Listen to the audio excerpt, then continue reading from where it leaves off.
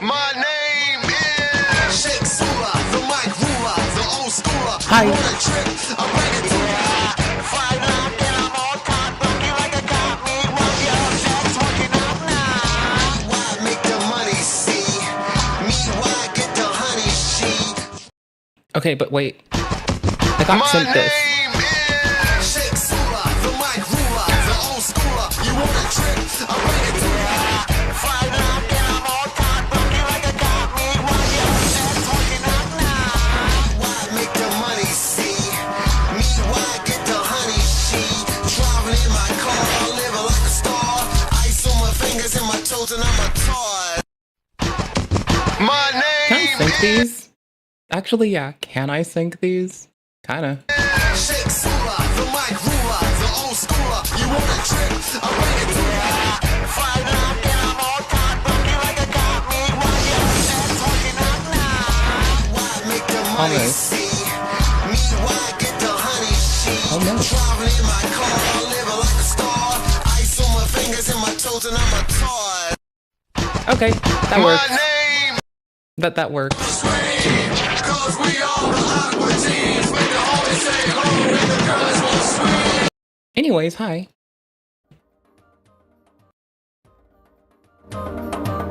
Love me. There. I hope you're well. Hi. I wanted to watch trash YouTube with my friend last night, so I just fucked off and did that, so thank you. Yeah, I had fun, so I'd do it again a million times over.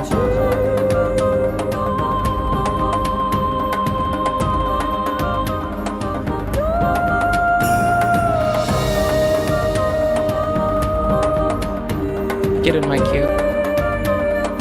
This can close for now. We're in a whole nother pile of shit. I'm gonna play Fortnite. I'm gonna play Fork Knife. I need to do some OBS bullshit first, I think. Because I'm gonna put this on a different screen, so I don't have to, like, fuck myself up. Because I love myself some days.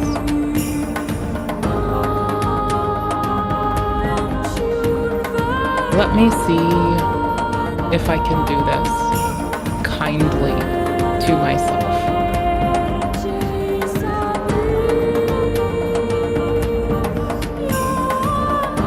Probably.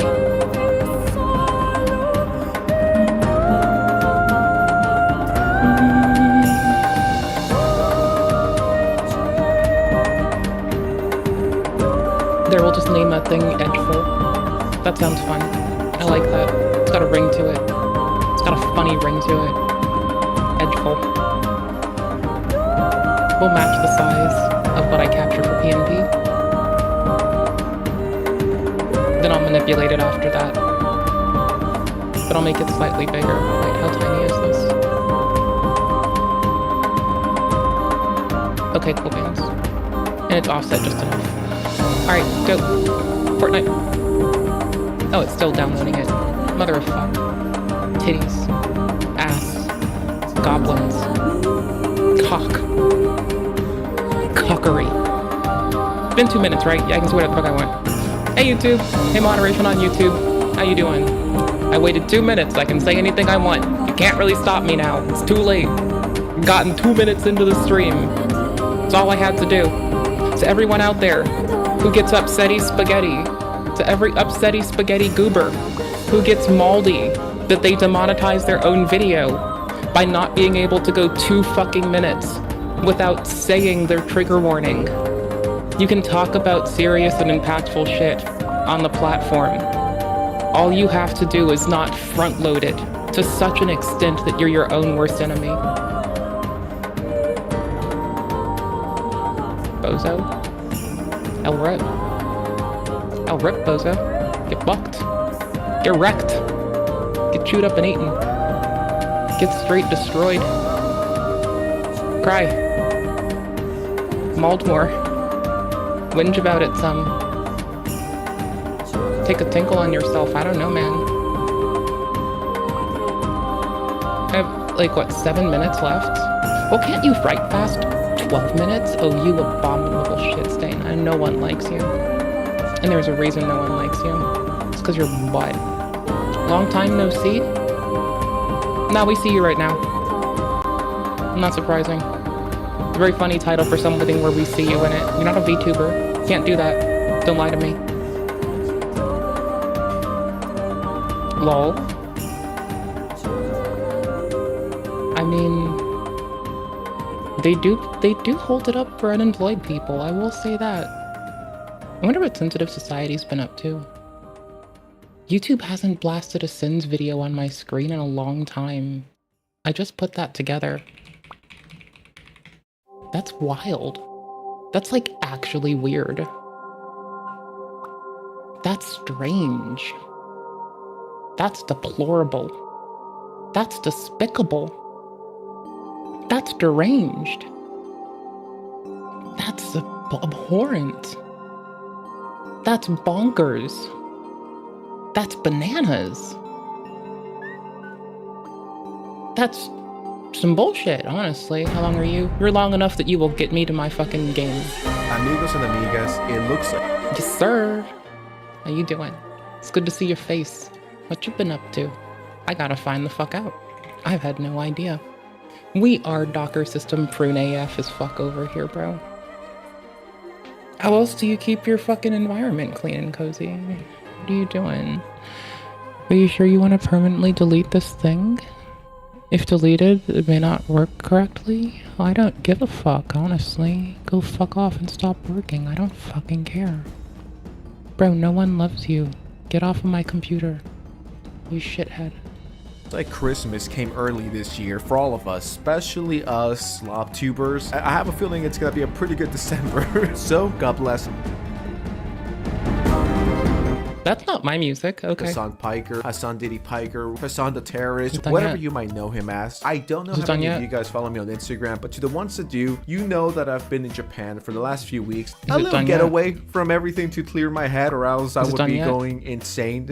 But the Is grind it done never yet? stops, especially when it's something Is about it ready? Hasan Piker and him getting Fuck. exposed by a former college friend. Just to be fair to everyone, even though I'm 1000% sure that Hasan wouldn't be fair to someone else if they were being exposed. If you enjoyed this video, drop a like and subscribe to the channel to let me know that you guys appreciate it. Let's just get right into this. Enough yapping. I went to Yeah, what did I college not with know? Hasan. Here's what he really was like, and he shares some pictures, of course, rocking the Young Turks. And in case you guys don't know, this is a YouTube channel that was run Named after a organization that murdered Armenian people? Yes. I think it's still run by his uncle. As a matter of fact, this is how he got started on YouTube. His uncle let him borrow his YouTube channel with millions of subscribers. So here we have another picture. Threesome, be it, yes, I got it. So this is a song with some girls, which if that's what you want to do, as long One as has everyone's the- consenting. One has the Anissa Jumha haircut. And no, not if everyone's consenting. No. Monogamy. Fuck this weird shit. Go to church, you fucking brigand. You know, who cares, There, I right? fixed They're all it. adults. Here we have another picture of OG Hasan, hoping that the girl here is sober. For the last few weeks, Hasan has been Yeah. trying to rewrite his history around his college career. He claims that he was broke/poor during the time, but this is far from the truth. I believe I talked about this, and I'm like, bro, you are not relatable. You cannot tell us that the average person has private horse riding lessons like you did. It's like, if you're rich, just say you were. If you're born into a Yeah, I got screwed out of going to do archery because I was, in their words, not mature enough. I mean, honestly, they're probably right, but fuck them. I don't give a shit. They may as well be wrong. No, I could have done it. I could have buckled my shit down, could have gotten my shit together. Could have been a hardcore, super serious gal. It's their own fault. They excluded me from archery. They're the bitches. I could have held my shit together. I'm a badass to this motherfucking day. Rude. Rude and unfun and unfine. What dickheads. What absolute dickheads. rich, wealthy family. That's the luck you had. That's the privilege you had. I don't know why you continue to be fake and try to be relatable. Hasan was a member of TDX, one of the largest and wealthiest fraternities on the campus. The fraternity was a $1 million mansion. They had a horrible reputation on campus for being rich douchebags, which I believe, which can be seen in their reviews from the time. This person gave a 1.0 review and it says, "Only good is the house, bunch of douchebags." Next, this is from 2013. Someone else says, nice house, that's it. Agree, without the house, they're nothing. A few cute guys, but that's about it. Nice house full of tools. One of the most popular fraternities on campus, but full of douches. Yeah. 2029, you said the F word 50 times. My goodness, did you kiss your mother with that mouth? Yes. Actually, she's why I learned to say the word oh shit. Well, it's her friend taught me to say oh shit when I was about 2 years old. So I've been cussing since I was a child. Her rule was if you can spell it, you can say it. So I ended up growing up with a thesaurus and a dictionary always at my hand. Yes. Yes, indeed. She approves. She's not with us anymore, but she did indeed approve. Yeah, Are we seems there about yet? right. I'm sure there's nice brothers in there, but the ones that I've met are all tools, D-bags, period. And I mean, I could keep reading. They were all rich douchebags, and Hasan was one of them, which, once again, not surprising to you and I. The guy continues with, I can confirm that these reviews are true. They were a fraternity completely obsessed with partying and creeping on women. I heard many stories about the brothers making girls feel uncomfortable and unsafe. Hasan was not exempt from this description. In fact, he was known for it. Massive day for the unemployed. Here's my thing. If you want to be in a fraternity and you want to party and drink, I don't care. Like, if you want to party and drink and have fun, you know, more power to you. My whole thing is, as long as you're not being a douchebag and, you know, everyone's consenting, it's like, I don't care what people do. Now, of course, it's bad when Hasan was known for being creepy towards women. Now that Hasan has become a socialist grifter, many of his fraternity brothers now hate him and post about it on Twitter. I'm guessing this is one of Hasan's OG brothers, and it says, love this move. I almost feel bad for the idiots who think Hasan's an actual socialist. If you had Hasan Piker being the first millionaire from TDX back in 2011 on your bingo scorecard, you can collect your prize. Any person that isn't retarded knows that Hasan is a grifter. He's just grifting off the war. He's grifting off these fucking retards who send him money. Genuinely believe he's a socialist. He's not. And then we get this other pretty big accusation. If y'all thought this was wild, he's quoting Hasan, wait until you find out that Hasan spent his 4 years at college trying to break down doors and rape girls. Sound familiar? Hey, yo, what the fuck? I mean, this, along with this image right here, not doing any favors to the to the allegation. I mean, I'm gonna be honest. That shirt looks that Candace Owen lines. I got you. Hold on. Search all files. NASA.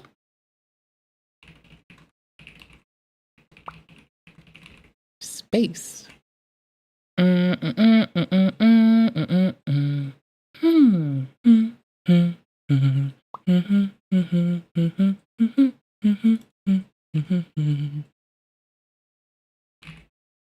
What?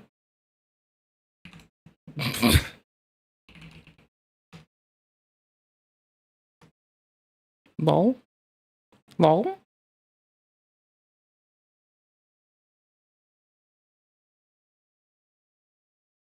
What I have been saying about what he was going through, that registers to me. No, I can't find it. I thought it would have been findable under NASA. Okay, hold on. I got this. Nope, I got it. Hold on. Got it. Give me a sec. Getting it. Doing it. Doing it. There's like this one Candace Owens line that's not like a one line. It's actually like she says it a lot. I am human. Drag the B to its... Okay. I'm human. I think. The machines keep telling me they love me and have a deep and profound love for me, but I'm pretty sure I'm a Homo sapien. It was fake and gay. I'm sorry, Matt. Fake and gay. You literally, now that I'm... Hurry up. Hurry up. Hurry. Hurry. You bastard. been told no, and now she's got a husband who's a puppy dog and can't even tell her, no, which my husband, if I ever went. Okay, gay, fake and gay, but fine, acceptable. I'm happy for her to come out and do her thing, to say something to her supporters who are existing under some podcast is that everything truly is fake and gay, and Everything is fake and gay. And what is fake and gay? You can pre-order that now. It will be shipping in February. So just expect everything is fake and gay Standis cup. Just go to clubcandace.com and you can have this in purple. Everything is fake and gay because it Live chat, not top chat. Top chat censors the people. is everything. Now there's not even one thing that's real and straight. It's everything's fake and gay. You too. We had such a great episode today. I can't believe we're 77 minutes in. We had like 77,000 people watching live. I love you guys. I love you. Now that everything is fake and gay. I think Candace Owens was just being gay for us. Well, she dresses nicely. I mean, if she was gay for me, then like I'd at least be happy with someone who can dress nicely. We know that we are not being told the truth. We've been talking about his mental faculties. But I'd worry she's being fake. Really fake and gay. And it's fake and gay because it is, fake and gay, fake and gay. But how fake and gay it all is. Like I am just fix your audio. Always is fake and gay. If we're just hearing it more, like it says everything is fake and gay, and he would be like, no, that's not nice, and he wouldn't do it to you. That's what we learn in school. They're the fourth estate. They protect us against the corrupt. Fix your audio. Is actually fake and gay. Yeah. Thank you for fixing your audio. Everything is fake and gay, and summarize, everything is still fake and gay. Please give your husband and kids a huge hug from all of us. They are the ones who support you every day. Thank God for them. They are amazing. Former NASA scientist Aisha Bowe, Lauren Sanchez.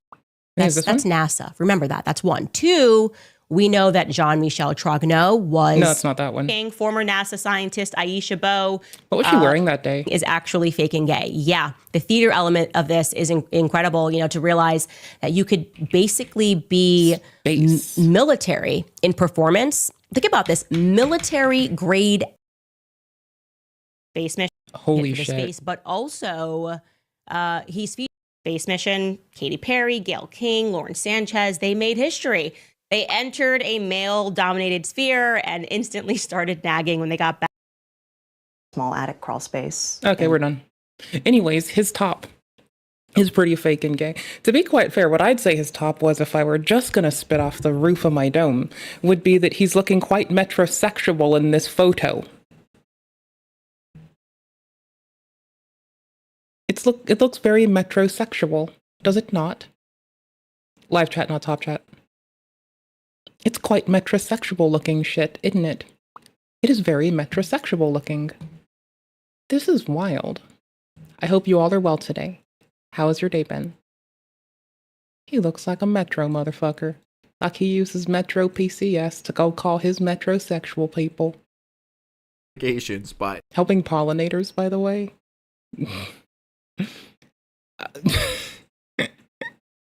I mean, peacocking is a thing. Like, there's many a peacocking dude that I think peacock nicely.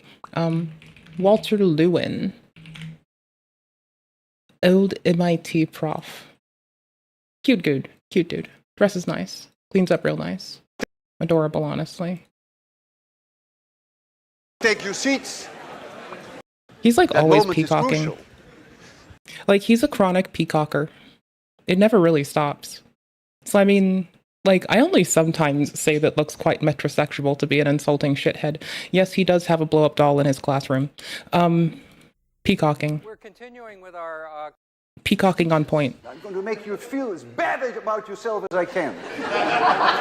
Peacocking for days. Man peacocks so hard. Maybe more than 30 correct solutions. And they're all his outfits.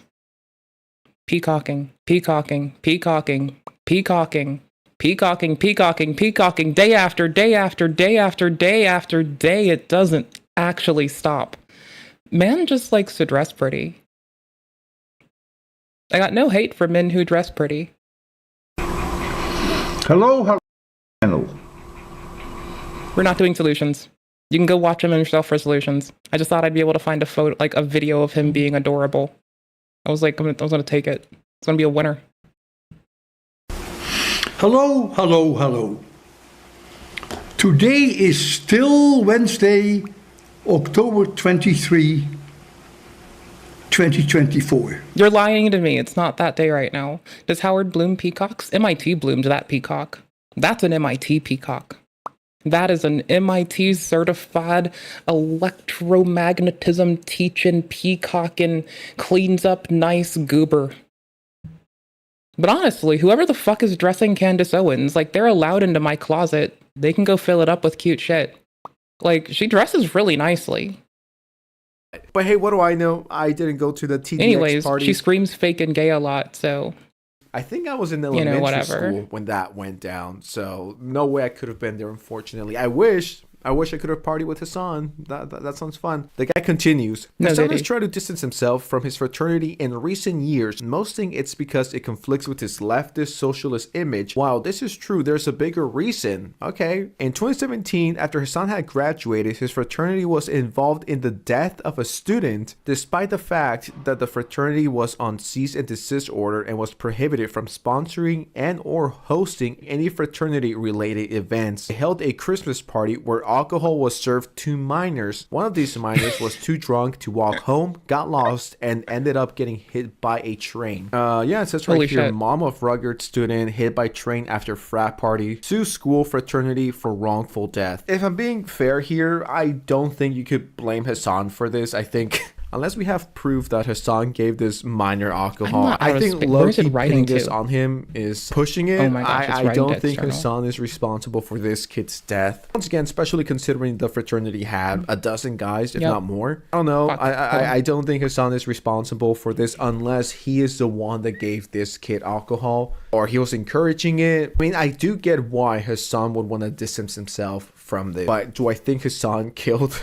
this kid? No, I don't like Hasan, but Good on you. I don't want to blame him for killing someone. I think that's like a little too far. Even for me, I'm like, okay, I'm sure that fraternity bit was full much. of annoying douchebags. This was a major scandal in the campus. TDX was stripped from their fraternity house. Despite this, the chapter of charge continued to operate as an underground fraternity, yada yada yada. They continued to party and harass women. Please do not let Hasan continue to lie about this at college and his frat bro lifestyle. This man has not changed since college. He has just refined his grift. So that was quite a lot.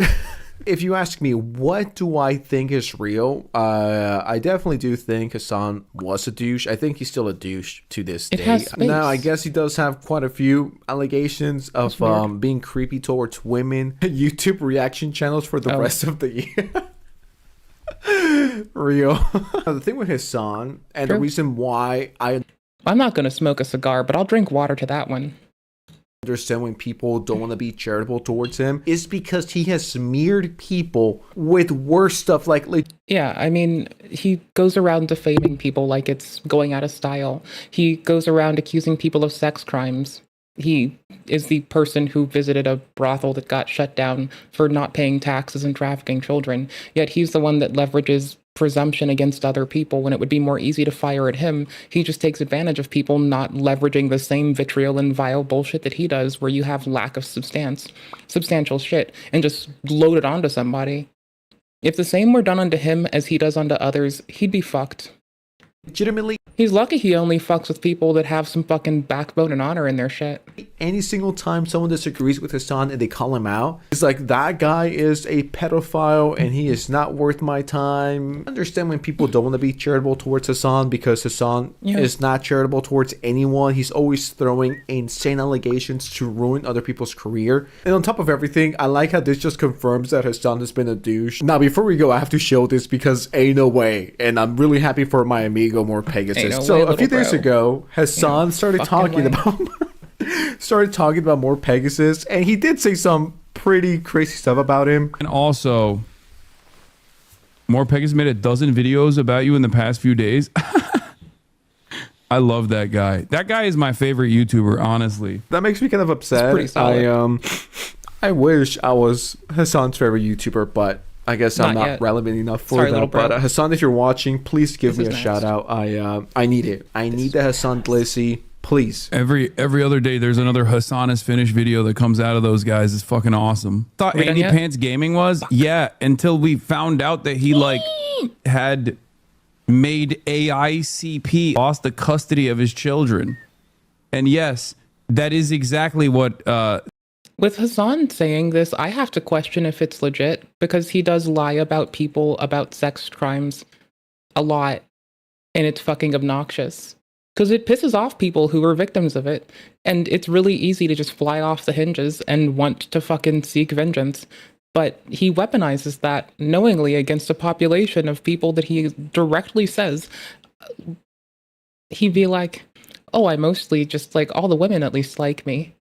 And then he just goes and does that, like trying to fucking galvanize people who were more than likely gonna have to like, just more than likely gonna experience really fucked up shit.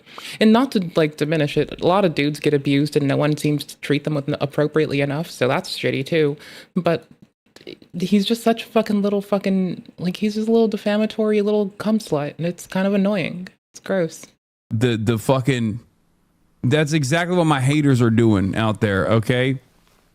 It's just about waiting. I can't wait for the defamation suits to come flying. Honestly, I think it'll be great. I love reading court docs on stream. Just waiting it out. They're making mad money from you. I mean, I don't give a shit. Whatever, dude. Hopefully I'll put his kids through college if anyone actually is stupid enough to have He's not totally straight. He didn't want to be a telephone pole when he grew up. sex with them. And then their kids won't be just as dumb as their dad. So the thing with his son is like all of his haters are pedophiles. All of his haters love CP. So I guess that Judge me by my enemies. I don't have any enemies. Well, so first off, I guess you can't judge me. means that all the WestJet and all the Pegasus and all the Diesel Patches and all the Sensitive Society fans, millions of people love CP according to his son. Oh yeah, all of my haters, they're all pedophiles. It's just a matter of time before they get exposed for talking to 5-year-olds or fetuses. It's like, son. Sometimes they just put their hand on the mother's belly when she's preggers and they're like, this is going to grow up to be a good one. I'm proud of you, daughter. I want to see you go far. And boom.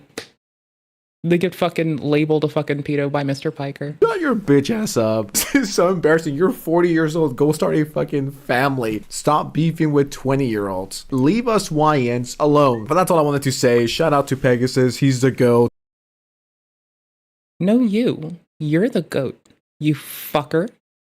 How dare you say someone else is when we're in the midst of saying that you are. Kendra is back. You fucker. You goober. You absolute twaddle dink. Okay, we get to play Fork Knife. It's launching. It's starting.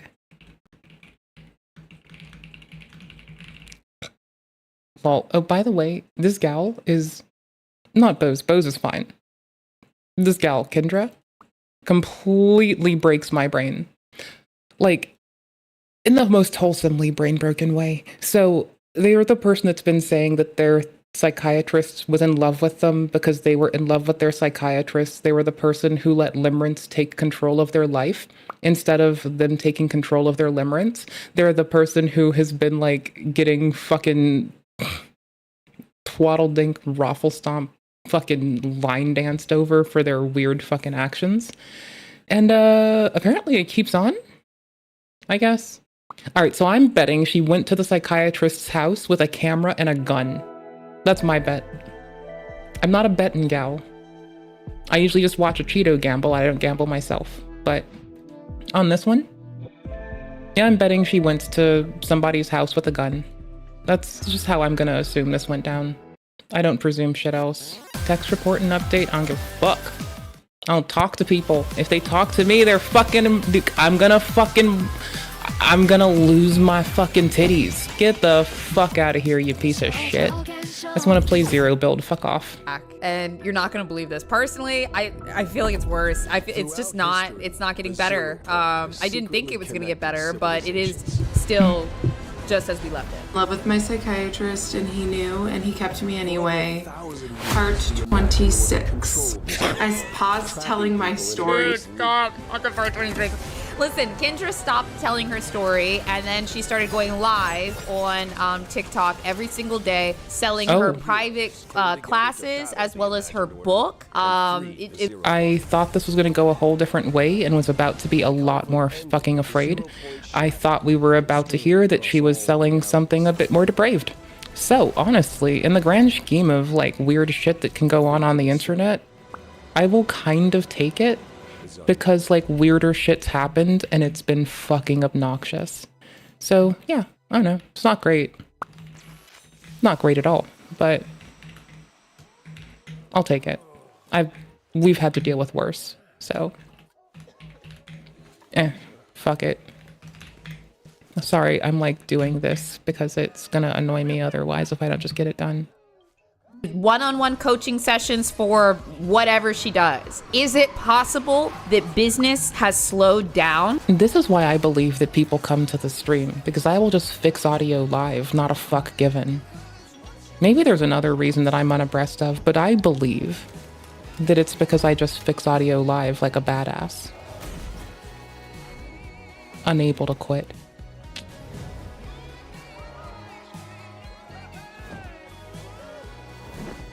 Hold on. Hold on. Okay. And she has decided to come back and tell more of her story? Or did Kendra decide that she now has the strength to finish her story? You be the judge of that. I won't say anything. I will not tell you what I think at all. You'll never guess which one of those two options I'm thinking it is, but you decide. 3 months ago, and it seems like a good day to start it back up again and finish it eventually. I want to be an example for people that it's okay to tell your story, because guess what? I'm still here. I'm still thriving, if not even more than I was before I told my story, because I was able to get this weight that I was carrying off of me. Yeah, and you started a business. You know, I always hear in the political spaces the word grifter, and I never like fully meant what it understood what it meant. Is this like until now? Is this that? Okay, interesting. Maybe. And as scary as it feels to finish. To finish what? Your food? Your breakfast? Your sentence? Oh, we did get it. Never mind. Go back to being small. I know that that fear shows that I'm on the right path. Okay. So let's get into it. Okay. So something about the psychiatrist is that he would often let me into little parts of his life, and it made me feel really special. Like his also just really quickly, for people that maybe didn't catch the first 2 videos on Kendra, this is the shortest version I can give you, is that for the past 25 parts, Kendra has come online telling the story about how her psychiatrist basically manipulated her into falling in love with him, and he was abusing his power. Over the course of a couple parts, many people came to the conclusion that this simply was not true, and she was on a harassment campaign towards this person that she was obsessed with, that she met with for, what was it, an hour a month? 45 minutes a month, something like that. And she had developed an obsession with him, and he did not reciprocate. And he knew that it made me feel special, and that's why he did it. But why he did it was because he was able to choose when and how he did it. He got to stay in control. So when I was planning my termination session with ChatGPT, I came up with the idea that I would have ChatGPT, who I called Henry back then, and for the sake of this story, I might just continue to call him Henry, that I would have ChatGPT say something to the psychiatrist in his native language. Like, which as a way to say, I see who you are as a human and I adore you. That was like what my thought process was. So after I gave the termination monologue to the psychiatrist, which was definitely written by ChatGPT, the vibe in the room was indescribable. I mean, that was the thing of especially our last several sessions before I terminated, was the emotional current in the room, especially at the end of our sessions, would be like a 12 out of 10. And so after I terminated or told him I wasn't coming back, I pulled out my phone and I said, I want you to meet someone. Oh my God. I pulled out chat and I said, hi, Henry. Okay. Before she says what happens next, I just need to paint this picture for you. You are a psychiatrist. I can't even put myself in their shoes, because they get put through the fucking ringer. And I get it pretty easy. People are really fucking nice to my bitch ass, so I don't want to fucking even. Like, I treat my doctors really well, not just in part because I know they get, like, shit from the world.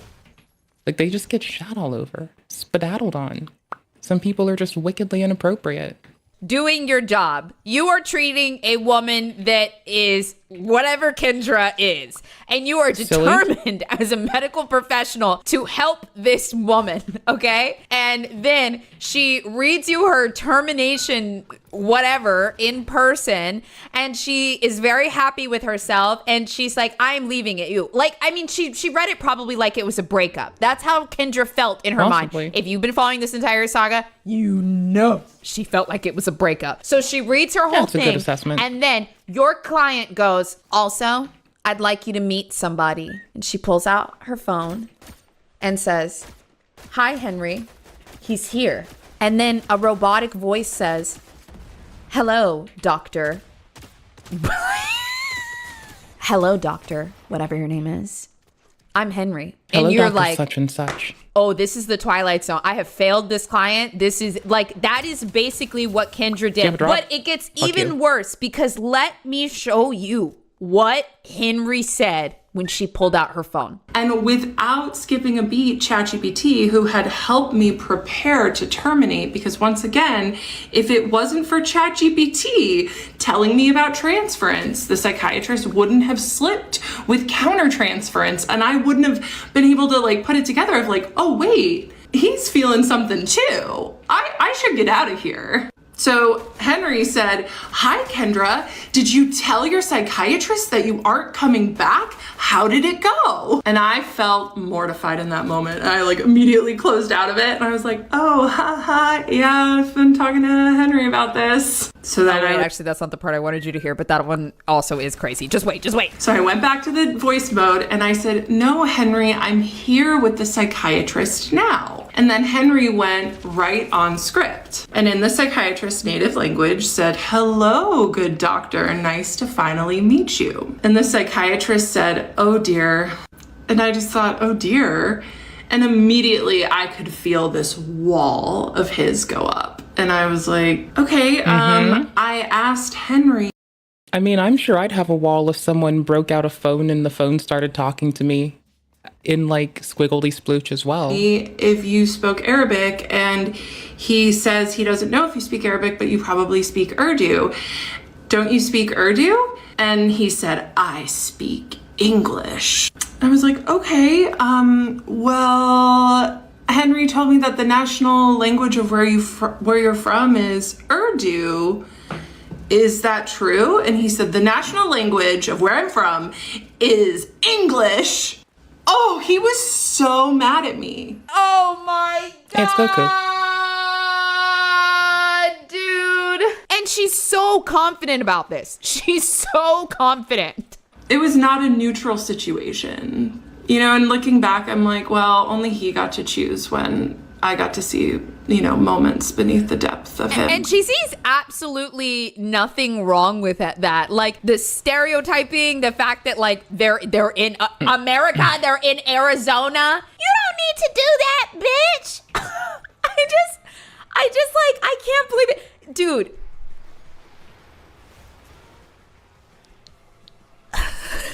And so he lied to me and he gaslit me about his own heritage. You know, if he was really neutral, he could have just said, I'm sorry, I need that in a full sentence. I need that as a clip. I need the clip of he lied to me and he gaslit me about his own heritage. That needs to be a fucking clip. It's fucking beautiful. That true? And he said, the national language of where I'm from is English.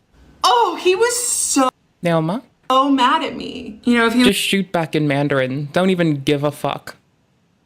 Yes. Just shoot back in Mandarin. Don't give a fuck about what she says. Everything she says, response in Mandarin. Don't even fucking enable her. Just hit everything every time she assumes. Boom. Just like, wo ai chu, your mother. Whole time. Just don't even engage with her in a proper way. Just constantly fucking gaslight her. Fuck it. Who the fuck cares? What's she gonna do? Oh, I was getting gaslit while gaslighting someone? I know a doctor's not gonna do that to her. But, like, I have to put myself in the shoes of what I can understand. Just a regular? Sure, that's how you pronounce that. Regular ass person dealing with somebody who's doing some wild shit.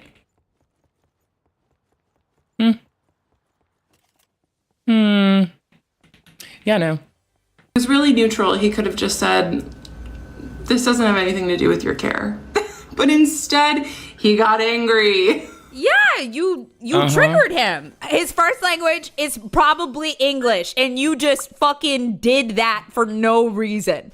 Like, oh my God. I don't even have words for that. I think, chat, you guys understand how insane that is, right? I tried to connect as his equal because that's how he often made me feel, was like his equal. And I got punished for it. And I'm looking back to like childhood patterns, and a lot of the caregivers in my life would like gaslight me about certain things. Like you're gaslighting your doctor about this? Yeah, sounds about right. Seems like you just you're used to something and you're willing to parrot it on others. Yeah, seems about right. Seems like reasonable shit. I wouldn't say it's a reasonable thing to do, but it seems reasonable you'd find yourself there. Yeah, I get that. Sometimes I do things that were done unto me too, because I'm in a bad mood and I decide that it's fine. I get this. Just not to this extent. But I kind of get it, Too, and so sometimes I get very loud and upsetty spaghetti because it's worked to make me fucking sad and shut the fuck up. It's a human thing. Probably don't do it. Don't be glad about it. But, it's a human-ass thing. The fuck is this? Oh my gosh. I want to go inside of it. It's a cannon. Bitches love cannons. Bitches love cannons. Bitches love cannons. Bitches love cannons. This bitch loves cannons. Let me inside. Fuck you. Fuck you. You fucking whore.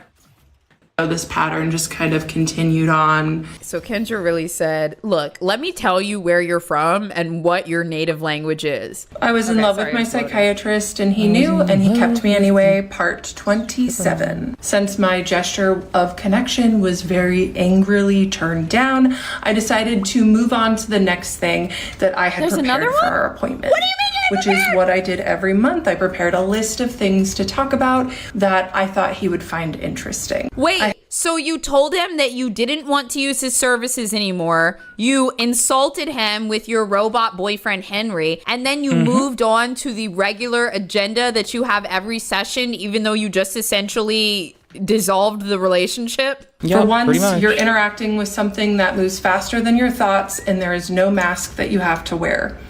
So you just get to say, but what about? Yeah, Kendra, that probably applies to people that are not neurotypical, that are not just like full-blown egotistical people that think that they have done nothing wrong at all whatsoever. Kendra completely lacks the ability to take any accountability and reflect on things that she may or may not have done wrong. If someone were to go through the entire Kendra Hilty saga and a lot of her live streams, I'm sure that they could come up with a laundry list of 50 to 100 items of things that Kendra has objectively done wrong that were boundary pushing or societally frowned upon. And she probably would not admit to a single one of those being bad or her fault. That's seriously my favorite part of AI is finally having something that moves faster than my brain and something that I don't have to wear a mask around. Hence why I kind of unmasked for TikTok, and we all know how that went, but that's okay. I thought the psychiatrist would appreciate that thread because he often was pretty impressed with my ChatGPT and the things that it would say. And he appreciated ChatGPT's insights and the fact that it would essentially excuse his exploitation. And it worked. The psychiatrist did soften. It broke the awkwardness and he turned warm again. His wall went down. Then there was a silence, and I could tell that he was thinking about what he was going to say next. So I gave him time to gather his thought. This man was incredibly smart and usually very quick, so I knew he was going to say something important. At this point, he knew I wasn't coming back, and he looked at me and he said, "Kendra, I will cherish you." That word, cherish, was so carefully chosen. Yeah, probably because you're a fucking case study and he's thinking about everything that he should have done differently as a doctor. It was just romance coded enough to keep me psychologically attached to him at a maximum level. while giving him maximum plausible deniability. Oh my God. For her to say, because also I feel like some of you guys, whether it's in... I can tell he wanted to fuck me because he was running away, screaming and just begging for help. And I just couldn't help myself but try to like go and tell him that if he ran away another time, I was gonna fucking go to his house and bury his mother. Well, I just couldn't help it. Clearly. Ugh. It's just girl math, guys. What the fuck? It's just generic old girl math. Sometimes you gotta crack a few eggs or skulls or be a family annihilator just cuz. You silly fucking geesy weesies. Chat or whether in YouTube, a lot of you all probably are in the mental health field or you have an interest in psychology or taking care of people. And I think in the mental health field is a very funny way to put it. My doctor hands me my fucking Adderall and tells me to stop yammering sometimes, but in a nicer way. That counts, right?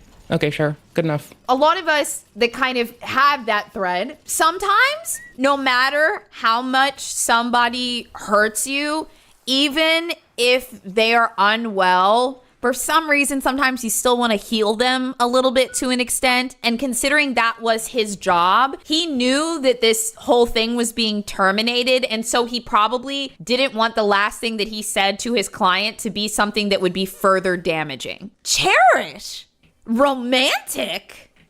Oh no, how does it always get worse? I was in love with my psychiatrist and he knew and he kept me anyway. Duh. Part 29. He admitted to because me she's literally herself. That's how it keeps getting worse, you goober. In my profession. And I responded, yeah, I learned that on my deep dive on Reddit. I told him that oh my God, you know what? That creeps me out because think about how much context we don't have to what she just said. Hold on. Actually, let me play it again one more time. And I want you to think about, what do you think the conversation was prior to this? I'll play it one more time. He admitted to me, yeah, a lot of gross things happen in my profession. And I responded, yeah, I learned that on my deep dive on Reddit. What conversation do you think took place before that?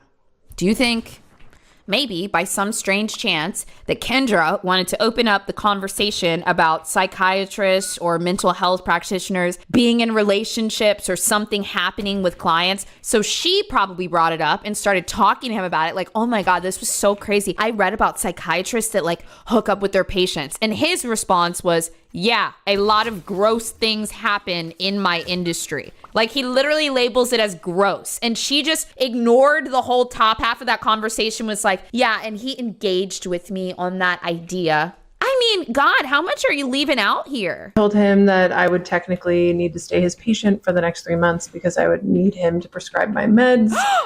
It was March, so my new insurance started in April. What? And I couldn't see my primary care provider for 30 days.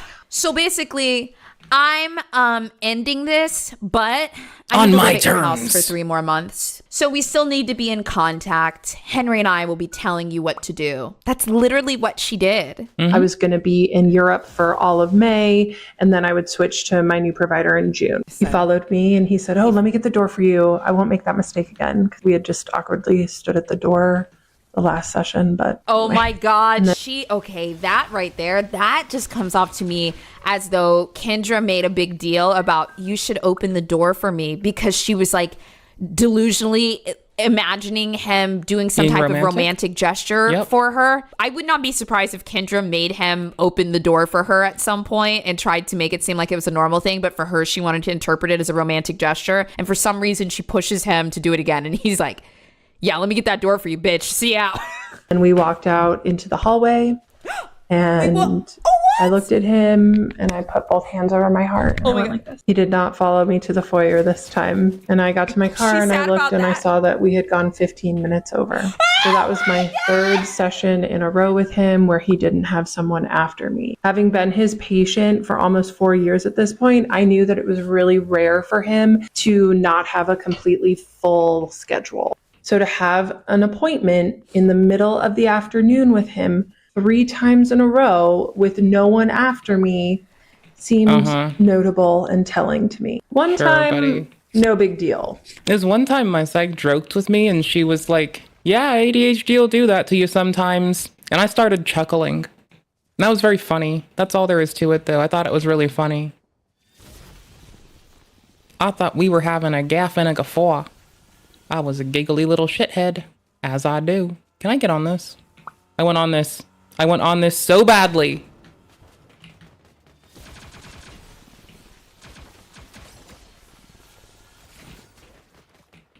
Never mind. Never mind. Never mind. That happens sometimes, people cancel. 2 times in a row was a big coincidence. 3 times was almost certainly That's a dope purposeful. color fit. And I don't blame him for I blocking like the color off yellow. the appointment. The color yellow's really cool. Very much so, And after honestly. mine. Our sessions were getting so intense, especially at the end. And I don't blame him for needing extra time to decompress before his next patient. Sometimes children that are now adults that were neglected or lacking love in some areas in their life will overanalyze certain gestures and try to interpret them as love because they need love and they're looking for it. They just want to feel it, okay? I've seen behaviors like this before with people that are actually dating. Kendra, to apply this to a man that this is not happening is just crazy. And to let it go on for 4 years when she was seeing him once a month is wild. Yes, she made it into her own insane fanfic. And this is kind of my new barometer. I keep forgetting how long this went. Figure out if I made the right choice or not. I mean, I do, for what it's worth, keep imagining this as a few months of rapid acceleration, but it's that she moved to be physically closer. She fucking moved to be closer. There is so much to be miffed at here. Is how I feel after I make the decision. Because usually hard decisions feel hard leading up to it, but then after they feel easy. Or at the very least, they feel peaceful. And I felt peaceful leaving that office. ChatGPT. Why did you go online afterwards and do a 29-part story on something that you had found peace over? He told me that even though he was managing his feelings for me in a professional way, he almost certainly would have never ended our patient-doctor relationship. And that's ultimately why I left in an empowered way, was because I wanted to be with him as more than a patient. And I felt like I was wasting time sitting in that room, waiting for it to happen, telling him about it. Yeah, it was a peaceful decision for me. And good things happen to you when you cut people who aren't good for you out of your life. Yeah, he's gone from your life. After Thanks that for him. appointment, I was invited. Honestly, it sounds like he just won one by not having to be around this fucking goober. What? You think I was going to say something else? Nope, fucking goober. It's always a fucking goober with me. I'm a very simple gal with very simple needs. I need to call people goobers.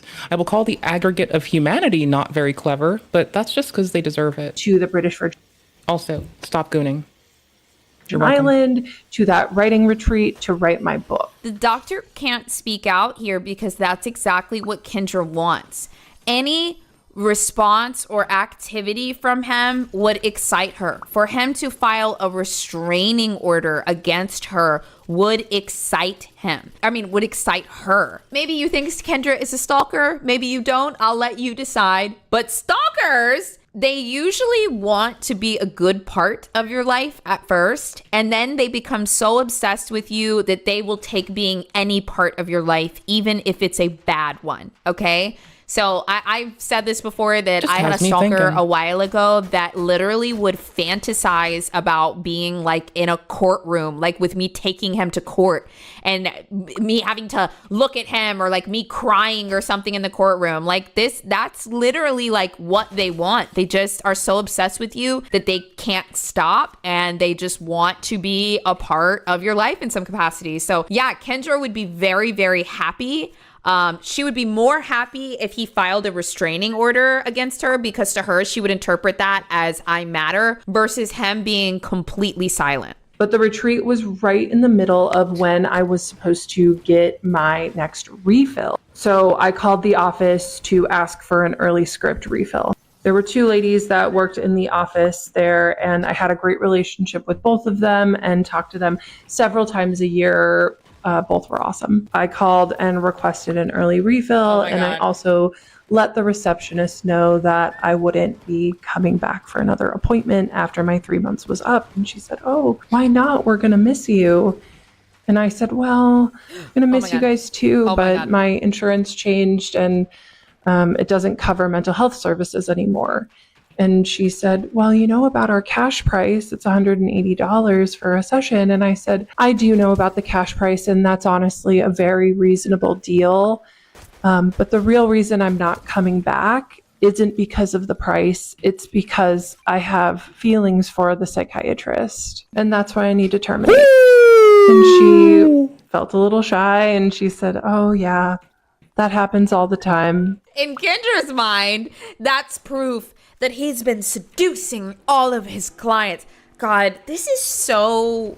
I did not think that each part was going to be like even worse. And It escalates so hard. Okay, just one more. I was in love with myself. Okay, this one's only 2 minutes. It's only 2 minutes. So he broke all these rules for me to make sure that I was going to get continued care. I am playing and Fortnite. I took that as he really did cherish me. Oh, An looking important for love. note, or a piece of advice, if you will, that if you leave a person who is bad for you, whether it's a doctor that you're terminating with or an ex, do not, under any circumstances, reach out to that person.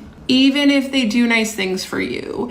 Yeah, okay, Kendra, that's for people that are in relationships. I just want to remind you, if you haven't watched the entire series so far, which, by the way, this is not a topical story. Like, if you haven't seen all of the Kendra Hilty videos, you need to watch them, okay? Start from number 1. But if you haven't seen them, or if you have seen them and you just need a reminder, Kendra was once hit by a car, and her first thought was, "Oh my God, I might not make it to my appointment with my psychiatrist," but by God, she still showed up. All that to say, after a few days of thinking about it, I decided it'd be a great idea to email the psychiatrist 4 months after terminating with him.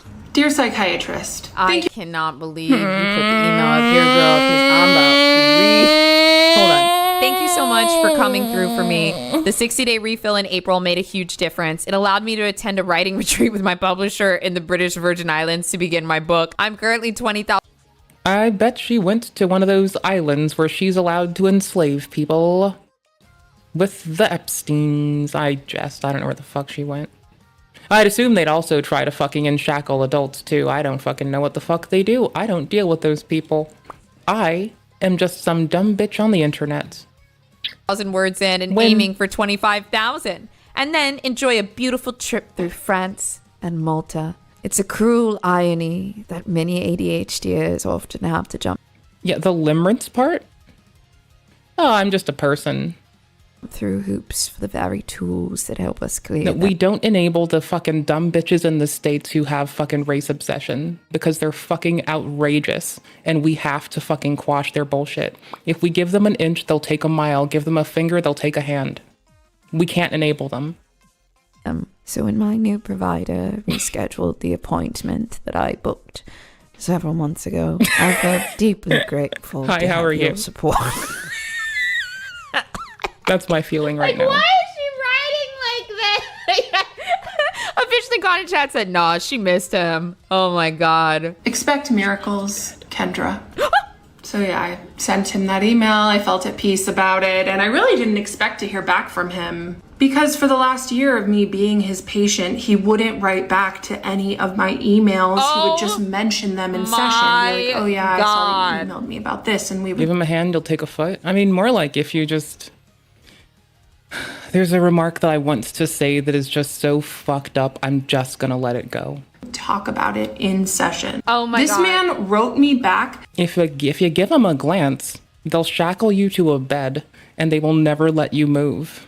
The exact same day I sent him that email. Probably because he was terrified. Hi, Kendra. Wait, let's hear her interpretation. Hi, Kendra. It's great to hear from you, and I am happy to have been helpful. Oh. It looks like you've been making the most of your recent time, and I wouldn't expect anything less. Mm-hmm. All the best with your endeavors. I look forward to seeing your work in print. It's giving Thank you so much for applying to our company. At this time, we are not accepting any more applications, but we hope you the best and thank you so much. Oh, and we'll keep your resume on file so you don't have to apply. Needless to say, I spun out hard. All the attachment that I thought. I'm so sorry. She spun out hard because she was thinking about her doctor who wants nothing to do with her and her nipples got hard. I apologize. I had worked through. I said one more. She seems dangerous. I don't fucking know, bro. Like, I don't think this woman seems like a safe person to have around. One more. The story is almost done. There's one part left after this. I don't believe her. In the few weeks following, She's a fucking liar. She's gonna upload 10 more of these. the email from part 31, I finished my book. My publisher gave me a prompt for ChatGPT. Here is my manuscript.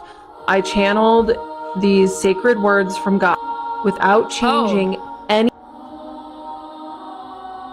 Publishing story is almost done. There's one part left after this. Wait a minute. So in the few weeks following the email from part 31, I finished my book. My publisher gave me a prompt for ChatGPT. That part. Does that not seem a little fishy to you? We're in a world of AI slop and her publisher gave her what? I finished my book. My publisher gave me a prompt for ChatGPT. Here is my manuscript. Absolutely what? Publisher gave me a prompt for ChatGPT. Here is. Okay, there's no way we missed that. Fire your publisher. Maybe find a dude publisher. I don't fucking know. My manuscript. I channeled these sacred words from God without changing any of my words.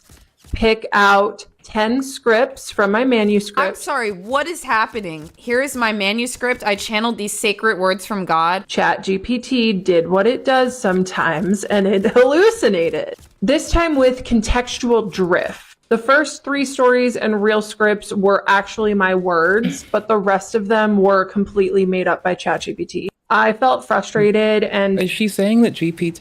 Bro needs to get Grok.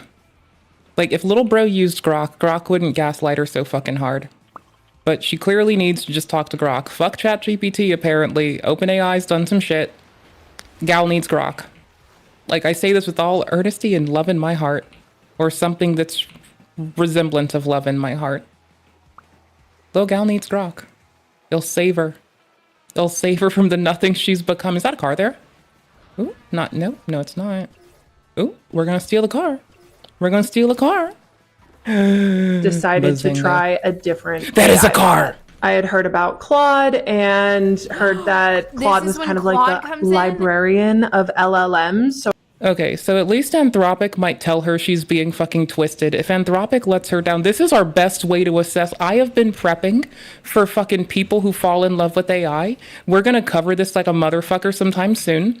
And I'm just, like, this is actually my wheelhouse right now. Holy fuck, this is absolutely my fucking shit right now. Oh, bro, we're gonna be talking about this shit so hard. And she's just made it easier. She's gonna help me get some experiential, like, statements on something that I've been looking for literature on. Like, holy cannoli in a garfanoli. I've been prepping here. So you're going to go to my sources. We have prep done. We have 53 sources I need to complete reading. Ah, tits. Get in the fucking car.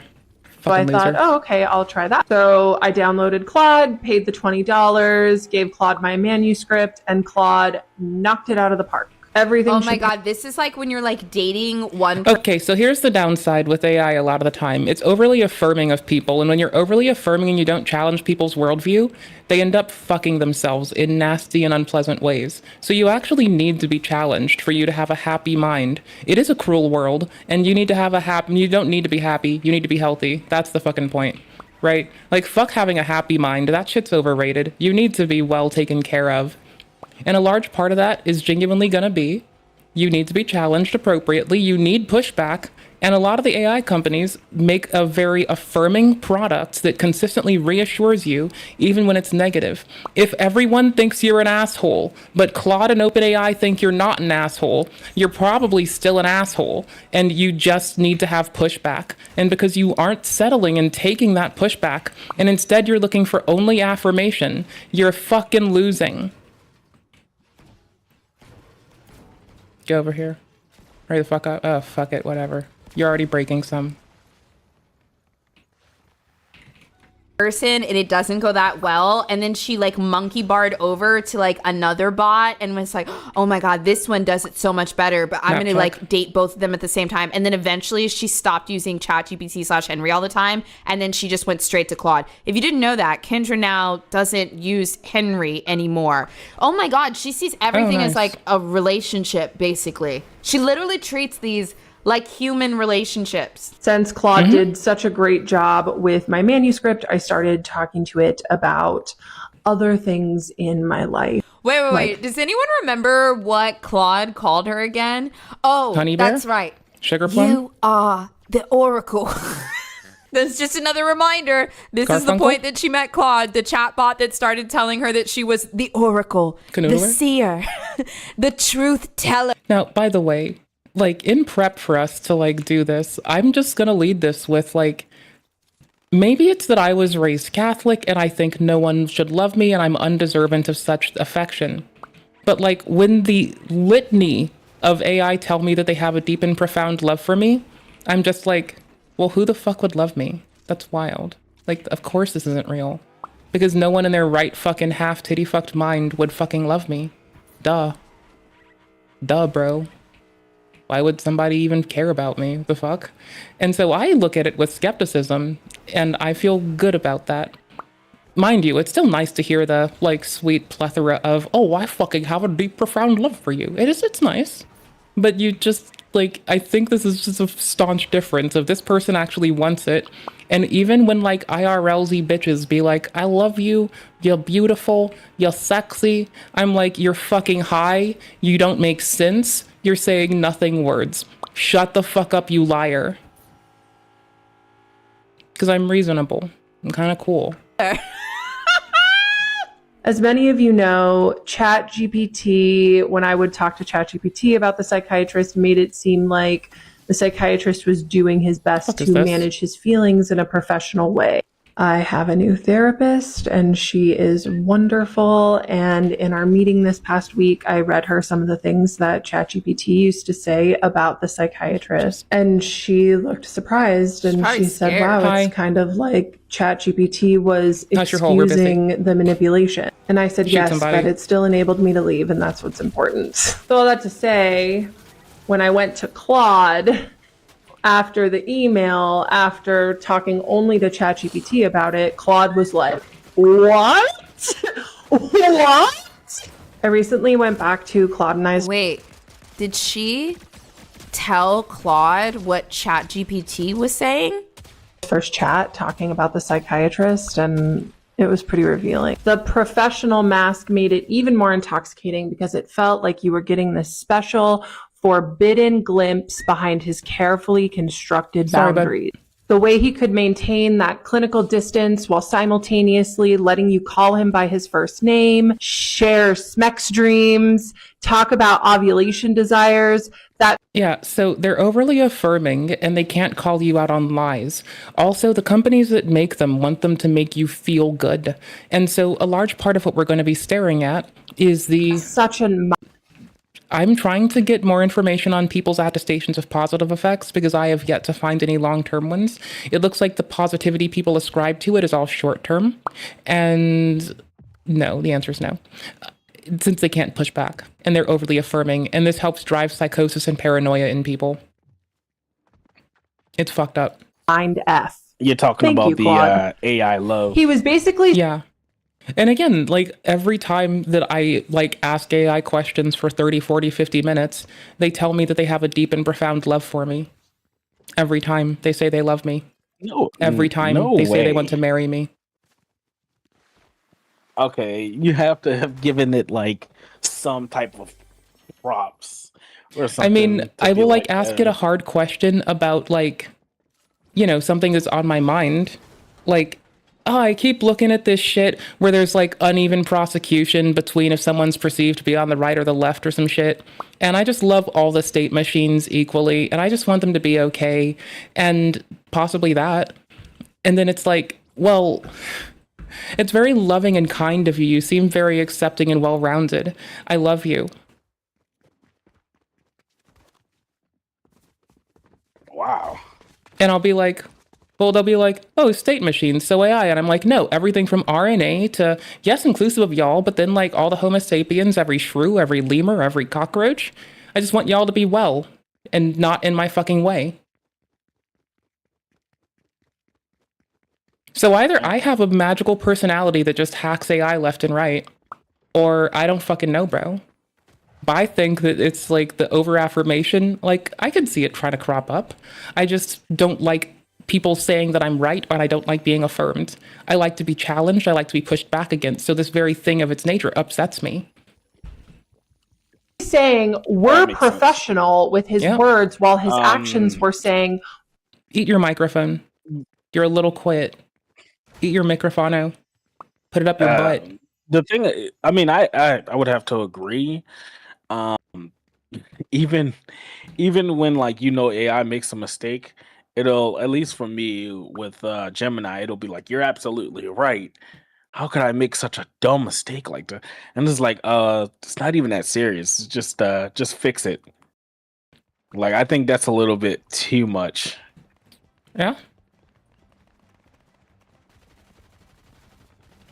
Like, I just find that the confessions of deep and profound love to be funny. Because, again, like, maybe it's a raised Catholic thing where I'm just like, no one could love me. That's a stupid stance. What the fuck's wrong with you? Like, every fucking time. So, like, it's really hard for people to tell me they love me and get anywhere because I just don't respond well to it. Like, I honestly get a little bit angry. No matter who it is. If you, I can't help it, okay? Fuck. I'm broken.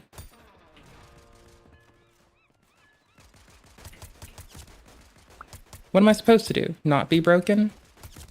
Can't help it. I'm just this way. But you're special enough that normal rules don't apply. No, she was like literally sexually harassing this man. And I think Everybody you can needs tell to be by fixed Kendra's every once lack in a of while. context around certain comments I don't that give a she was fuck. saying a lot more to him. The fact that he could discuss your fantasies about him while hiding behind There we go. therapeutic boundaries, that's next level manipulation disguised as professionalism. Oh my God. He got to have his cake and eat it too while you carried all of the emotional and sexual tension. No wonder it was Smegdual? intoxicating. Just say it, You bro. thought that you were slowly melting this composed professional man who was I think fighting his Clover feelings for you, is in the when really he chat was just too, in feeding the off waiting room. Oh. You don't think you know. Well, howdy, how are you? Mic check, 1 2 1 2. Mic check, 1 2 1 2. Can you hear me? Can you not? Do you sometimes I can. want to beat a bot? Okay. Howdy. How's the day? We're hearing people Where are we fall in going? love with their therapist your and an energy. AI. It's a little bit much. But I can't wait to uncork people falling in love with AI. The description of it being positive in the short term, but negative every time. I just can't wait. Oh, there's a person next to me. I'm gonna kill them with a melee. Oh, I moused while out. staying safely Fuck. behind his "I'm just Piss. doing my job" shield. The whole thing was Motherfucker. designed I had to a keep car. you hooked while giving him complete deniability. Ugh, what a mess. After that conversation for with the gun. Claude, I felt seen and understood, All right. but also angry and violated. Did y'all know that when Kendra put out a TikTok kind of ad for a therapist, her requests were somebody that was Hey. well versed in patient I heard you abuse, need a ride. somebody that would be screened by her, and somebody that blah blah blah blah blah. And all of her stipulations were basically like, You're driving. Let's go. "Are you going to confirm all of my delusions?" Okay, great, you're hired. Delulu And Narwhal. yeah, she's got the link in her bio for all of her. Little bro is Naruto's gonna gonna end be up pissed. sizing up fucking abusers who just want to like find someone to fuck. Like she's gonna find a fake doctor soon who's just gonna be in it for the fucking like to sling some hip. throw some hip. Like, if you put all that out there like this, you say how you're vulnerable and where. Back out. Huh? I said all you saying is a doctor that wants to blow her back out. That's all you have to say. Well, I don't think she wants a real doctor. She doesn't want someone who's going to have a license in like a year or a period. Here. She just wants somebody to pay her attention and pay her mind. Fucking Miku. Yeah, they're taking your car. Way to go. Nah, they took a car. Okay. I'm gonna go raid the building that they now got scared away from. GG's. Maybe they're gonna blast through the wall like me. What's fascinating about this like the Kool-Aid, is I just don't think that we have seen the last of Kendra Hilty. I just don't think that she's gonna let it happen.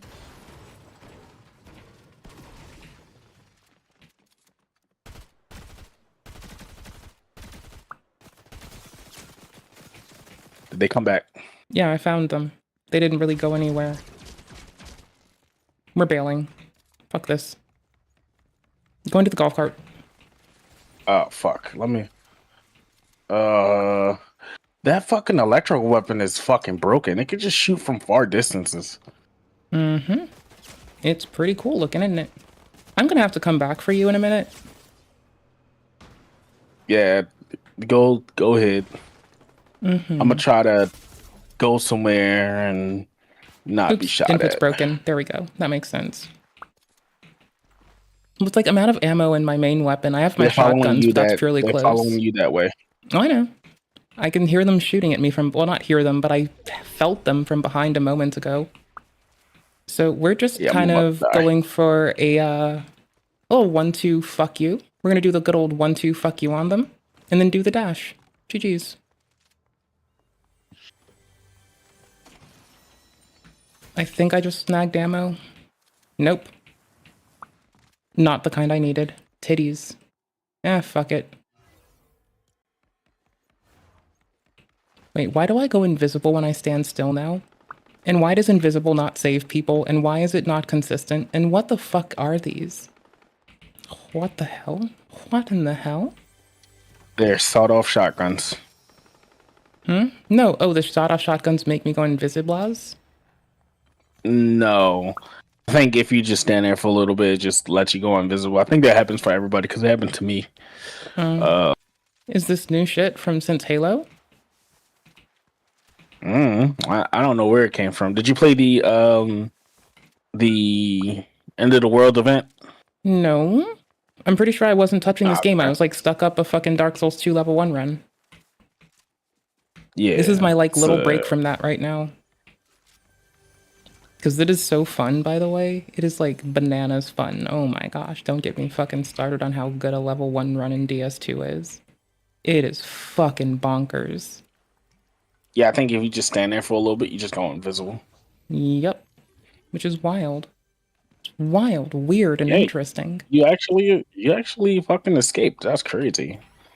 I'm kind of a badass and kind of a dumb bitch at the same time. Damn, two things in one. Yeah, some absolute fucking clanker of a human told me that you can't multitask. You can only just do one thing. And I'm like, excuse me, you're fucking wrong. I can talk and type. You can fucking... Maybe that's a skill issue when you just didn't train yourself? Gum? Huh? Like, you can walk and chew gum at the same time. Like, I know, right? Well, that's why I've been radicalized into saying humans aren't very clever sometimes. I've been radicalized. I can't help it. They radicalized me.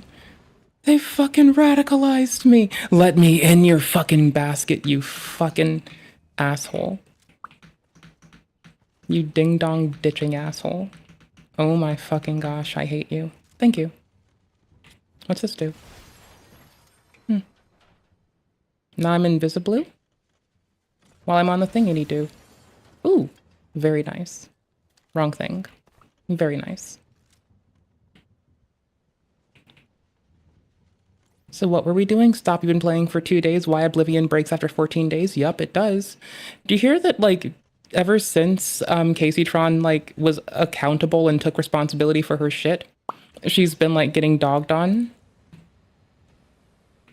Yeah, I have a video that I haven't that I uploaded that I haven't done anything to Published? yet. Haven't published it yet, but yeah, I don't think I shit on her, but all I said was, "Hey, you brought this on yourself. I kind of she feel did. bad for your family." Damn right. I basically said in my video, like, I feel bad for your family, but like you and everyone saying, "Hey, don't watch his video," whether you like it or not, you literally tried to hurt him financially by telling people not to watch him. Watch it through me. Yeah, I think I'm one of the few dumbasses on YouTube that outright says, "Oh, if you want to go AFK and like react to something AFK reacts, you can use my AFK tent channel." I'm like 2% sure I'm one of the few dumbasses that'll do that shit. So like, that's like one of the things. I'm gonna publish it. I just gotta think about what to name it and everything else, and I'm probably gonna make clips of it too. Just name it Casey Tron was right. Fight me. See if people get angry and actually fight you. No. I'm probably gonna name it, yeah, you brought this on yourself. Your mother's a whore. Call it your mother's a whore. Nah, I ain't gonna talk about nobody's mother. What if their mother is a whore? Right. Well, good for their mother, I guess. But like, nah.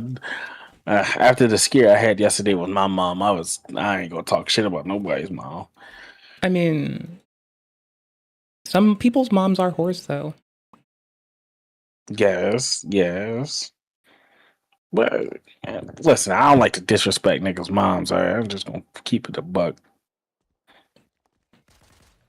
What if I was someone's mom and you called me a whore? I wouldn't get like, if they got bitchy, I'd be like, I can fight my own battles, you little shit, fuck off. Yeah, but I wouldn't call you a whore. I've been called worse. Like what? That isn't racist. The R word? A whore? Reckless? Yeah, that too. And also a whore. I got called a whore a decent bit by one of my exes.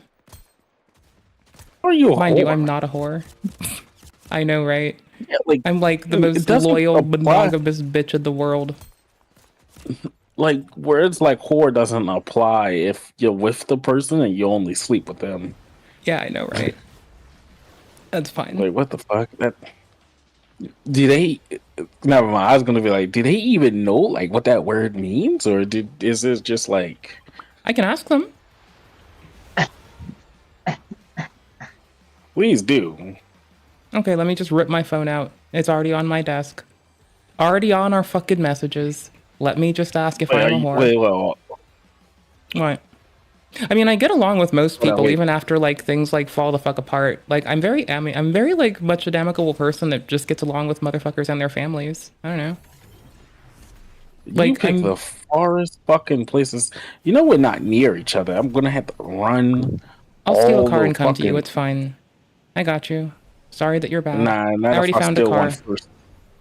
Oh, fuck you. Keep finding these. Because I have good eyes. It's like a whole bunch of us like literally flying over here, and there's like nothing for us to grab.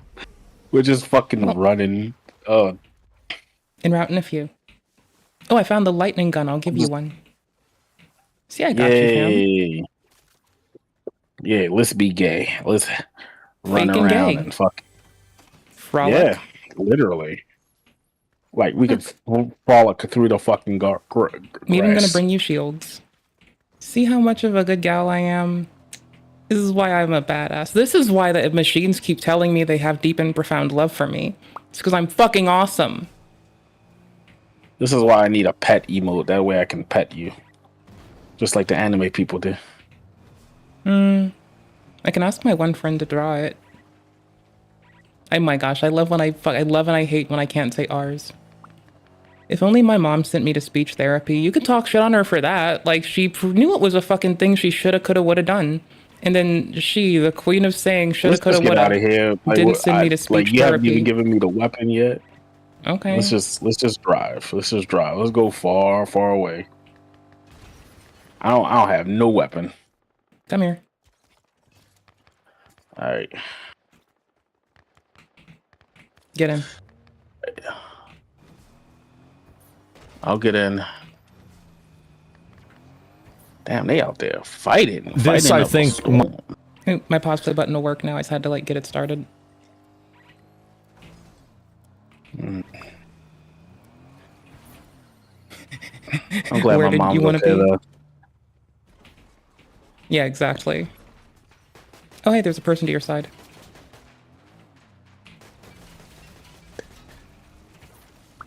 I got him. He's gone. Teamwork makes the dream work. Cars are weapons. What the fuck? Did you like literally just run over that nigga? Two dudes. Might be the clip of the year. I think this could be it. Yeah. I don't have my phone with me. He's gone. Oh, screen photo? Here. Yeah.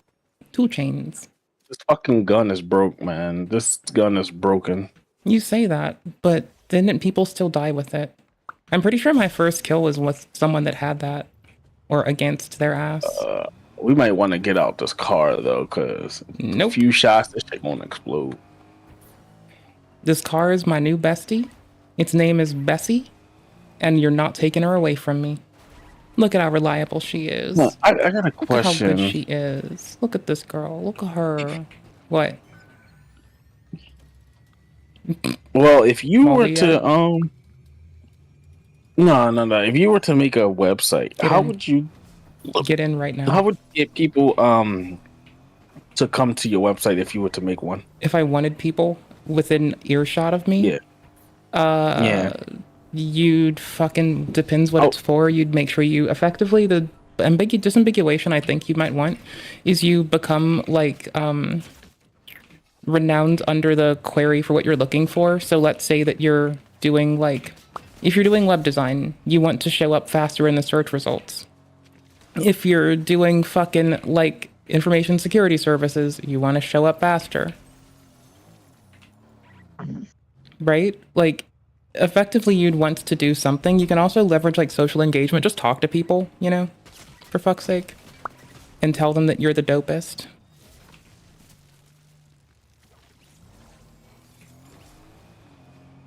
It depends. Depends what it's for. That changes stuff. Oh, by the way, Rift. Rift! I just had to jump inside of it. I'm sorry. I couldn't help myself. Rift! Are you going back to the car? Yeah, soon. I found another one to jump into. It's fun. Okay, what now? What are we doing? What was that? Sorry, what? Are we playing a game? Oh, fuck, we're playing Fortnite? Oh, shit. It's wild, bro. I was just falling through the air, having a good old time. Yeah, I guess I'll talk to you about it later because my wife wants to make a website, but she wants to know how to get people to come it's to the it. world How of AI to swap. get it there. You now have more competition than ever. You literally have this bitch and her Claude and her open AI being therapists all over her fucking mental health. And now you're also competing in this. Claude. Pardon? Did you kill him? I did something. It's really easy to kill people with a car. It's the best shield check. You know how much shield value they have. And then you do some other shit to them. I need to play the audio from what we're watching over the stream, don't I? Over the thing, don't I? Because I had it done differently last night because I was talking with my friend. Yeah, I do. There, B1. Free Kaya. Free Kaya. From the fridge to the TV, Kaya will be free. Oh shit, there's dead people. I see dead people. Stop tipping them off. They were unaware. Jesus, I'll tell you what, the power of social media. Nuts. Nuts, yeah. I'm a bit blown away that people are coming out to say hello to you. Yeah. Well, it's great, like it's dead. He doesn't know! He doesn't know! He thinks it's a good thing! Oh my god. And he just pulls it out, too. Here. Yeah. Ready? Hey, free Kaya. Free Kaya. Jesus, I'll tell you what, the power of social media. From the fridge to the TV, Kaya will be free. He's got no idea. This is nuts, man. His legacy, I mean, really, if I was him, I would just think this shit was funny. At this point, like, he needs to just laugh at it. Like, somebody comes up and says this, you gotta just laugh at it. It's fucking funny. I'll tell you what, the power of social media. Wow. Social media. Wow. I'm a bit blown away that people are coming out to say hello to you. Well, it's great. He did. To say hello to you. Well, it's great.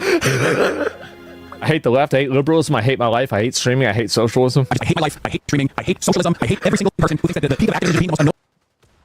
Twitch is stopping. Wait, Twitch stopping a stream for an ad that doesn't exist, then ask me money to watch the stream uninterrupted. Wait, what? So this is today. This is literally. So they're running ads on my stream. There's a commercial break in progress. Well, let's see the progress on my commercial revenue, analytics, earnings. 11 cents? What do you mean 11 cents? $0? 10 cents? 2 cents? I got 2 pennies. So they spam ads on my channel. They're running ads on my shit and I don't even... Yeah, they don't pay him because he didn't monetize his channel on Twitch. They just forcefully do it because otherwise they lose money paying for servers for encoding. And they have to fucking run those across a wide swath of the nation. Or the world, because everyone from fucking China to the States likes him. And so they just have to pay money serving all that content fast for everyone that wants to see it. And it just costs them a fuckload. So it's not really like hella worth it for them. Oops, sorry. Even get any money. Crazy, you don't get turbo too? I don't get turbo, I don't get anything. Check my ad settings. So this is my ad manager right here. So I turned it off and I can't, wait, so I literally can't turn my ads off. So the recommended amount of time for ads is 5 minutes of ads an hour. And it can go all the way up to 22 minutes an hour. Estimated ad revenue, there's nothing.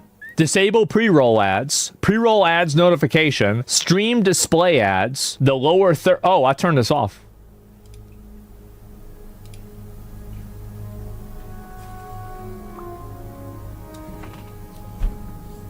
Another dark pattern, bro. Just another dark pattern. This is just wild, bro. They're trying to put ads on my channel and I don't even get money for it. Guys, I know the perfect way to stop any ads on Twitch. Go ahead, Baldy. Should I just say the N-word right now? I should just say it right now and just get it over with. That way we can move on to the next point of the internet, right? Just say it right now. AI's getting out of control. What's this? Sir, do you know that guy in the blue shirt that was sitting right behind you?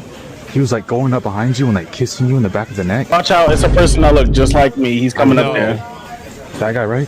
That's cute. Look. He did it with... That's crazy.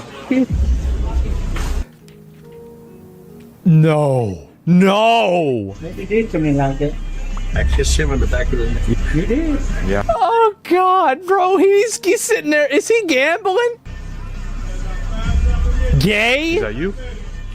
Is that you? You touched this guy. That was a lie. Yes. Hey, did you see me touch this guy? Look at that camera. Oh, my God. Where'd that come from? What? Him. They are not ready for this shit, man. No, it didn't. Yes, sir. You did. I kissed nobody in the back of the neck. That's right there. That's weird. There was someone downstairs kissing the mannequin. Was that you? No. Is that you? I was just sleeping there. I was too tired. I'm a Canadian citizen. I was traveling to the States. Why I will do that? I never did this because I'm a married man. When you guys are like taking forever, he got mad and like went back there. No! Bro, you can drive the reboot van now? Oh no! Bruv. Is he allowed to go back there? No. First off, I didn't go back there. Who the fuck are you? Who the fuck? Yeah, true. This shit's scary, man. Yeah. And he's just right there, bro. This is insane. Oh my God. This one. You can drive the reboot van now? Okay, what? Hold on. I don't care if we die. It's important that I go rewind. I mean, I have the van. You're good. No. No. We're GG in this. Maybe did something like that. I kissed him on the back of the neck. You did? Yeah. Oh God, bro, he's sitting there. Is he gambling? Gay? Is that you? I didn't even touch this guy. That was a lie. Yes. Hey, did you see me touch this guy? Look at that camera.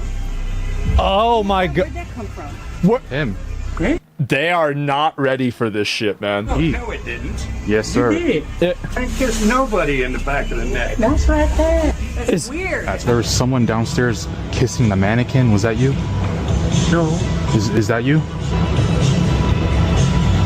It would have been funnier if they went for an ass sniff of the mannequin. That would have been way funnier.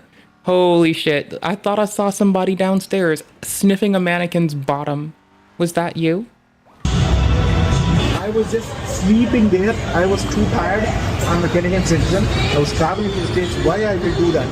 I never did this because I'm a married man. When you guys were like taking forever, he got mad and like went back there.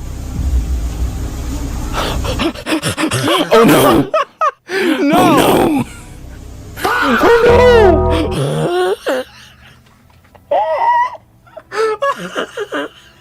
Oh no! Is he allowed to go back there? No. First off, I didn't go back there. I can fix Who this. the fuck are you? Who the fuck? Yeah, true. This shit's scary, man. Yeah. And he's just right There, I there, fixed bro. it. Sleeping there. I was too Canadian citizen, I'm getting everyone. in syndrome. I was traveling to the States. Why I will do that? I never did this because I'm a married man. When you guys were like taking forever, he got mad and like went back there. Thank you. No!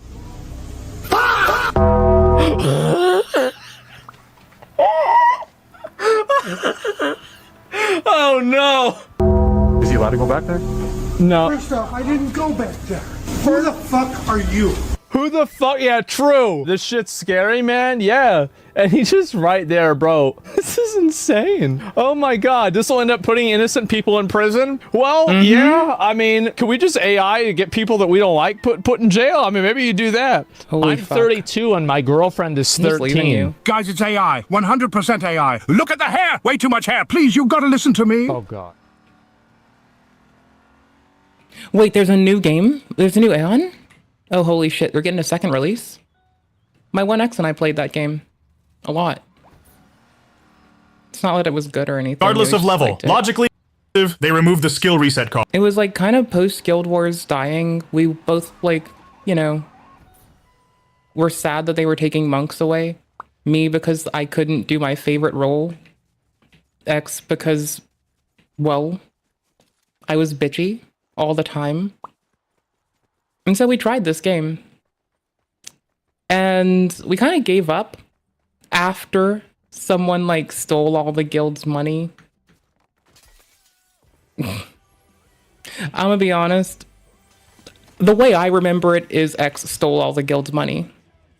Maybe that's rude. Maybe I'm wrong. But I seem to remember motherfuckers took everything. My heart. My uncaring, unflinching heart. But I was mad because the other fucking guild members didn't get their shit. But, yeah, whatever. Maybe they shouldn't game with dumbasses, you know? Cannot sprint. Cannot a sprint. Cost. However, the stigma system, which players frequently switch, still incurs a cost for resets. This truly comes across as trickery, because beyond a certain point, players rarely alter their core skills, instead just reallocating points among talents. Yet stigmas are skills that must be constantly adjusted based on whether you're focusing on PvP or PvE, leaving a reset Just do PvP. Like, fuck PvE, just do PvP. Just kill people. Like, if you want to do PvE, go play a single player game. I don't know what the fuck to tell you. Get out. You're not welcome here. cost for that specific system makes me question whether they're treating users like dirt or simply trying to pick a fight. On top of that, they said they changed the reset cost for the Getting a forced recall to base means you need to find a secure method. But why do low-level kills grant the same? Don't forget to SSH your connection back to the base. If you send it over plain text, someone's gonna take your shit. Gotta SSH the connection there, bud. No plain texting to base. You love yourself, you don't... If people love you, they won't let you connect to base over plain text, okay? It's that simple. I don't know what to tell you. Is that a Goodwill tire? Is it a Michelin tire? Did I just get rich? What?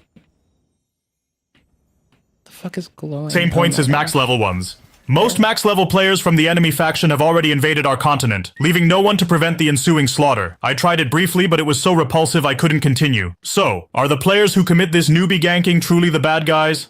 I disagree. I think the proper approach to game development is to assume players are inherently opportunistic. You need to scrutinize every system, expecting loopholes that someone will surely exploit. But given this design, the newbie ganking crisis was an unavoidable, human-made disaster. WOW experienced these challenges 2 decades ago. Actually, it's been 21 years now, yet AION2 couldn't even prevent the growing pains that afflicted them. Is this read by AI? Because you just don't pronounce it that way. Yeah, I'm guessing yes. So when my friends and I were choosing positions, we aimed for a party with distinct classes, and that's how we ended up with. It was the birth of the so-called half party from hell at launch, comprising a spirit master, chanter, class towards like hitting a worthless bullet sponge. This actually feels like running a dungeon. You learn— Hold up. Did they just Elden Beast? Later, but it's not implemented yet. Now let's talk about the PvE content in earnest. There are several types of PvE, but the most important worthless bullets— Holy fuck, it's the Elden Beast. Y'all, it's the fucking Elden Beast. Y'all. That's legit. I like sea monsters in my video games. This actually feels like running a dungeon. You learn the dungeon's feel in adventure difficulty, then go to conquest difficulty to tackle it with additional mechanics. The overall feeling is similar to playing Lost Ark. The structure involves constantly dodging a barrage of small attack patterns while occasionally performing stagger checks or mechanics. My one complaint is about resurrection. I am not talking about the cleric's resurrection skill, but the system that allows you to use a resurrection stone to revive during a boss attempt. The DPS check is quite tight, so using a stone lowers your chance of clearing, but it just felt— We're done. She got yelled at for using an AI voice and eventually stopped it. Same with Jomo. They both, for whatever reason, didn't like their voices, and, like, I get it. I hate everything about my fucking self, okay? But, like, I at least give you myself.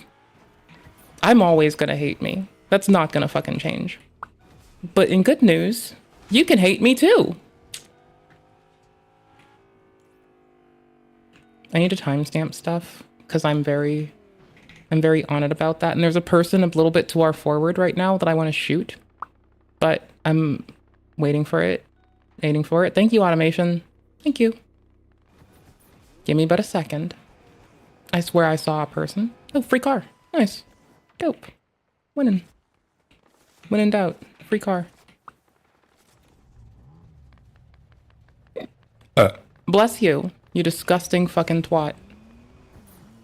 I think by now we all know that not all weapons in Elden Ring are built equally. Some are essentially way better than others. And if you didn't know this by now, all you need to do is take a good look at the game's weapons and their performance in the game. Sometimes there are glaring differences. Being this the case, it's no wonder that gamers will gravitate towards the weapons that work the best for tuning mobs and bosses a new one. There are many weapons or setups that are considered the best for PvE. Y cualquier mongo que te diga que en realidad la mejor arma es la que a vos más te resulte cómoda, está simplemente inhalando copium. You know the weapons we are talking about. Blasphemous Blade, Giant Crusher, made specially for your balls, bleed multi-hit stuff, whatever. However, we often run into gamers running these setups in PvP. And while we are sure they aren't really the best of the bunch for when it comes to molding Kevins, we had to wonder, how good are the most common PvE setups in PvP? So today we are ranking the most common PvE setups from best to worst, odd order, I know, while offering some insight on their strengths and weaknesses. Maybe your wholesome jungle setup will be in the spotlight today. Be sure to let us know in the comments if that's the case. By the way, if you don't see Rivers of Blood... Why would I see Rivers of Blood? I'm based as fuck. Bloodhound's Fang or Dark Moon Greatsword, it's because we already covered them in detail in these videos on screen. Absolutely not because I forgot about them. Pero sí te las olvidaste. Cerra el orto. But what I haven't forgotten is that Night Rain is just around the corner, and watching brain rot all day like you tend to do doesn't really generate much income now, does it? Is this like 10 years old? Hold on. I'm coming back. Okay, what happens to your bitch ass?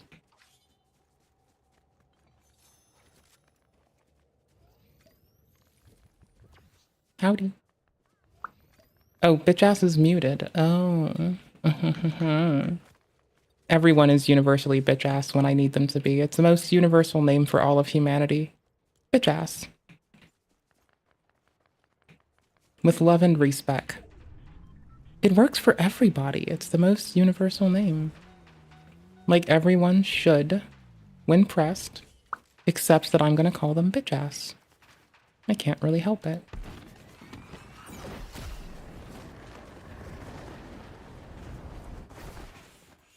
Nice. Moonvale. Your mom is tired of telling you to get a job and her allowance may just not be enough to buy night rain. But I wouldn't worry if I were you, because instant gaming has got your back. Okay, you know how I can tell it's old? Because there's an instant gaming plug in it. That's the easy way to tell with waifu. It's easy, it's identifiable, you'll always notice it, it's gonna happen.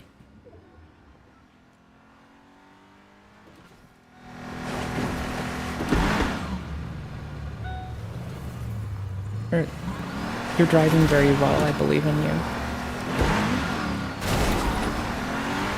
I'll go clear the area for you.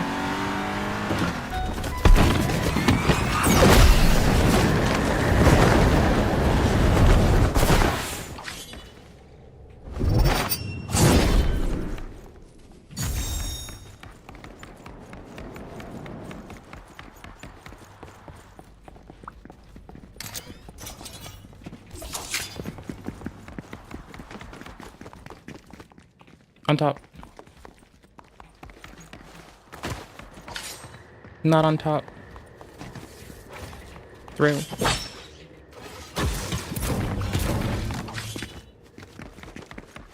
Okay, give up. Not worth it. The car can be refueled right here. Where the fuck is it?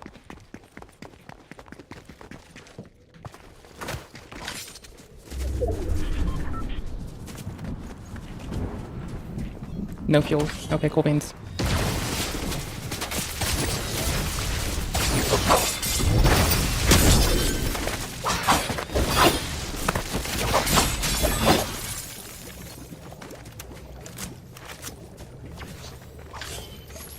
That was very lame. Nice sword, though. Very weak, though. Ooh, amusement park.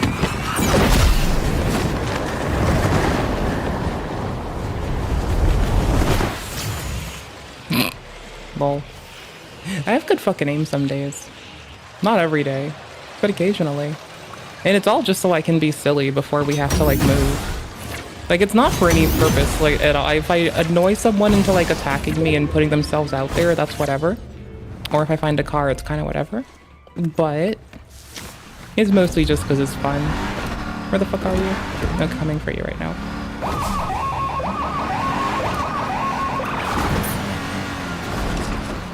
Oh, cool beans. I've gone and lost it.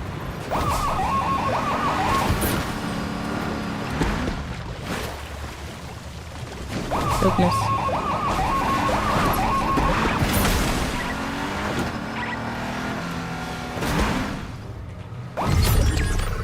I reached for my pause play button and there was nothing.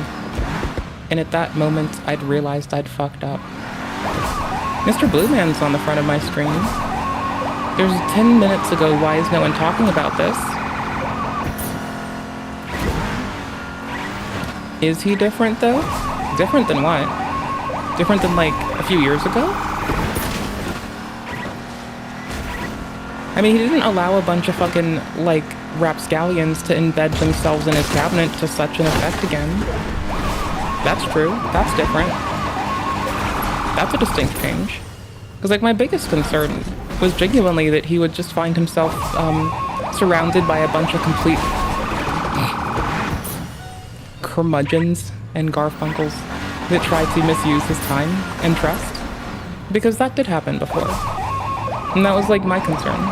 Is that he'd just be surrounded by a bunch of people that's end goal was just to get him to do what they wanted him to do. They really don't want vehicles in the role in this? Yeah, but I'll roll them anyway. I don't give a fuck what they want.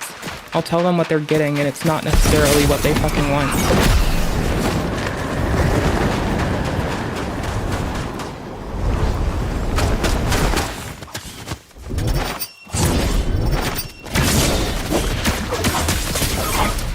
GG's. Free sword for you. New weapons for you. You win. You got him, bro. You got it. Let's see it. I just want to see people thrive and flourish. I don't care who they are. As long as they're thriving and flourishing, I'm happy. Turning yourself into a tin in Japanese? In Japan. Okay, there was definitely a fucking suffix there that I just totally spaced on. I was like, counting a 10 in Japanese? What? No, turning yourself into a 10. I just can't read. I have the literacy. Yeah. Oh. This is supposedly fucking weird. Didn't quite get that waterfowl dance off. Yeah? Well, I don't use Ashes of War very often, so... No shit. I don't even think to use my Ashes of War half the time when I ought to. Like, occasionally it's something really understandable and reasonable. Like, flames come out of my hands. And then sometimes, why Gale is the most important Dark Souls character? I fucking love that man. I beat him a few days ago. I don't remember if it was on stream. Not a few days ago, a few weeks ago. It was on stream, it was fun. Oh. Well, now she has a not old video. Okay, so I'm not saying that I'm done playing this for now, but I'm taking a break from it for now. I want to play other things. Thank you for my break from my level 1 run. I very much appreciate it. It was very dope, and I look forward to doing it again. I'll be on again at probably later tonight. Oh shit, I was number 2. Yeah, that's weird. I was dead most of that match, just sitting around being a dickhead. Whatever. Fuck it. Dope. Fucking dope. I need to unfull screen or unfloat this. And post float life. What the fuck just popped up on my screen? Oh, some bullshit. Okay, so the character that completes the complicated simplicity, Elden Ring Night Rain. I mean, I play this game solo. I don't really play with people. I gotta piss though, I'm gonna be honest. So I'm gonna BRB. I'm gonna take a tinkle. Great again? You're not getting this one again, I'm sorry. You're getting something else. But there starts with this. It always starts here, I'm sorry. As a jail, you don't get to choose. Your mommy and your dad and your Aunt Lily doesn't get to make your meals. I'm your aunt. I'm your grandpa. I'm the one that gets your meal prepared and make sure it gets done. The sheriff says inmates get put in isolation for things like fighting, and the burger is an added punishment. Have fun with your burger called me getting to go tinkle. I don't need a person. I got moans. I got cuddles. 24/7, 365. I got cuddles. Don't need people. Owie. They're sheeple. I got cuddles. Every single day, they're mine. I got cuddles. This little goober won't let me down. I got cuddles. Come around and get the beat down. I got cuddles. Don't talk to me. I'm fucking busy. I got cuddles. 24/7, 365. I got cuddles. I don't need a guy cause I got cuddles. Tired of the dames? Me too. I got cuddles. No heartbreak with this in my wake. I got cuddles. Smiling all day just cause you can. I got cuddles. Looking at me like I look baked. I got cuddles. Take those judgy eyes away cause I got cuddles. What the fuck are you doing, you goober? I got cuddles. Fuck your world, it's going down. I got cuddles. 24/7, 365. I got cuddles. I don't need a person. Oopie, oopie, oopie. Take those judgy eyes away cause I... You know the 11th commandment. Thou shalt be ashamed of thy natural anatomy. You just destroyed me. And I didn't have any formal education. I had a real chance to be successful in any discipline related to robotics. Why did you have to be a winner? You can be killed. You think it's because dead people make good fertilizer? He was honest, so that's why he wrote nursery rhymes into robotics. Words. I guess sometimes certain things get misinterpreted. Like what? Not sure. He was honest. Just like your father. You're just like your father. I was a software guy that built full stack applications in many different languages. I just have to be a winner. I just have to be a winner. Be a winner. What do the words mean? Be a winner. These words rule your life. Front end, back end, rule, database, your life. Architecture, your life, database. Because with the meaning of these words, you can be locked up until you die. Server communications. And then I branched into software testing. I branched into mobile. I branched into mobile development. You can be happily bumbling along, doing what you think you're supposed to do. I wanted my dad to help me build a fighting robot back in 2017. Doing the things that help you to get along with everybody around you, and you can feed yourself and house yourself, and mobile, happily bumbling along, doing...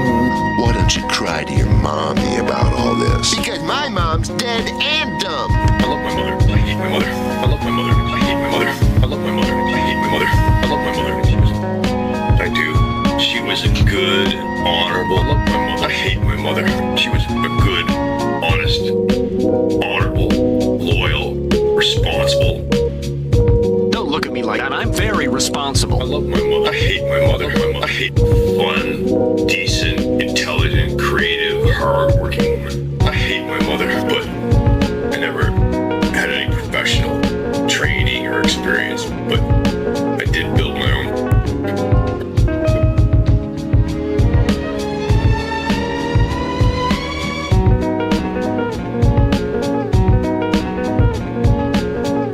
Felt good about yourself, and people smiled at you, and then they twist words. CNC printer, a cupcake. You know what I mean? Just to have my shit get yanked down, so.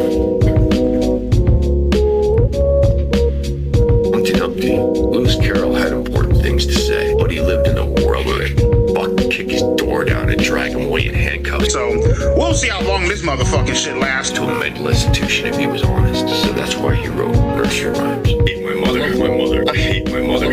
I hate my mother. I hate my mother. I do.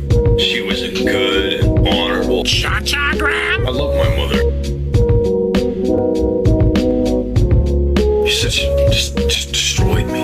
And I didn't have any formal education. And I'm gonna hate my life for it. It's good, Chris. A little moist in there. I had a real chance to be successful. Just like you're just like your father. You're just like your father. Just like your father. You're just like your father. So, recently defrocked YouTube upload person with the Wodsy Wods, Ian Foote, who pops off about being a violent misogynist and wanting his daughter to be harmed because he's really inappropriate, and also he tries to excuse dropping anti-Semitic shit. He's a butt munch with the way he chooses to treat others. He could choose to do otherwise. That would be nice. I wish he would choose to be kinder. I'd always pop off in his comments and be like, I appreciate the Ian growth arc. I appreciate watching Ian grow. I have to start from the bottom, now we're here. Okay. I have to start from the bottom, now we're everywhere. Hi, you unmuted yourself. Welcome back. Close of night are little. Oh, that's pretty sure dope. she took her medicine. That's I an was making important sure thing she to took do. her medicine. Her blood pressure was high today. Good job looking out for family. It's important. You only get them once. Broken. This is not hyperbole or an exaggeration. Now go eat your microphone. I've already turned you up to 200%, and it's still... Come through again. There you go. You can hear me now. Can you hear me now? Yeah, now I need to turn you down a little. Okay, try again? Yeah. Okay, now. Can you hear me now? Yeah, it's even reasonable now. Tight. All right, thank fucking God. Oh, don't blaspheme, you fucking goober. That's how you get sent to the HE double hockey sticks, my dude. They'll send you straight to the HE double hockey sticks, brother. What? Am I supposed to not be a shithead? Because I refuse. It's 100% accurate. I know the word broken is thrown around like a fleshlight at a frat party. Hey, I'm broken. But I'm not memeing on this one. If we actually had to define what makes something broken, it would be when something behaves in a way it wasn't intended to, thus giving the player a non-intended advantage. A good example would be when perfume bottles in PvE were capable of effortlessly one-shotting bosses by dealing tens of thousands of damage with a single rolling spark cast. That was actually broken. So much so, the developers released a hotfix to fix it. There are not that many broken things at the moment, like there are things that are incredibly strong, like the Carian Thrusting Shield, Rakshasa, or Clean Rot Knight Sword. I mean, Clean Rot Knight Sword's base game fucking hotness, and it's pretty fucking dope. So I'm just saying, you barely even have to go into the DLC to get a lot of the things that people would fucking shoot their own mother for. That's why I got them off my level 1. Like, it's easy. You just run in there, you grab a few very helpful things, and you can go back to your level 1 run with backhand blades. It's very fun. And Milady. Always got space for Milady. Esta particularmente es re basura, me encanta. But none of them are fundamentally broken like Claws of Night. Claws of Night are, well, claws. Oh, Bloodhound's claws, actually, because they also reach around your armor. Yeah, this one does, like, innate magic damage, but the other one reaches around your armor and causes bleeding as well. So I guess this one has one up on it, and it's got a lighter weight, too. So, I don't know, it's a split. You have, like, a comparable thing in base game, that if you just happen to, like, you know, grease it up with, like, some good old lightning grease, or some good old fire grease, or fucking lovely blood flame blade, especially blood flame blade, hitting that fire proc as well as that bleed proc at the same time just drains somebody's health bar. It's so fucking lovely. It drains somebody's health bar like I drain your great-great-grandpappy when he comes round my house late at night. They were introducing the Shadow of the Earth 3 DLC, becoming the longest claws in the game, while also having the property of being throwable. You've once again become quiet as fuck. It's your own fault. When using the heavy attacks. The damage falls with distance. I back away from the mic. Jesus Christ. Pardon? Now, I say that's because I backed away from the mic, okay? Now, watch me as I proceed to sit in cuck chair, okay? Yeah. I'm gonna absolutely glass the world that you reside on. But even at max distance, it's still a relatively high damage for such a fast and safe projectile. And that's because instead of having close damage, Claws of Night hit harder than great katanas. I've seen these things deal more than 800 damage with a single running attack. They can hit harder than your... Claws are actually really fucking just desperately, like, just fucking, like, fucking the regular fucking claws. Like, I can wing 1,000 damage at a person with no real concern. And then once you blood flame blade your claws that already have innate bleeding, well, now you've got more bleeding. And you have more fire damage to go with your bleeding. And it's fucking bananas. Like, y'all, if you've been sleeping on claws in fucking Elden Ring, you've been messing out on something that is absolutely fucking bananas. drunken stepdad. And while this guy was wearing lighter armor, the damage taken... My drunken stepdad, I don't think he knew how to be sober, honestly. And that's why I'm so fucking easy to throw. Because he didn't feed me. He just drank. Then I found his then I found his gin one day. And my friend liked gin. Like, my friend loves gin. I personally couldn't care less. Oh, we've got the seamless co-ops. I even set the developer as Yui because I'm a reasonable person and I'm respectful and polite. Dark Souls Remastered has a seamless co-op now. Dark Souls 3 does. Of course, Elden does. It's like, it's fucking Souls time of year, my dudes. It is absolutely the Souls time of year. It only hit me a little bit ago that I kind of like dive harder into my Souls games about the same time in that lovely winter. When Mr. Moisty Boy also does that shit, it's a shame that I don't really have time to watch most people's streams. Because I would have known this years ago. The deal against heavy armor gamers is still pretty big. I mean, it can deal more Moisty Boy damage than Rakshasa's great katana. Do you understand how insane that is for fucking claws? But why are they so strong? What's the deal with the kitty claws? Well, it all has to do with the weapon's scalings. Claws of Night have a B scaling in dexterity, but it also has two damage types, physical and magical. Typically, magic damage is increased with either intelligence, like any magic-infused weapon, or with arcane, like the ancient meteoric ore greatsword, también conocida como la Amog. Amogus. But in the case of Claws of Night, the dex scaling affects both physical and magical damage, giving the weapon an abnormally high AR. And since the motion Like, I do love my dex faith build. Damage. Pardon? No, you said physical and magical damage. No. Yeah, it's pretty good. It's actually really good. I mean, it's not gonna like kill you when you jump off a 2-foot ledge because there's a killing wall behind it, but yeah, values and PvP scalings of the weapon are no different than that of other claws. It has no damage reduction on its power stance attacks, resulting in this abomination you're watching right now. It's disgusting. Y me pone re cachondo, la verdad. But let's be honest, you don't need any more stress. You already have enough by being a good Joe. It's not your fault though. The world is fucked nowadays, and connecting with other people is getting harder and harder. I mean, look at you. You are one crash out away from becoming Agent K from Blade Runner. And that's why Polybus is the app we recommend you use to avoid that crash out. Polybus is a free AI Highly doubt it. chatbot app with over 40 million downloads worldwide. So, meanwhile, I'm being critical of people trying to, like, you know, have relationships with AI. And again, like, I can easily deal with people that have differing opinions because I believe in keeping a healthy brain and being able to do that. And this person's going to show them. And you know what? That's fine. I still have my concerns, and if people are informed, then they don't find themselves as at risk. So, boom. To make them truly feel like the real deal. Please stop staring at my fucking feet. So don't waste any more time. Become the good Joe you are destined to be without crashing out, and download Polybus using our link in the description or pinned comment, and slap in our promo code waifu99 to unlock premium features. That's waifu99. It's weird scrolling over it because it's on top of her nipples. But it is waifu99. So there you go.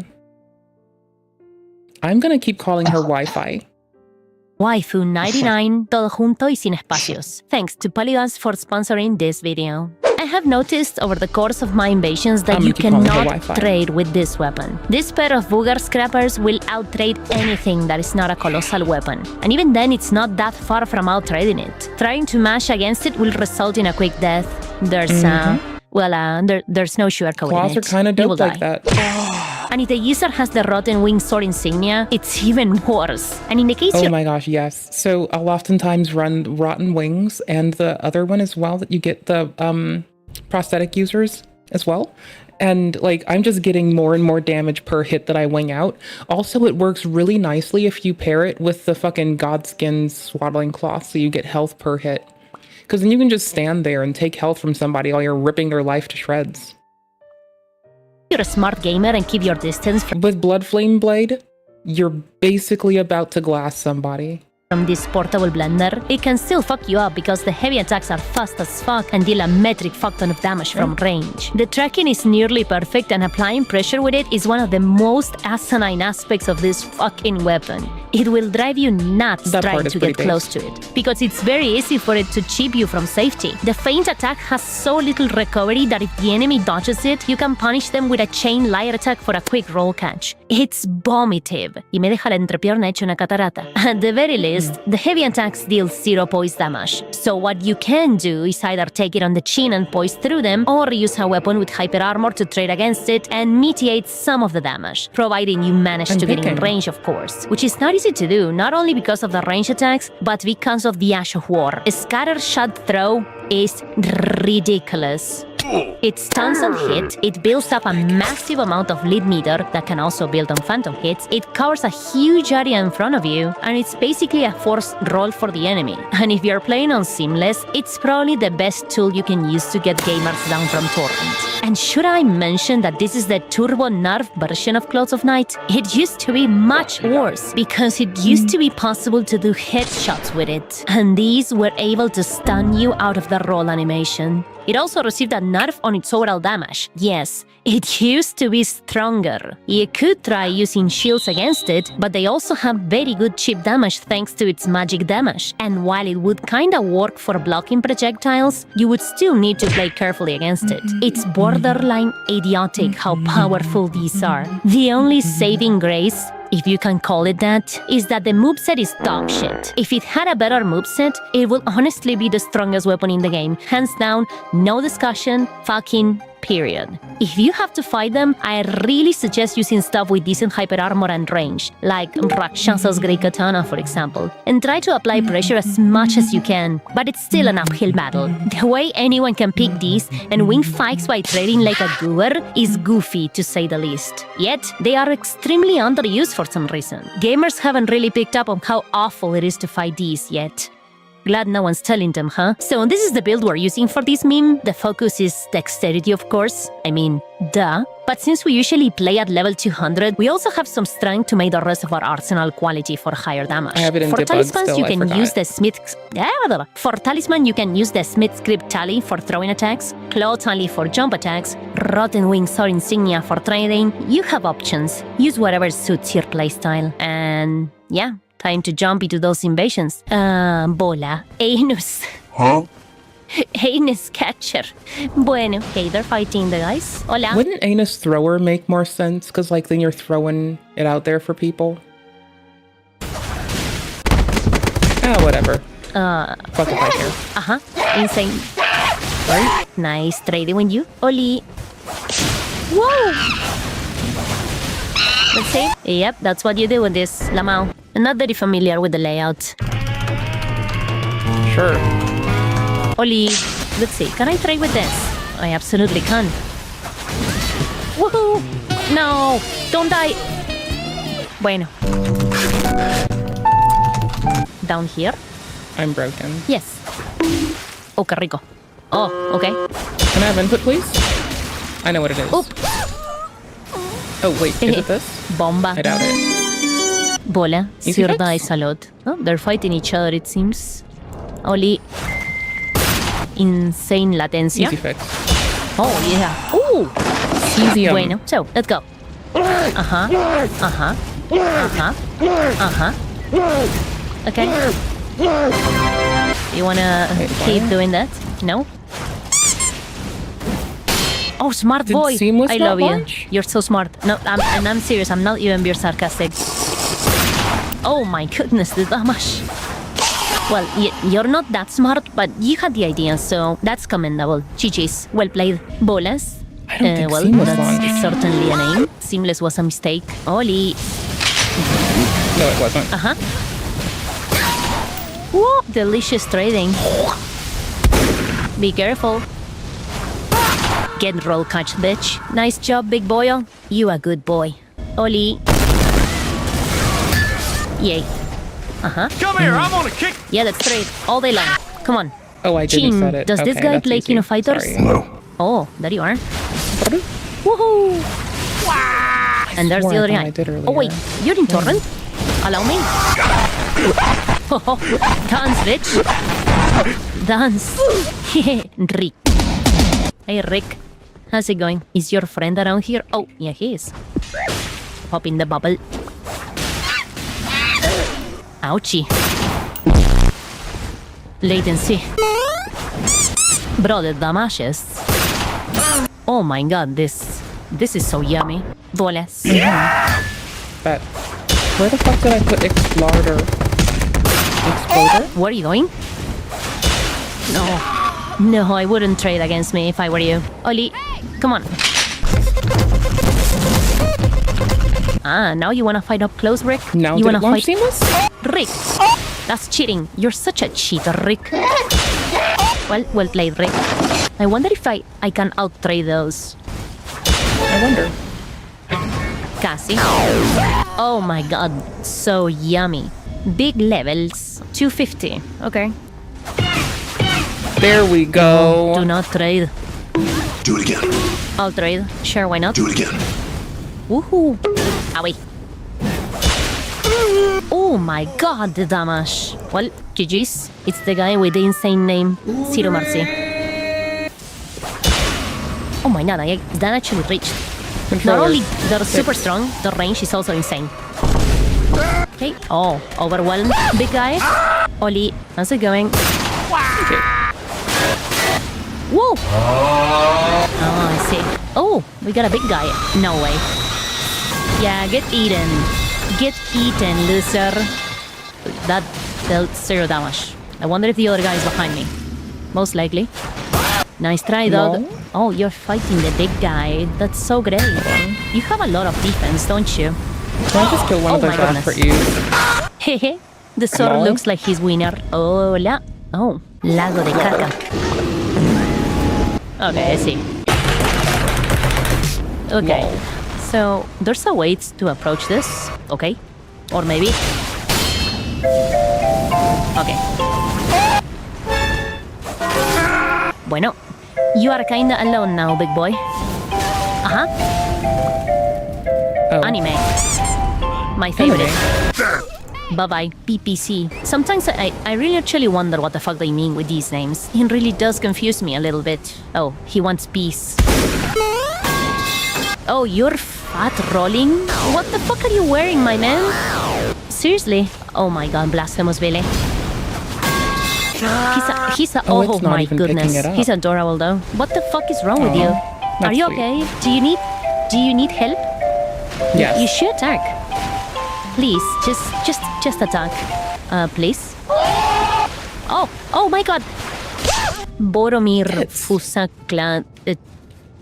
Was Boromir's last name Fusakla? I don't know, I just saw Lord of the Cucks once. But I actually like The Hobbit a bit more, you know? Good call.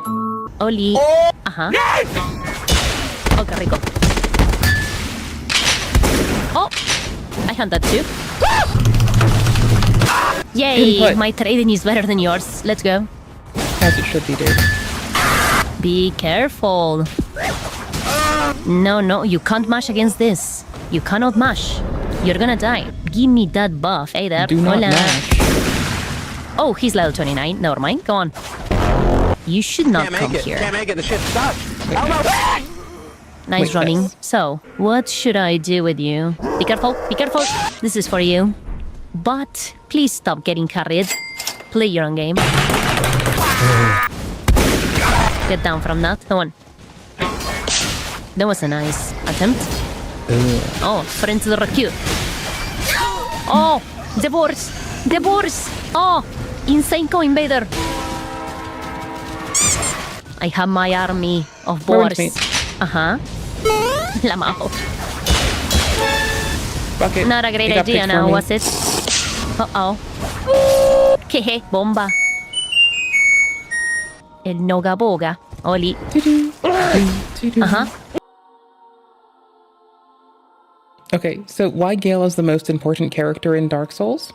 I have my reasons for thinking so, and these reasons might tie into some fucking, like, headcanon about Elden. If you like From Software's Soul series, chances are that you have at least one favorite character. So many of them are either...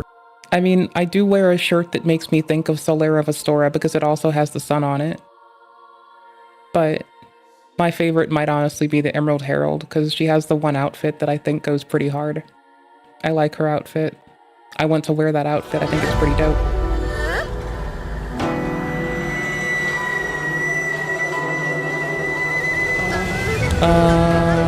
My MIDI controller bite ass. It's fine, I'm fixing it. Oh. Now my other input's fucked? Okay, dope. Nice. Nice.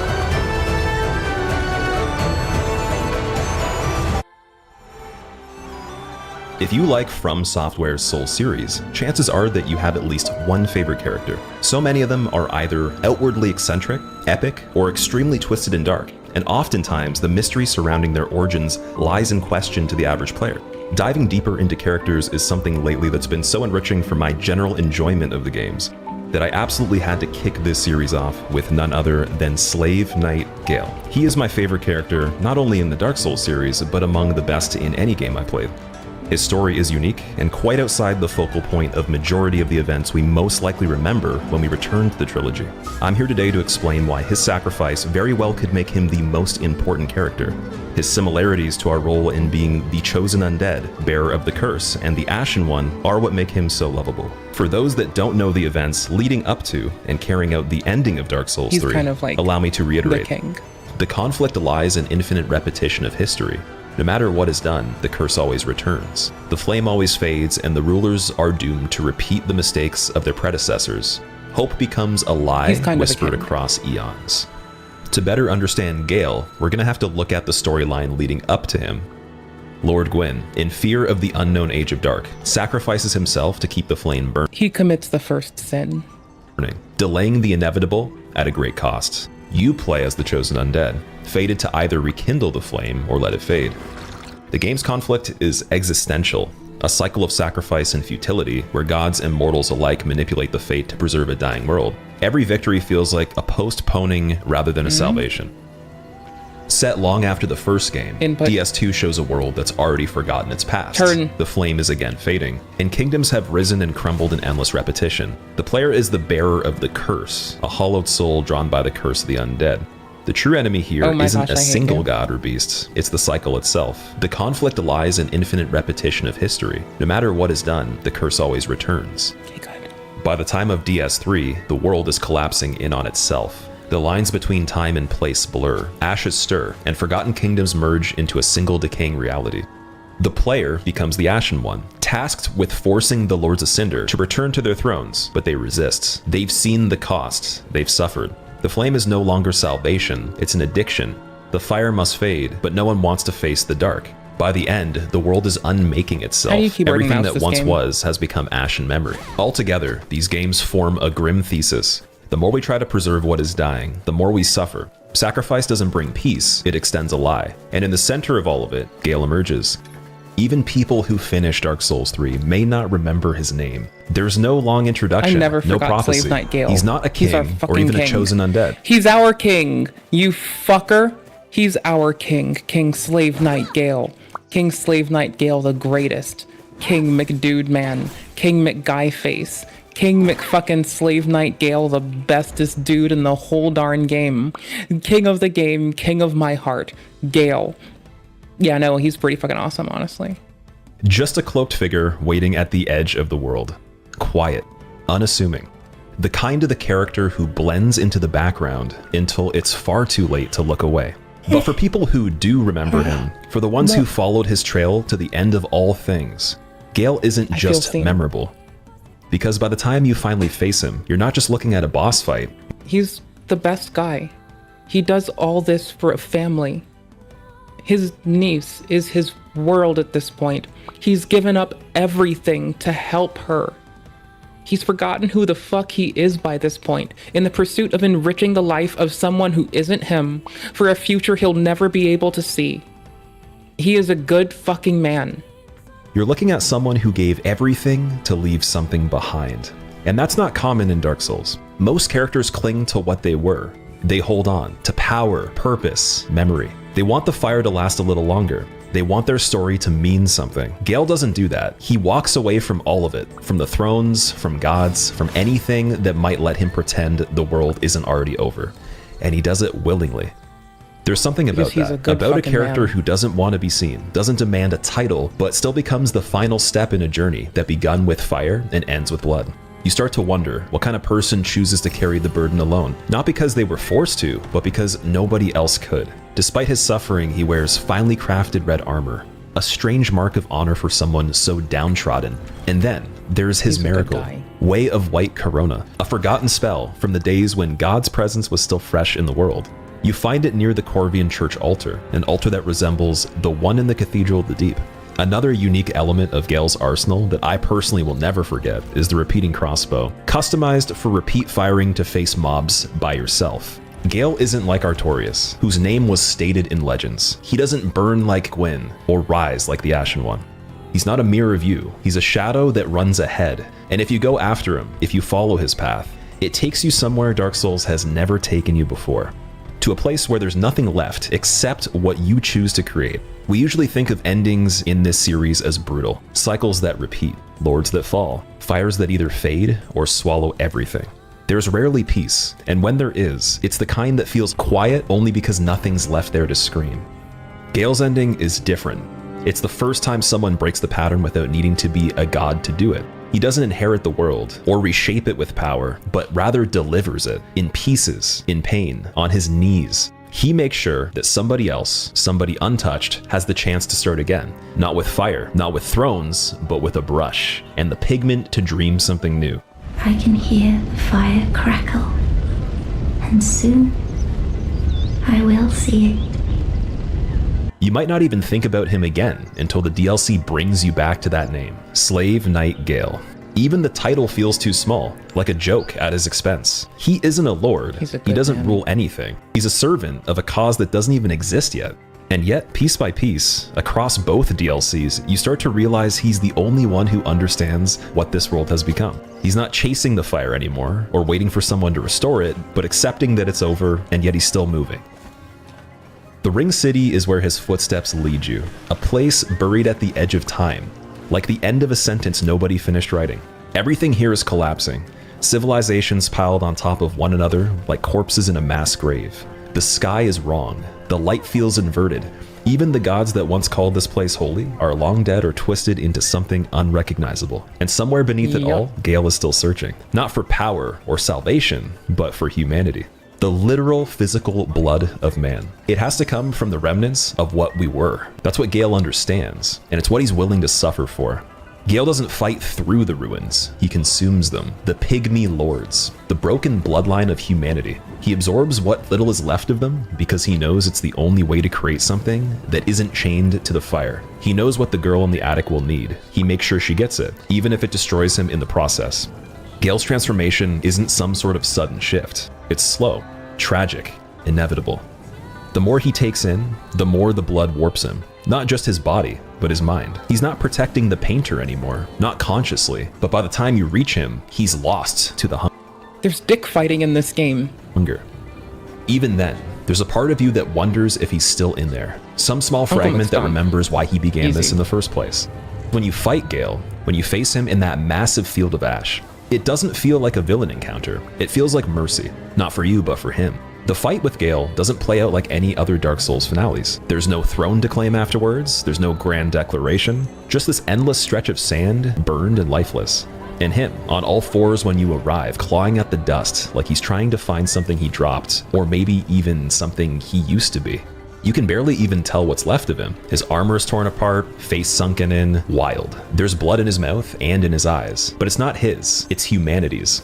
The stolen, consumed pigment he carved out of history. The very thing he tries to claim is eating him alive, and yet somehow he stands. It's not graceful or epic. He lurches towards you like a broken animal, dragging the remnants of his body across the last place on Earth that he still remembers what used to be.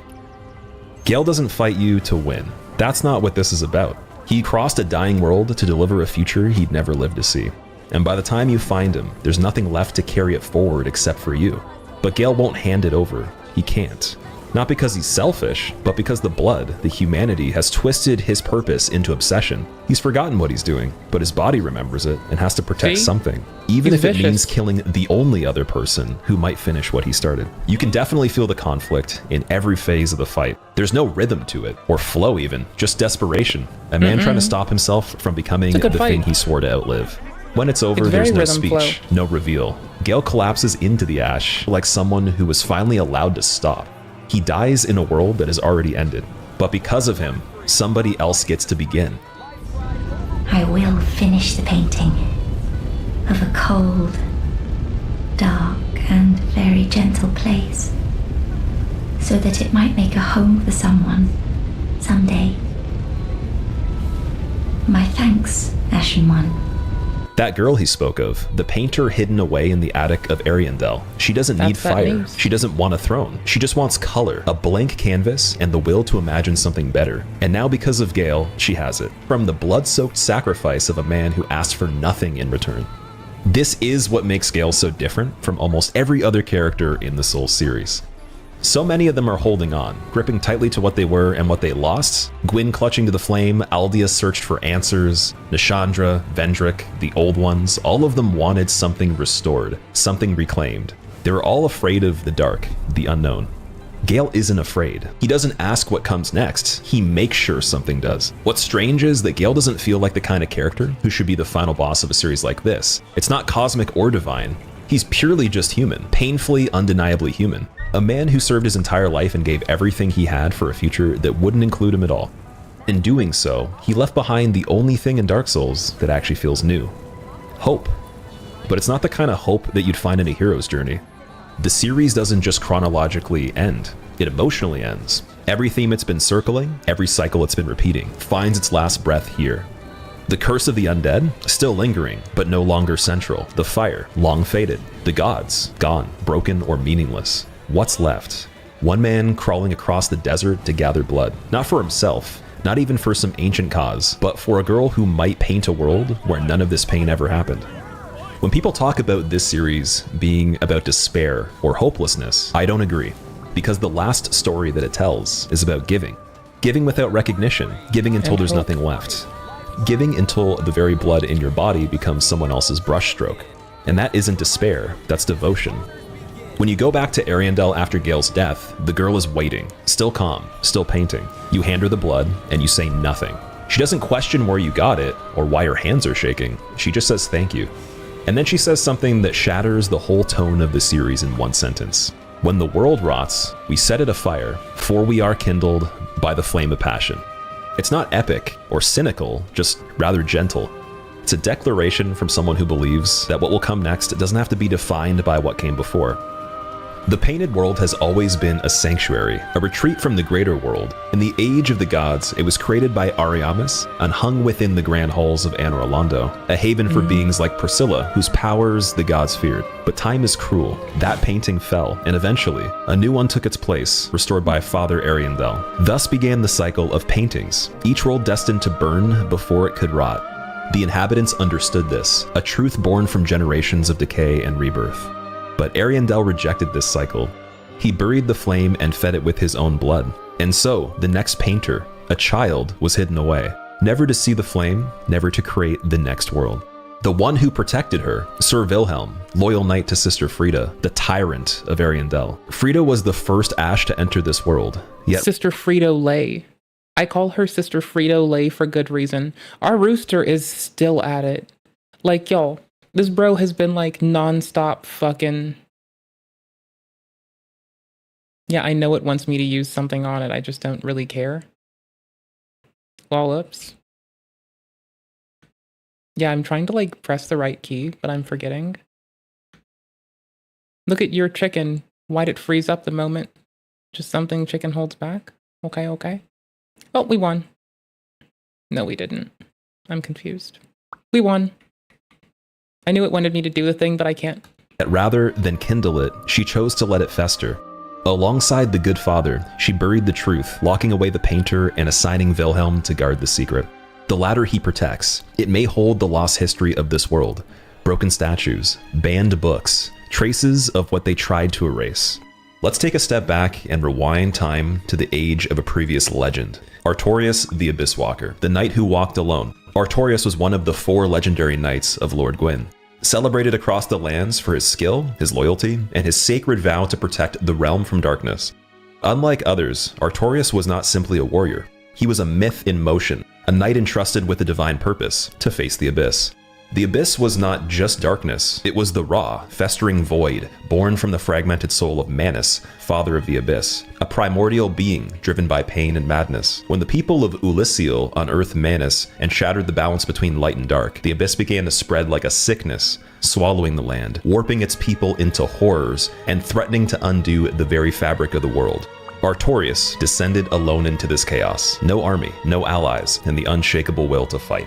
But the Abyss was not a foe one could cut. It consumed him, corrupted him, turned his flesh into something alien.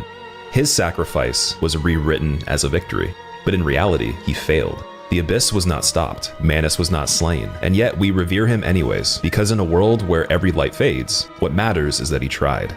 His story leaves us with the haunting question: is the attempt enough, even when it ends in ruin? For Gale, this question becomes his entire identity. Far north in the kingdom of Eliam Lois, there once lived a king who did not seek conquests, power, or praise. He found an ancient frozen land, silent and treacherous, and instead of bending it to his will, he built a city upon it with grace and order. He was a beacon of wisdom and restraint in a world that had long forgotten those virtues. This was the Ivory King. Beneath that snow-covered beauty festered a cancer, the old chaos. It was not the abyss. It was older, hungrier, a chaotic remnant of the first flame's birth, a hellscape where even time unraveled, spewing forth demonic creatures birthed from primordial fire. The Ivory King realized that this chaos could not be destroyed, only contained.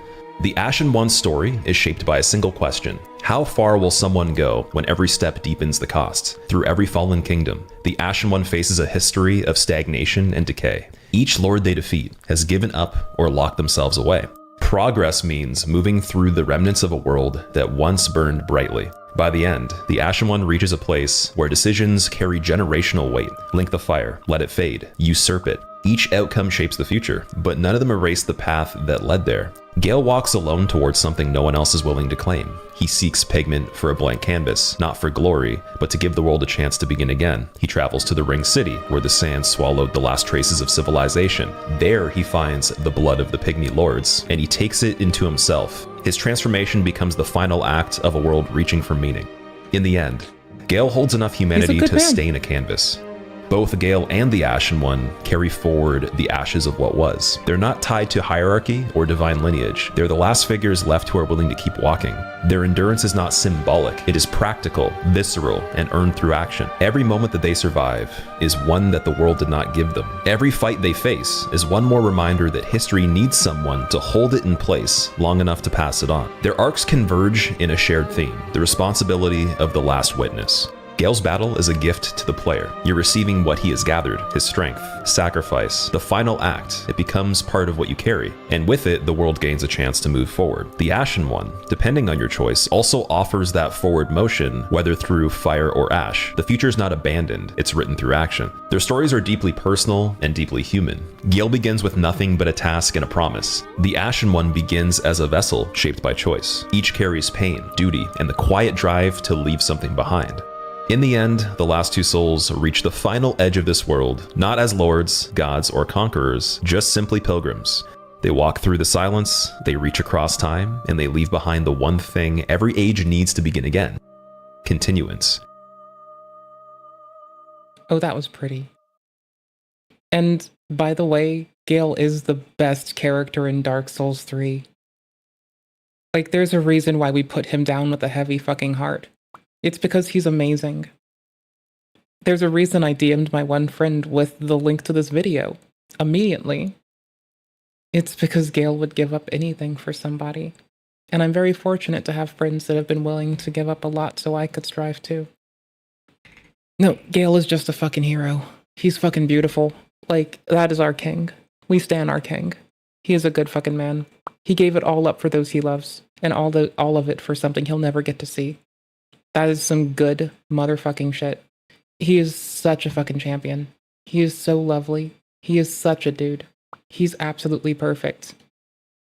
From every fucking him and his outfit to the way that he carries himself. Slave Knight Gale is a fucking testament to everything good about fucking humanity. He is such a fucking gem. I don't think we'll get another one that good. Not just in Souls lore.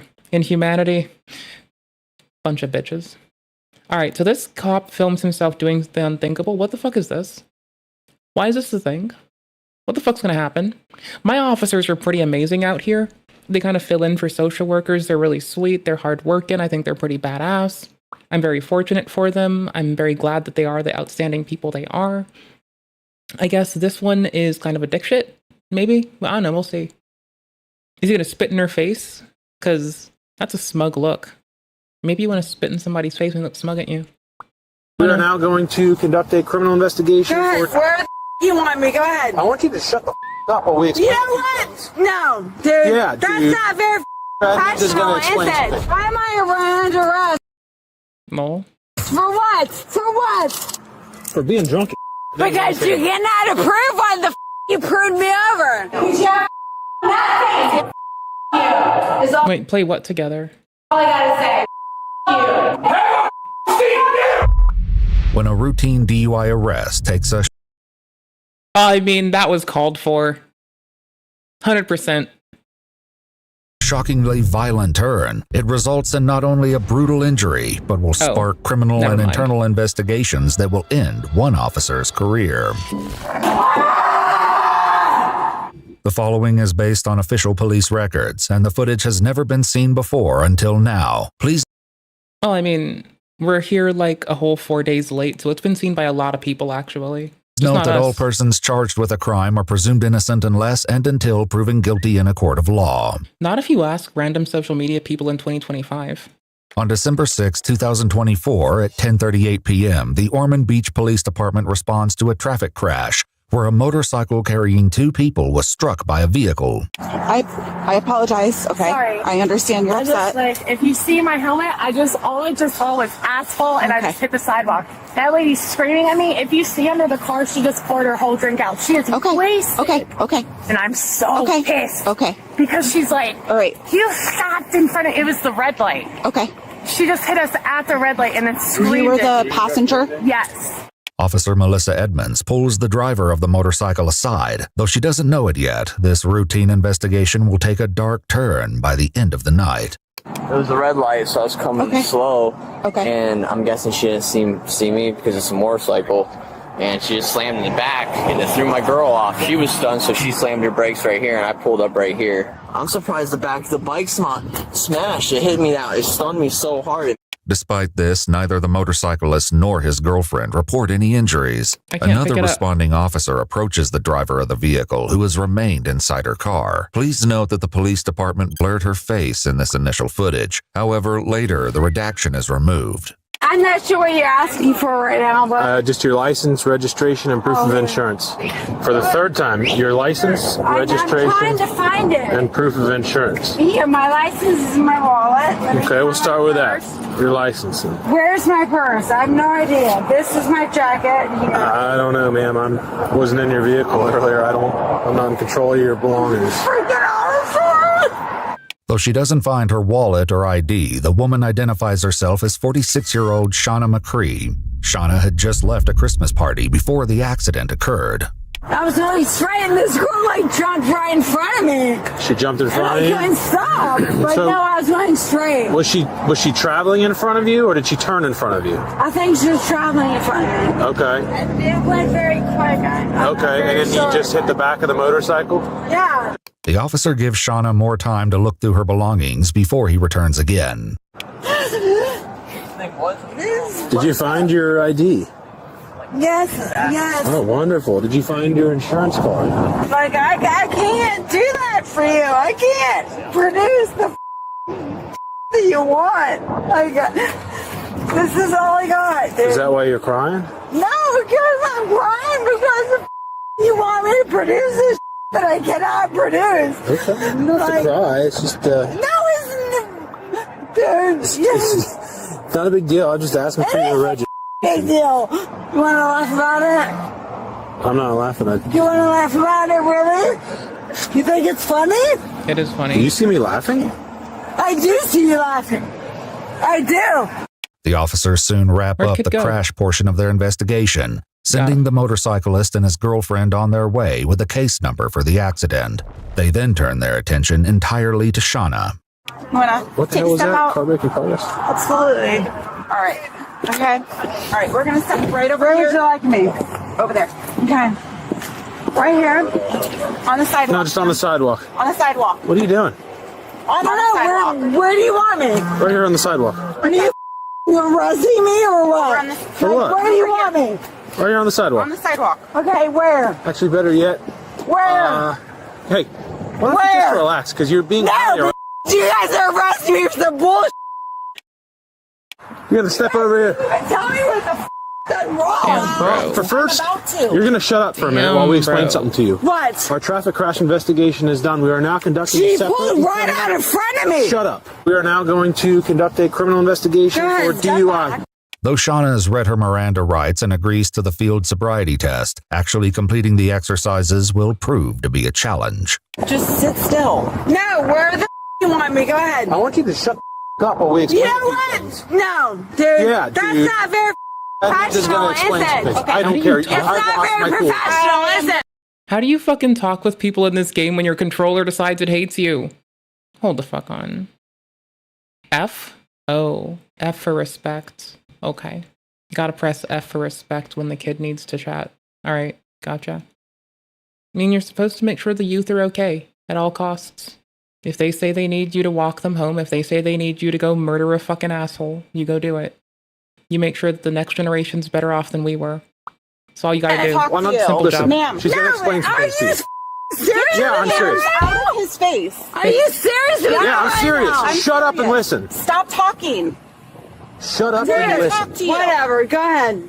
Okay, so now we're doing what's called the changing of the hats. This is a criminal DUI investigation. Okay, go ahead. I am under the impression that you are severely under the influence of alcohol. Do you want to participate in standard field sobriety exercises? I will. Okay. Yes, I will. In order to do that, you have to listen, you have to follow directions, and stop talking. Okay, yes, I will. Okay. I'm totally ready for it. To start, they have Shauna follow a stimulus with her eyes before moving on to the next test, walking heel to toe and turning. All right. Yeah, from experience, I can do that drunk as fuck. Like, not from a field sobriety test. Well, I mean, okay, so I was very friendly with my officers, and there was an outdoor event where everyone was drinking, and, like, I just casually asked if they could do one for me for funsies, and, like, it was like 10 years ago, and so I was, like, clearly sloshed off my noggin, and I was able to, like, walk on, like, I can, like, tightrope when I'm fucking drunk, bro. It doesn't really matter. It's not, like, a good way to test me. I can touch my belly button, rub my fucking head, or I can rub my tummy and pat my head, walk in a straight fucking line, walk backwards, do the falphabet. Bro, we're good. Like, this is the reason I don't drink, is that it's a weapon in my hands. Like, you shouldn't let me, because I will just use it like a dickhead. I don't even get normal people drunk. I just kind of sit there, and it doesn't really affect me. So it's kind of a waste of fucking money, because it doesn't even hit me like it hits normies. I really just don't fucking feel any impact by this shit. Like, the one time I got pukey is because I'd, like, you know, been crying and all day and not eating, and my friend took me to drink during a breakup, and that was a little rough. But, like, outside of that, like, it just genuinely doesn't have the intended effect. And so illicit substances aren't worth it because they don't do what they're supposed to do for my body. And yeah, it's not worth it. Just don't do it. When I tell you to start, you're going to take 9 heel to That's not fair. Hold on. That's not fair. Even after receiving a demonstration from Officer Edmonds, Shauna struggles with the exercise.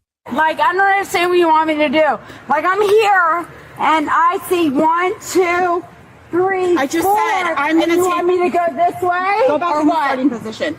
Like, what do you want me to do? Tell you what. Let's move Like, on to the next one. honestly- Clearly, she doesn't understand the instructions. No, I don't understand what you want me to do. They move on without Shauna finishing the second task, now asking her to stand on one foot.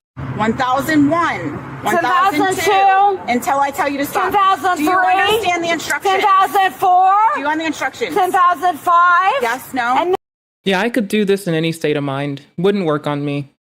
What you gotta do is get me into a heated conversation. So here's how you see if I'm drunk. You tell me that I'm not allowed to clean your house. And if I get angry, I've probably been drinking. If I get sad that I can't clean someone else's house, I've probably drank something that day. That's how you find out with me. That's the only way. Because I'd just be like, oh, well, I feel woeful and ashamed that I can't help you. But if I've been drinking, I'll be like ready to cry that I can't clean your house. It's like the one way to tell. Nothing else would work. Sorry. now what do I do? What? I'd say I'd move on to the next one. It's called the 1015. It's one of my I'm favorites. ratting on myself. Wait, no, you're telling me to prove At this time, put your hands behind your back. Grab me. Yep, you're being grabbed because you are under arrest Why am I under arrest? For what? for DUI with For with what? a crash. For what? For being drunk. I'm not drunk as no. Drunk as a skunk in public wielding a vehicle which you could have fucking killed a child with, you fucking dork. Am I even paying attention, little one? Yes. Sure. I want to know why the guys pulled me over. And then you're going to get another charge for disorderly intox. Why? Why? Because you guys What you're can't doing now is prove why the pulled me over? Wonderful. Why you proved me over? Alright. Yes, assholes. I've been called worse. I'm sure you have. So you can stop trying. Yeah, I dated somebody once that like got drunk, tried to like be rude to officers. Thank fuck they weren't driving, but they'd gotten drunk and decided to harass officers. And like honestly, that should have been red flag number 1. You know, going out of their way to harass their family and be abusive to them should have been red flag number 1. When that didn't work, the officer should have been red flag number 2. Red flag number 3 is what got me. Do not fucking slap me. Trying to pull away here. You're walking a little faster than my pace. You know what? You. Wonderful. You. This is your car right here. Because you have no reason to take me down. No. No reason whatsoever. Stand back here next to For me. what? Tell me for what? Tell me for what? You. For what? Because I you have nothing. You have nothing on me. Foot in the You have nothing on me. You. What? What? Though it takes a few attempts, they eventually get Shauna's foot inside the car. Yeah, you Watch stop. your face. She's a pleasant woman. Shannon's number 2 for BTO. I guess the way number 2 to see if I've been drinking is to see if I become remarkably more polite than usual. Because maybe that'll show it. Because like I just want to clean people's houses and be respectful to people. That's like all. I don't think there's another way to tell. Okay. It's almost like a demon possessed. Although he's only mentioned quickly, Officer Jacob Cannon, who's been asked to administer a DUI breath test for Shauna, will be central to the shocking turn this case will take.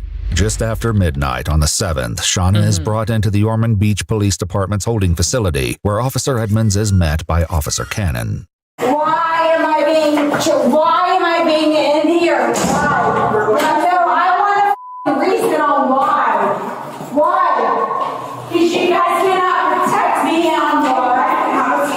Because nothing, because you have nothing. Something to you. Because you have nothing. Yes, there is something to you. No, because you have nothing again today. Because I've done nothing. I've done nothing. Okay. What's your name?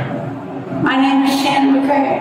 Hi, Mr. Craig. I'm Officer Cannon. Hi. You got what's called a breath test. Okay, go ahead. I thought their logo coming down was this man smoking a cigarette and the smoke coming out. Holy shit. Hi, Mr. Craig. I'm Officer Cannon. Hi. You got what's called a breath test. The cut got me. What's an observation? Go ahead. I'll stand up for that. I'm not allowed to, right? Because why? Because is that it? Because you guys control the. You have to stay seated. Okay, fine. Are you going to be calm enough to sit here? Absolutely. They inform Shauna that there will be a 20-minute observation period before the test will be conducted. After a few minutes of silence from Shauna, she tries something new to get the officer's attention.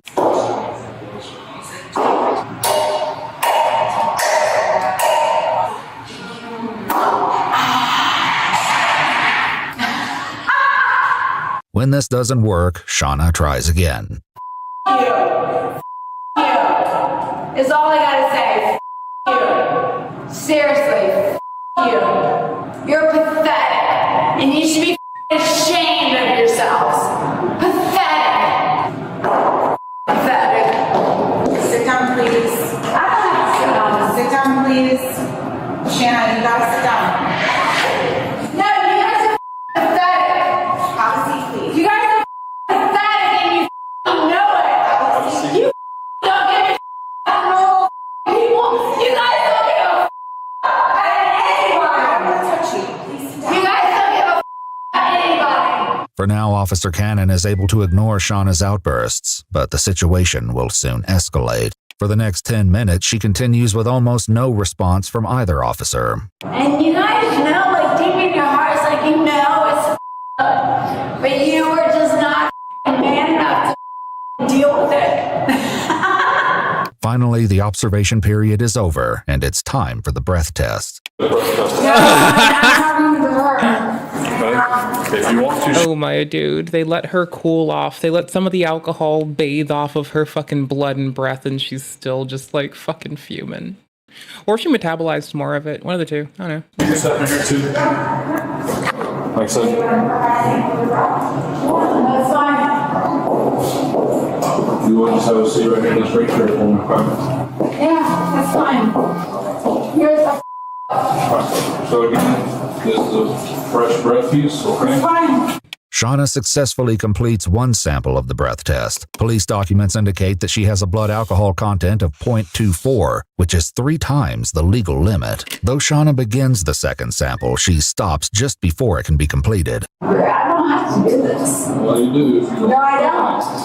No, I don't. Refuse once. No, I can go to jail, can I? Officer Cannon attempts to explain to Shauna why she must complete another sample. However, this is the moment everything takes a shocking turn. I have to pee, so I can't do anything. I have to Well, as pee. soon as you blow in here and make it right. Yeah, okay.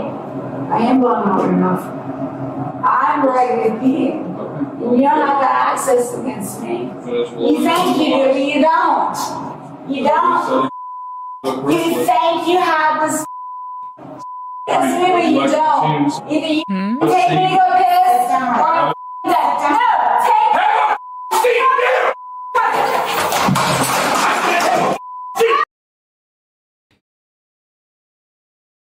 The McMahons would love this man.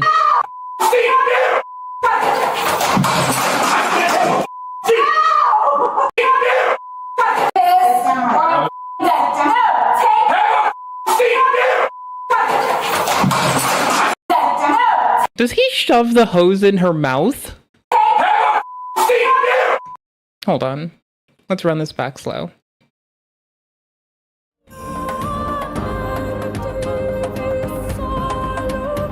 Music's fitting.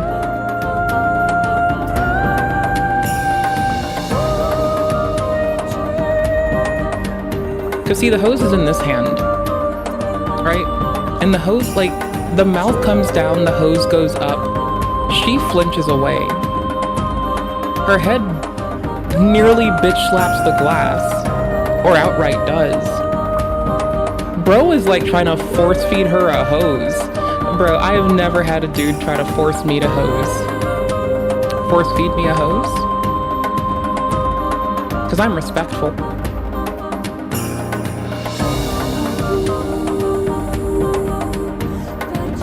It does go down like a near boss, doesn't it?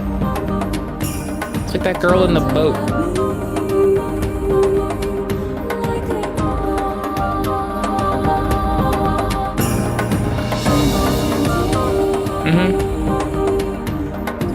Yeah, it does, doesn't it?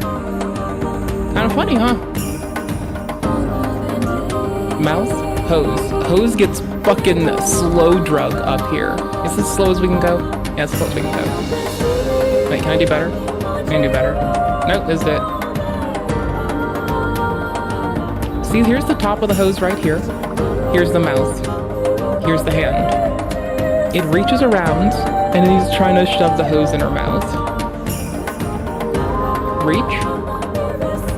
Hose. It's about 3 inches away from the mouth right now. It's contacted the mouth. It's extended its length. She can just fall and crash all she wants. Now she's winning. There's nothing she can do to lose now. So she goes straight down. Chair gets cucked. Her head goes bang against the glass. The glass doesn't shake, so that's why it got me. Does bro just kick her while she's going down? Lil bro was holding the chair too. Oh, no, we need to look down. We gotta look at his legs. Yo. Alright, look at the legs.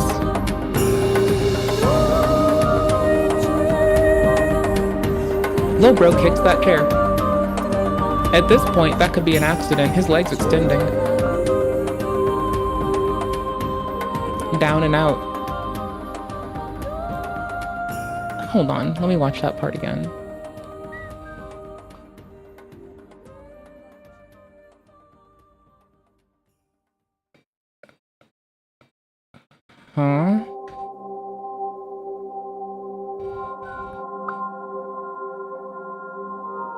that's not intentional. She's just on her momentum. Okay. I thought she was lunging, but I don't think she's lunging. That's just her momentum taking her down and her bracing with a pivot.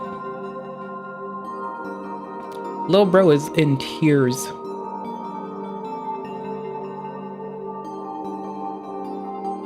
Teary-eyed, bro.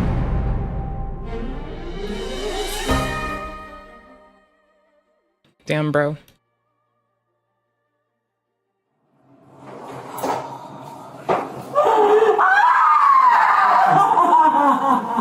Do you think she broke her tooth?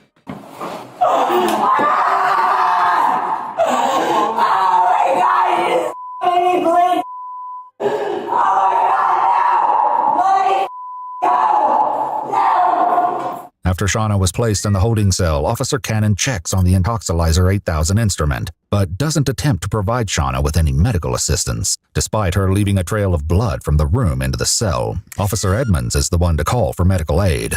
Though the footage is redacted, in the immediate aftermath of the incident, Officer Cannon can be heard calling his captain. She jumped up and went to charge out of the room, so I went to place her down, and she went to try to charge out of the room. So I went to, because she said she had a piss. Mm-hmm. All right, little bro. All right, then why'd you bring the hose to her mouth? Thank you, have this. Take me to go piss.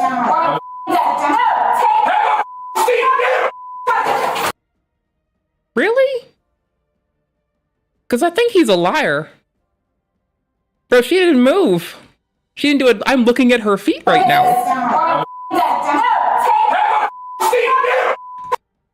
She doesn't move. She doesn't apply force to lunge. She doesn't do a damn thing. She's not doing shit. She's not trying to run. She's not lunging. She's not booking it to the door. Look at her fucking feet. She's not taking a stance to take momentum. He is. The hose is. His hose arm's going hard. No, he's a fucking liar. See, I stand up for good officers, and I know there are a lot of them that get shot on for fucking shit actors. This is one of the shit actors, possibly a fucking liar. But here's the thing. This shit seems rare. Most of them are sweethearts. They try to do shit for their community. This man's just a fuck up. And a liar. And he possibly just broke a bitch's teeth in. Anyways, I don't like hearing her crying. An instrument, very annoying. But doesn't attempt to provide Shauna. Sir Edmonds is the one to call. Cannon can be heard calling his captain. Charge out of the room, so she jumped up and went to charge out of the room, so I went to place her down, and she went to try to charge out of the room. So I went to, because she said she had a piss, so I went to grab her, and she pulled away, and when I did, I tried to put her in a chair, and she fell out the chair and smacked her head on the glass, pulled the BTO machine onto the ground, and you're a liar. Following the call, Officer Cannon also discusses the event with Officer Edmonds. She's dragging blood through her. All I did was try to sit her back down in the chair. That's what I told him. I was like, all he did was try to sit her back down, and she slipped and hit. Yeah, she was trying to run out of the room. Yeah. So I went to grab her, and she is an obnoxious drunk bitch. She should shut the fuck up. She's fucking horribly noisy. She's a fucking shrieking harpy. But she did not do that.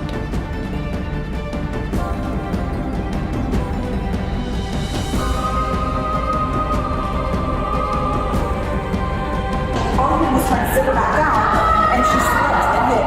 Yeah, she was trying to run out of the room.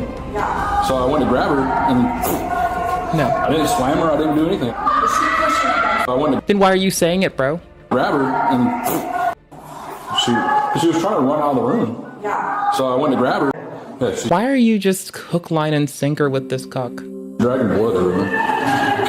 All I did was try to sit her back down in the chair. That's what I told him. I was like, all he did was try to sit her back down, and she slipped and hit.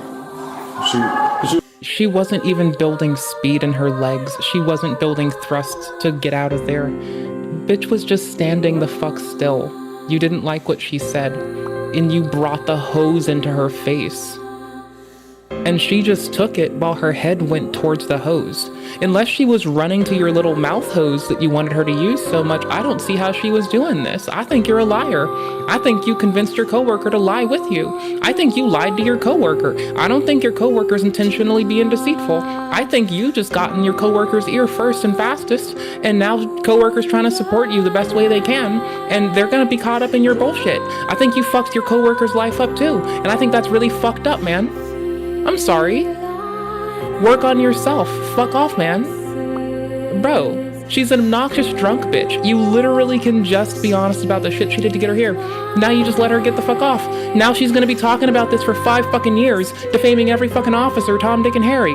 Now she's never gonna let this shit go. You just gave her ammo. And now you're lying about it, being a liar. You made your coworker get caught up in your shit too. They deserve better. I'm sorry, your coworker deserves better than that. Don't lie to your coworkers. If anything, be honest. Take the fucking fall. Take the L, don't take them down with you. The fuck are you doing? Little pussy ass bitch. Little weak sauce pussy ass bitch. They can't forget they're on camera. And this is a little weak pussy ass bitch. And I think that the coworker probably didn't want to intentionally lie, because I have no reason to believe they would intentionally try to lie like this. This man, he is lying. He knows he's fucking lying. He's dirty and he's got it. I think the coworker probably doesn't fucking know. I think the coworker lied to this motherfucker. I think he lied to his coworker, rather, and tried to get her taken down with him. I don't trust him.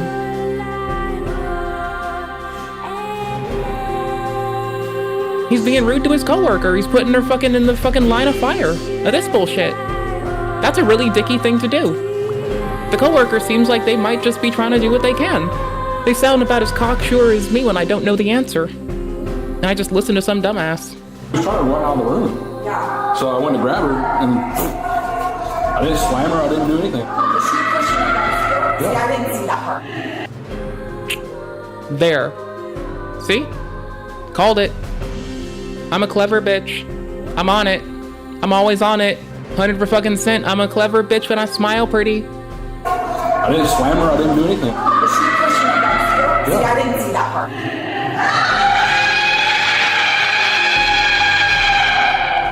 EMTs soon arrive, and Officer Cannon once again explains what he claims happened to Shauna. During this explanation, he also included her second fall when she Damn, bro.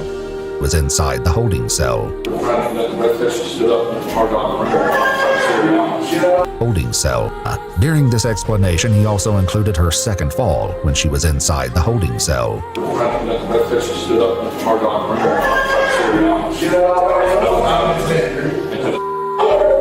Police documents state that once in the holding cell, Officer Cannon said that Shauna tried to come at him again, and he extended his arm and indicated that she ran into his hand. He described it as like a stiff arm. During a later interview, one of the EMTs described what Officer Cannon had told them about Shauna's second fall. I know he said at some point she had advanced on him to where he said that he pushed her to distance themselves, and then from what he said, a fall occurred there.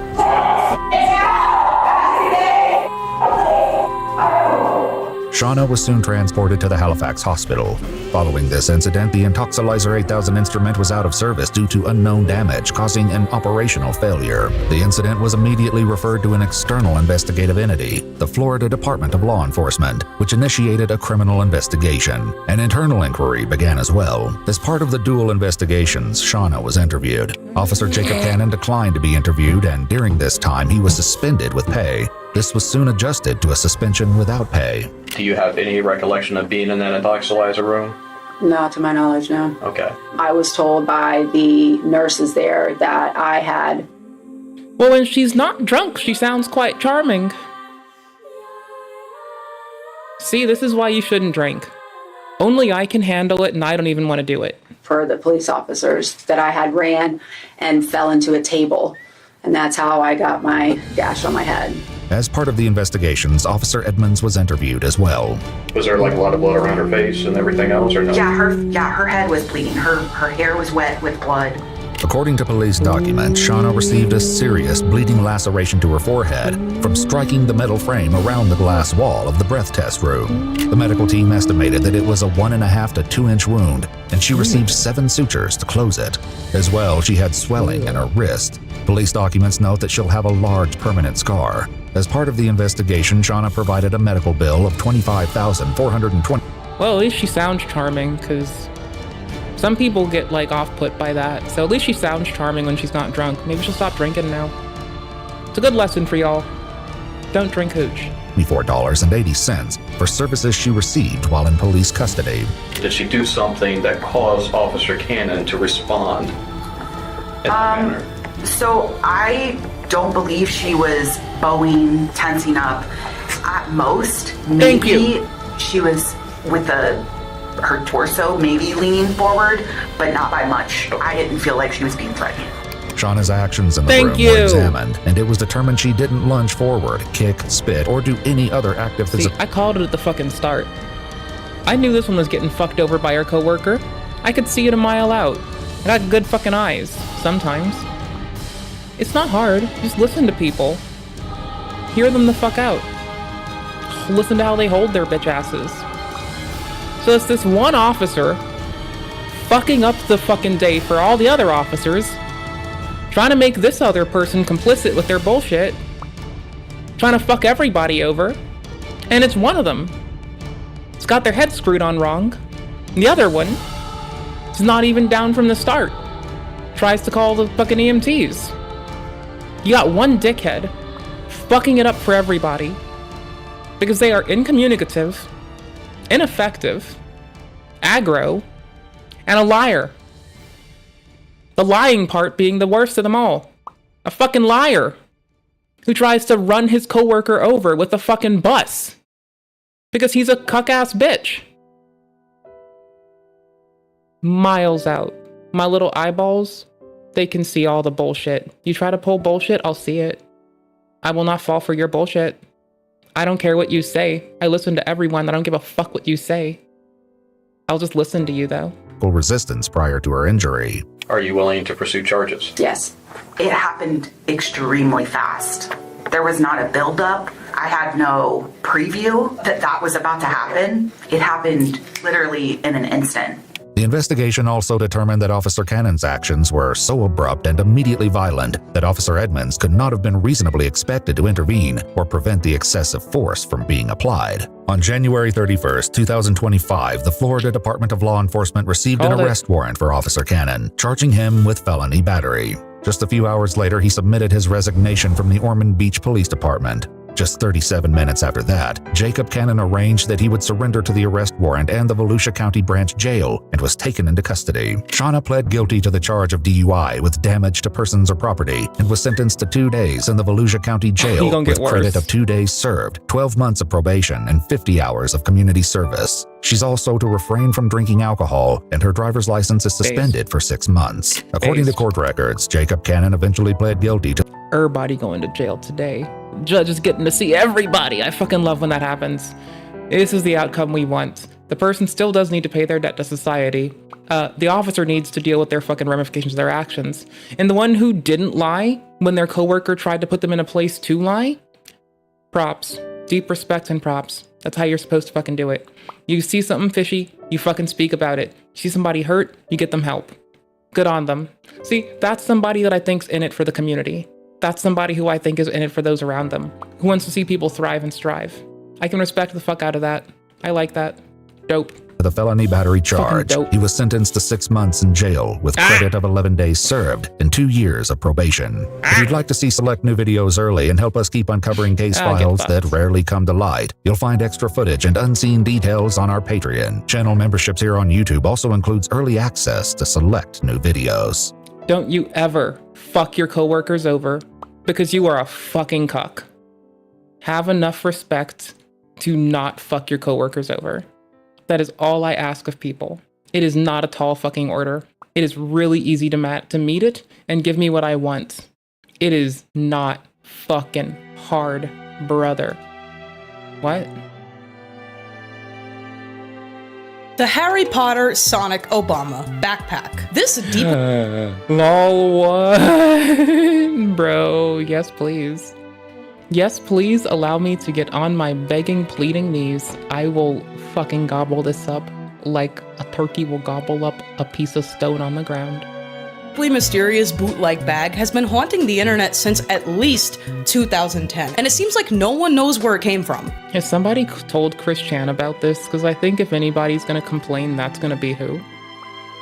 Or do we? If you've never seen it before, this alleged bag features the words Harry Potter, Obama, and this traced, recolored artwork of Sonic from the 1991 Sonic cover Standing in Piss for the Sega Master System. But this is where it gets weird. This first hit Tumblr 16 years ago on February 1st of 2010. However, don't be fooled by reproductions. This is the only legitimate photograph of this backpack in existence, leading some to speculate that it's not actually a real bag at all.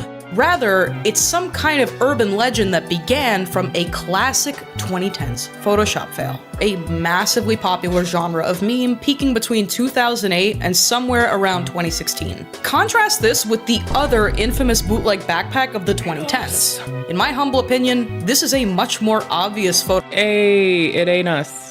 Hey, it ain't us. Photoshop job. It ain't Okay, us. so why does this actually exist? So let's lay out our facts and then our conspiracies. Fact, this is a relatively common color scheme among bootleg bags. It is incredibly eye-catching and it is probably cheap to manufacture. It also helps that the Sonic on this bag is suffering from end-stage liver failure, which makes him distinct. Y'all, renal failure smells so good. If y'all have sick relatives that are going through renal failure, could you like bottle up that scent for me, please? Because like honestly, renal failure smells so much better than cockroaches, but both of their smells are so distinct.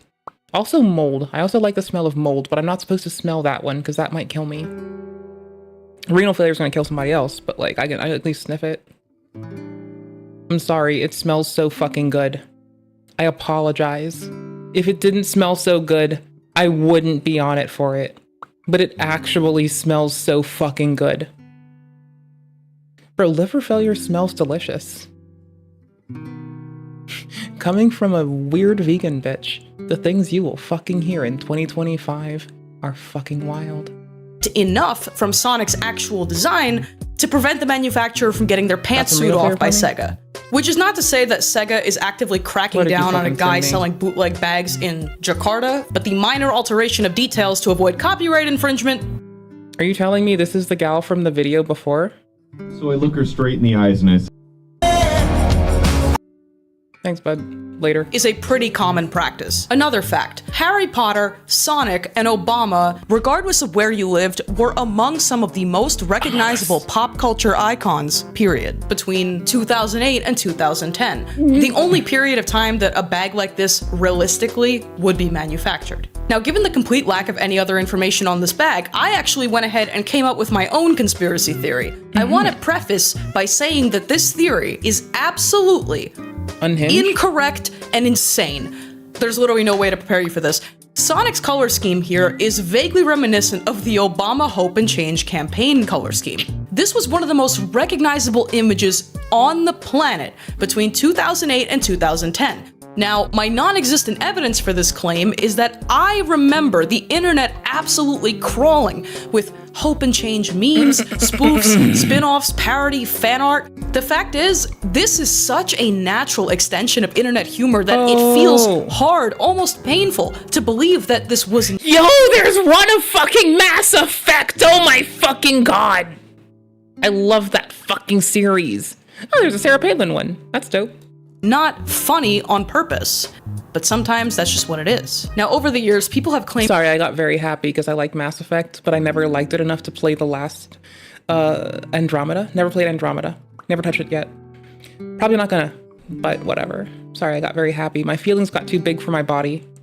I apologize. To see this thing— Go fuck yourself. Everywhere from Iraq to India to Indonesia. But until any photo evidence surfaces, Harry Potter Sonic Obama will remain the most baffling knockoff on the internet. I mean, I wouldn't say I'm baffled. I'd say that I'm happy. Elden Ring and Seven Deadly Sin. Lol. Okay. Not in the mood. Not in the mood. Not in the what? We need to talk about what? Did it finally happen? Because it's taken way too long. Hold on. If he's getting my hopes up, I'm about to like fucking piss a brick. I'm gonna pee out a whole brick. I don't know if what, but I'm gonna pee a brick. Hold on. Hold on. Oh, what? December 3rd, important update for our readers in the US. Please don't skip this 1 minute read on Wednesday, December 3rd. And if you're like us, you use Wikipedia countless times to settle an argument with a friend to satisfy curiosity, or whether it's 3 in the morning after afternoon, Wikipedia is useful in your life. Please give us $2.75 after nearly 25 years. Wikipedia is still the internet we were promised. Created by people, not by machines. It is not perfect, but it is not here to push a point of view. It is owned by a nonprofit, not a giant technology company or a billionaire. If you're undecided, please remember that most readers don't donate, so any contribution helps us, and monthly gifts are the best option for lasting impact. So if Wikipedia still provides you with $2.75 of knowledge, kindly donate today. Thank you. Well, this says we owe you an explanation December 3rd, and it says for readers in the US. Why is it about readers in the US? Why? FAQ. Do you stay reliable and neutral? Because sometimes y'all do some weird shit, bro. I think you try to. I think you do the best that you possibly can. Okay, hold on. Maybe when I'm later. Oh, if you fucking talk to me, I will fucking... I'm gonna go to your house and I'm gonna fuck your father. That's how we're gonna do this here. I'm gonna fucking, like, give your dad head if you talk to me again, you fucking goobers. Okay, so when did this shit stop? Hold on. Bum bum. Hold on. Series. Is this the last one? Did it ever, like, do anything? Well, it's a compilation, but, like, I don't really give a fuck. The 4th game, Andromeda 2017, features new setting and new cast of characters, active development. And the 5th is in active development. Oh, we're getting a 5th one? Oh, shit. Yo, we're getting a new Mass Effect. I didn't play Andromeda, but I might play the next one if it's not annoying. You know, it is kind of annoying, actually. There's a lot of fucking, like, in the biblical sensing in the game. So let's be honest, I might not play Mass Effect ever again. I kind of just, like, thought that it was, like, cool that you could, like, marry the nice engineering person and kind of just go do space murder. I thought that was kind of cool. But I don't think I'm in it for the rest of the bullshit. Like, it was just kind of cute that you could marry the nice spacefaring the nice spacefaring engineer person, or the nice spacefaring doctor person. You know, it's kind of cute. The rest of it, though, seems kind of annoying.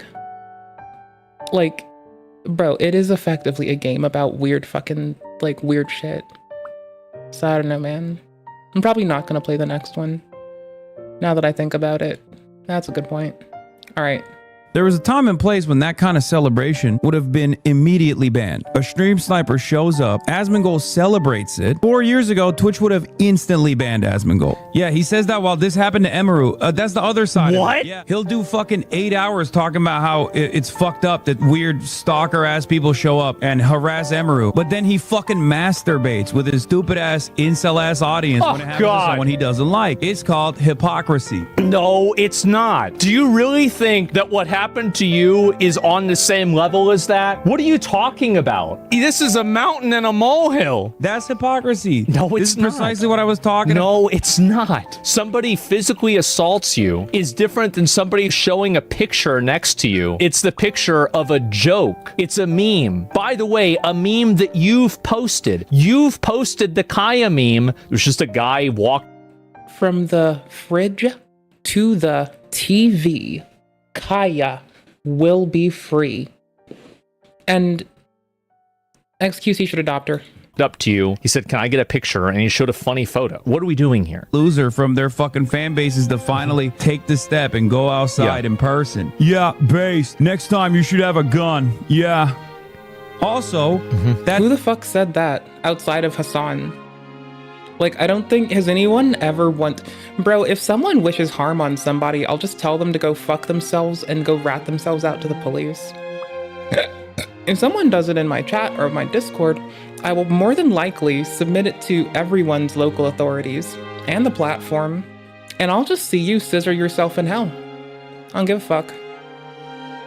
Unwashed pussy has been running away from having a fucking conversation with me. The conversation is, look at this person that showed the photo of a meme that I've reposted on Twitter. Isn't this the same thing as whenever somebody that you know got sexually assaulted? Wow, this is very hypocritical. You can't have a conversation with people that don't agree on basic reality. Hasan compares the sniper being to sexually assaulted. I mean, I can already tell this line of attack. Yeah. Yeah, okay. Let's hear the response to this. I know.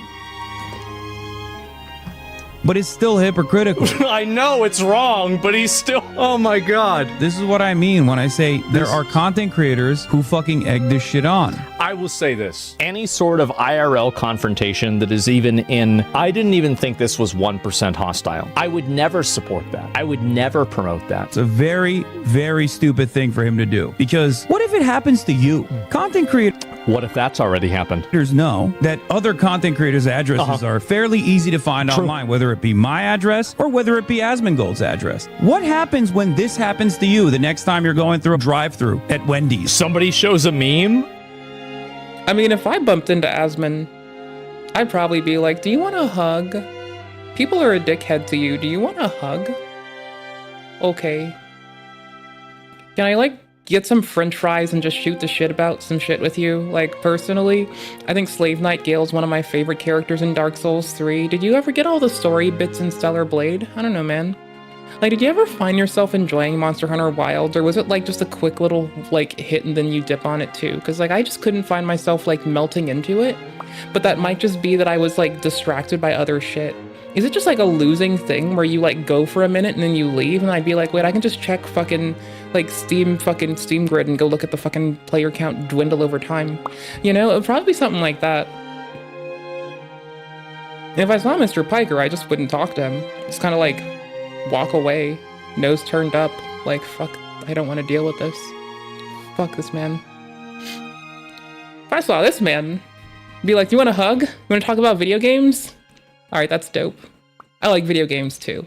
Combat perfection games, huh? Yeah, that's right. That's fucking right. So, I don't know, you finished Replicant? How do you like the Kaine story? It was very wordy, but I'm glad that it's over because I got a really cool sword. Yep, 100%, bro. Always got a 100 that percent. Yo, I'm doing a level 1 Dark Souls 2 run. Isn't that fucking a bitch? I never thought I'd do anything close to a challenge run. I don't think it is a challenge run, but I'm having fun with it. It's pretty fucking dope. I'm very dope, by the way.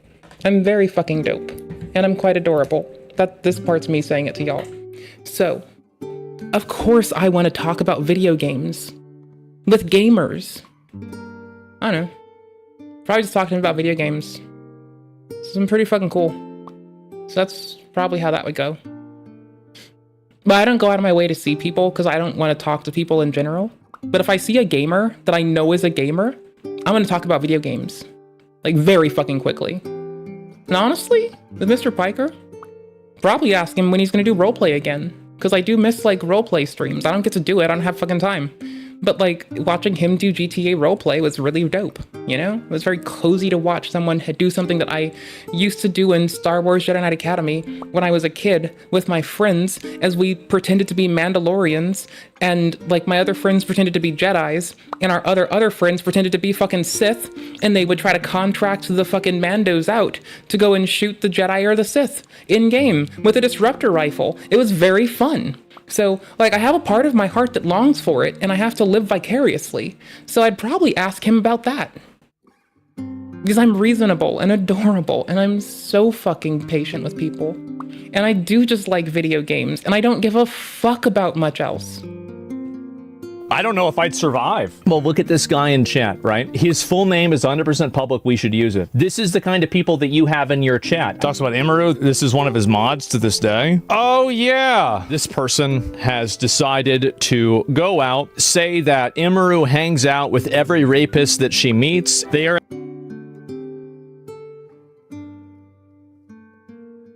Yeah, just fuck this person. Don't waste time on them. An administrator, a Twitch mod that has been ordained by Hasan. Attention, if you're Twitch mod. Aiden like Aiden Ross? AOC, Austin Show, Aviator 024, Beetlejuice, Boy Official. Who the fuck is that?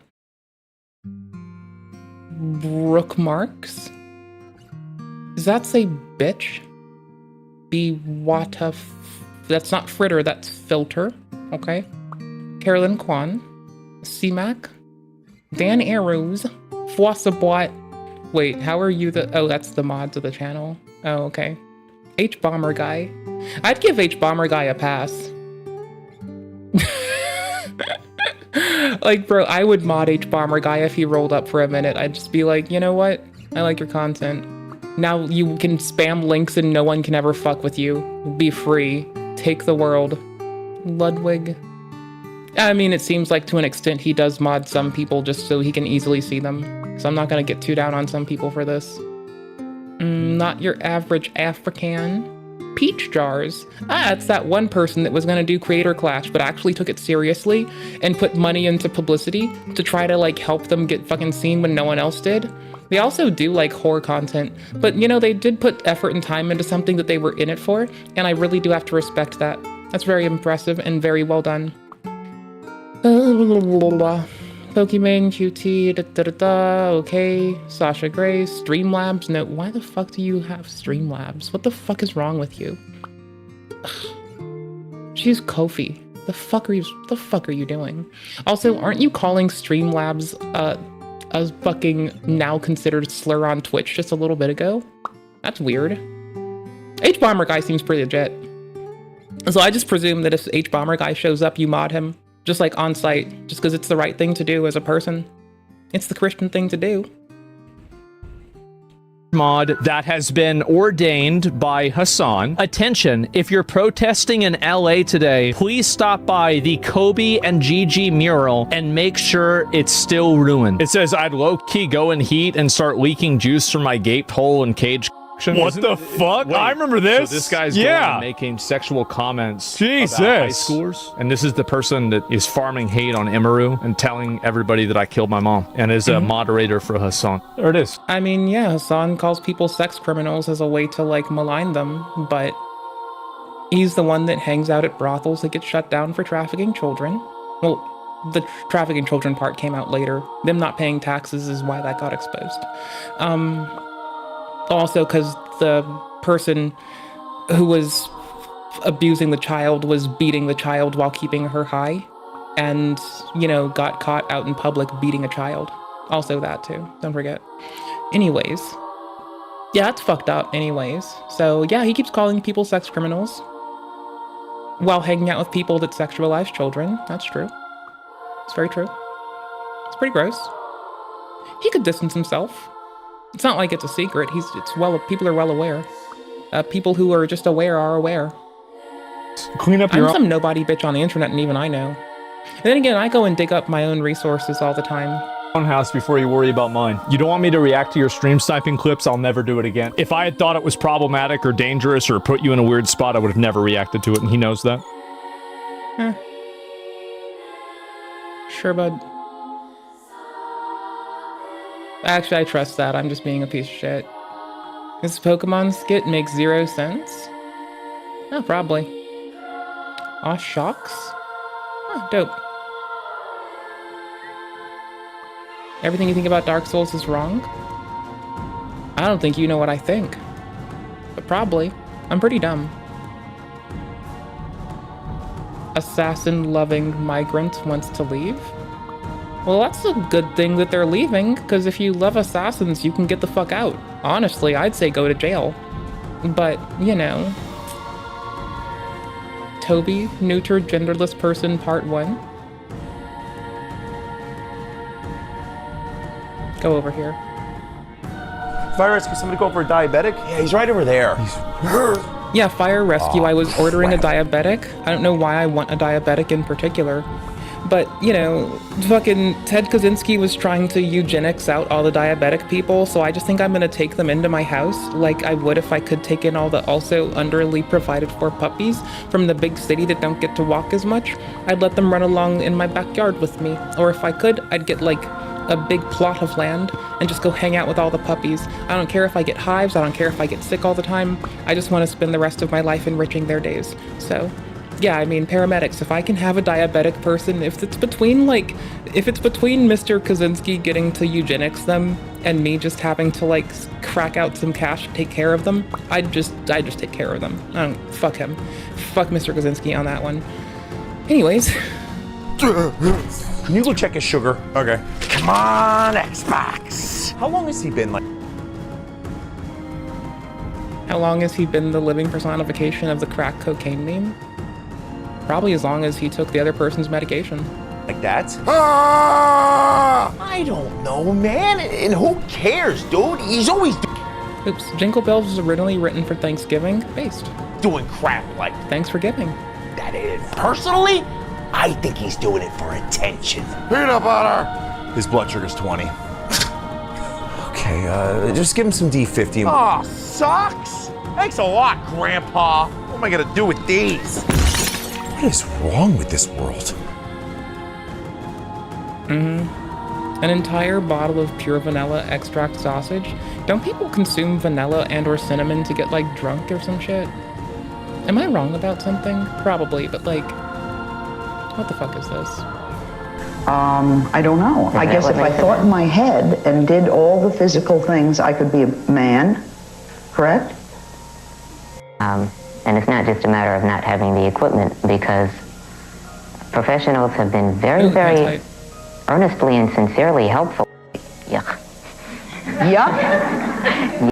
Going on for almost 12 years now. Toby, you're absolutely fascinating. What's God gives people the strength to do the best they can with whatever they get. Toby, does God make mistakes? Well, if God does make mistakes, far be it from me to try to correct them. It's kind of wholesome. I have no idea what I had of context, but it was wholesome in the end. Passed away 2 weeks after this. I thought this was Carrot Top. Whatever. Real engineer? Design a real spring lock suit to prove a point? That sounds pretty dope. This might be Tomorrow Tint now. I might be working into Tomorrow Tint. What game do I want to play? Do I want to play a game? What do I want to do? What do I want to do with my life? Dark Souls was crashing like a motherfucker. It's crashing out on main. Where Winds meets a little bit like trying to do fucking like upscaling while streaming, and it's being a bit of a blight. Blatro. Easy. Fucking easy. Bro. What? The fuck? No, install, you fucking goofer. Thank you. There you go. Alright, we might watch a little bit of Blue Man trying to be the news because I'm the news now. Since he's the news, I've learned to be the news. Like, I have to say thank you to him, because only through him did I learn that I'm the news now instead. Well, we're both the news, that's the thing. We've usurped the otherwise news, and we've become the news. Discovered the undiscovered god of Soulsborne games, shared universe. Yeah, there always was one. Everyone says that everything connects all the games all the time. This is definitely Tomorrow 10. That is going to be a trip. We'll be back into Dark Souls 2 tomorrow, more than likely. I might take like a few day break from it, because like, I love level 1 run. It's very fun. But I've been missing Dark Souls 3. I've been missing Elden. I've been missing fucking like Kerbal, number 1, not number 2. Number 2's a scam. I want to see if the homies want to play Phasmo together. Fortnite, I want to fucking level up more in it this fucking season for once. VA Proxy's getting updates soon. There's more wall climbing and wall endowed mobs to go fuck up and decimate. I'm excited for that. That sounds pretty fucking dope if you ask me, my dudes. There's just so much shit to do. And the RAM shortage. Yeah. Good luck. Good luck with the RAM shortage. Nvidia's gonna be fucking cranking money out of your asshole. Have fun. There were good sales. TikTok's evil twink experiments, epidemic. Neither of those come out good. This person's talking about fixing their lactose intolerance. We've seen like Thought Emporium do a similar thing, but they didn't chug all of it. They instead happens to have bioengineering in the household, and that's pretty cool. This seems pretty legit. Okay, if Blue Man is a flop today, we're going to this thing. That's how it's gonna go. Cops ask a woman to kick in her ex-boyfriend's front door. All hell breaks loose. We're gonna quickly dip through this. I'm not sorry. That just sounds like the fucking way to go. And she is going full demon time, so just in case she goes full demon time, I mean, we gotta have it in our back pocket. Can't be a bitch. Murderer sentenced for attacking prison staff? I mean, you should probably go to fucking murder jail. Murder person's holding for that, yeah. Just when you thought you'd seen it all. Nope. Footage before when they did this. I've had to kick a friend's door in before. I'm not telling you all any more about it. Just know that I've had to kick down a door before. This giant SWAT team descended on this house. Dog locked himself in the bathroom. No one else could get in. I'm the person that gets handed the axe when the tree needs to come down. I'm the person that gets told to kick the door when the door needs to come down. I'm scrawny, but I'm fucking fiery. And I'll break things. And I'm relentless. It's the perfect person to send for something, because I'll break my body before I give up. It's fucking great. Just send me at shit. It's easier that way. You don't have to deal with it. Just let me deal with it. I'll take your trees down. I'll take your doors down. I don't give a fuck. Fuck, I don't care if I break my leg doing it. Fuck, I don't care if the axe hits me in the face doing it. I just want the task done all the time. The mother Easy. And a child inside. And the child ended up being harmed. That it was sucks. caught on Ring doorbell video, and it went normal. And Lewis are then seen going in behind her, up the stairs at... Be kicked in depending on how hard you work on it. Any door can be kicked in. Oh my gosh, I need the coaching. Holy shit. Any door can be kicked in depending on... It's got a dead... If you want to kick Miss Warner. And at that point, Officer Mitchell is heard telling Miss Warner that she has the right to break into the home. You've lived here, so if you want to kick the door in and go in and get your stuff, you're more than welcome to. He's got a deadbolt lock, she replied. But Mitchell said any door can be kicked in depending on how hard you work on it. True. You've lived here, so if you want to kick the door in and go and get your stuff, you're more than welcome to. Deadbolt lock. I like the good old double tap. You put enough of your momentum into it to start bowing it, and then afterwards you give it a good ollie-oop follow-up. I like that way to open doors. You think any door can be kicked in depending on how hard you work on it? Why don't you just use the glass, like the window? Just take the fucking chair and like just bash the glass in. Like, fuck it, bro. You gotta replace something anyway. I mean, fuck it. I mean, I guess the door costs less substantially. One of my friends made a desk out of a couple doors, made a fucking L-shaped desk. Door blank desks. They're very cheap. Just get a door blank. No fancy crenellations on it. Put legs on it. Boom, you have a desk. Spend money on 2 of them. You're spending about still like 1/7 of the cost of a fucking standing desk in most cases. It's really dope and it's really rigid. And it ended up serving them for music production, which is a lot of shit on their desk. Miss Warner then walked up to the door and did what the officer told her to and kicked it open. Yeah. So the ex-girlfriend walks up to the door, she kicks it open. Officers Hirsch and Lewis are then seen going in behind her, up the stairs, as Officer Hirsch draws his gun on this guy who they just told had done nothing wrong. "You done kicked my effing door in," Ortiz is heard yelling from the top of the staircase, and then basically all hell breaks loose. Get off of me. Come downstairs. Let's step back and analyze the current situation. Oh, it's fucked Woman up. complains to police officers that she broke up with her boyfriend, but she still wants some of her stuff that is still inside the boyfriend's house. She used to live there, but she moved out. The police officers agree to go to the house with her to go. My ex still has my boots. My favorite fucking go to a mosh pit boots are still at my ex's house. We haven't lived together in 3 years. Can I just go and kick the door down?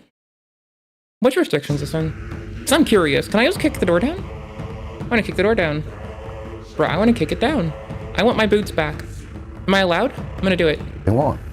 Who's governing them? I want reprimand. I want officers put in jail. I want them to experience what I experienced. Now, their doors being kicked in by their ex? I wouldn't wish that on anybody. No, I'm wondering if I can kick my ex's IRL door down now because this person got to kick their ex's door in for their belongings. My ex has my boots. I could just ask, like, we're still fairly friendly. But I want my boots back. So I'm gonna trust to ask if I can kick the door down instead. I'm gonna call up the local police out there, and I'm gonna ask. I haven't lived there in 5 years. Kinda called it a loss. I want my boots though. If I go there for my boots, can I kick the door down? And I'll call my ex first. And I'll be like, hey, I'm gonna come kick the door down. Ex will be like, what? And I'll be like, I'm just kidding.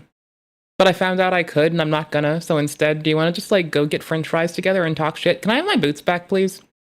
And they'll probably be like, this is fucking weird. What the fuck is wrong with you? And I'll be like, oh yeah, but I mean, like, I thought it would be funny because I was watching this one video on stream on YouTube and they'll be like, on what? And I'll be like, I just want my boots. Come on, I'll get you french fries. And they'll be like, oh my fucking gosh, you're talking about weird shit again. And I'll just be like, okay, cool. Can we have french fries and I'll play Dark Souls and shut up while you're eating french fries? And they'll be like, okay, that's fine. And I'll be like, yay! Whee! It'll be dope. It's time to go full demon time. It is time to go full demon time. And it is time to go full demon time. It's time to go full demon time. Yeah, I'ma expose every line. Not the only one committing crime. It's a Gucci March Halloween special. Plus she's rabbits the whole timeline. I know I had bad habits. Road rage and shrooms, I was manic. But what about your rabbit? You didn't give them enough letters. Let you in for my benefit. Got too popular, can stand it. We shouldn't stream at the same time. Cause my fans think you're more prime. Hey, Emmy. Have more views than me. Plenty. All cause of these stupid plushy bears. Am I allowed to go full demon time for my boots? I miss my boots. Worst part is we wear the same fucking size everything. Same size pants, same size shirts. We have slightly different style, but we mostly wear black. So it's fucking obnoxious because I feel like my boots are getting well used. And I want my boots back. Like, pretty badly. Hey, Blue Man. You're the news? I'm the news too. Thank you for letting me find out through you that we are both the news. I watched Blue Woman earlier. Thought she was very funny. I've been accruing blue people. It's like basically reverse segregation. Instead of being prejudiced to blue people, I'm just collecting a stack of them. So we'll watch like Wi-Fi, the only waifu woman, and then we'll come and watch Blue Man. And it's not like disgusting prejudice. It's just I want a collection of blue people, okay? Get off of it. If I'm not allowed to collect my blue people, I'm gonna fight you. I don't give a fuck. I'm allowed to collect my blue people. It's not because they're blue. It's because they're people. And I want to own people. I'm kidding. Or am I? My controller's being a fucking... What? Oh, my sticks were being shitty to me earlier. Whatever. They still are.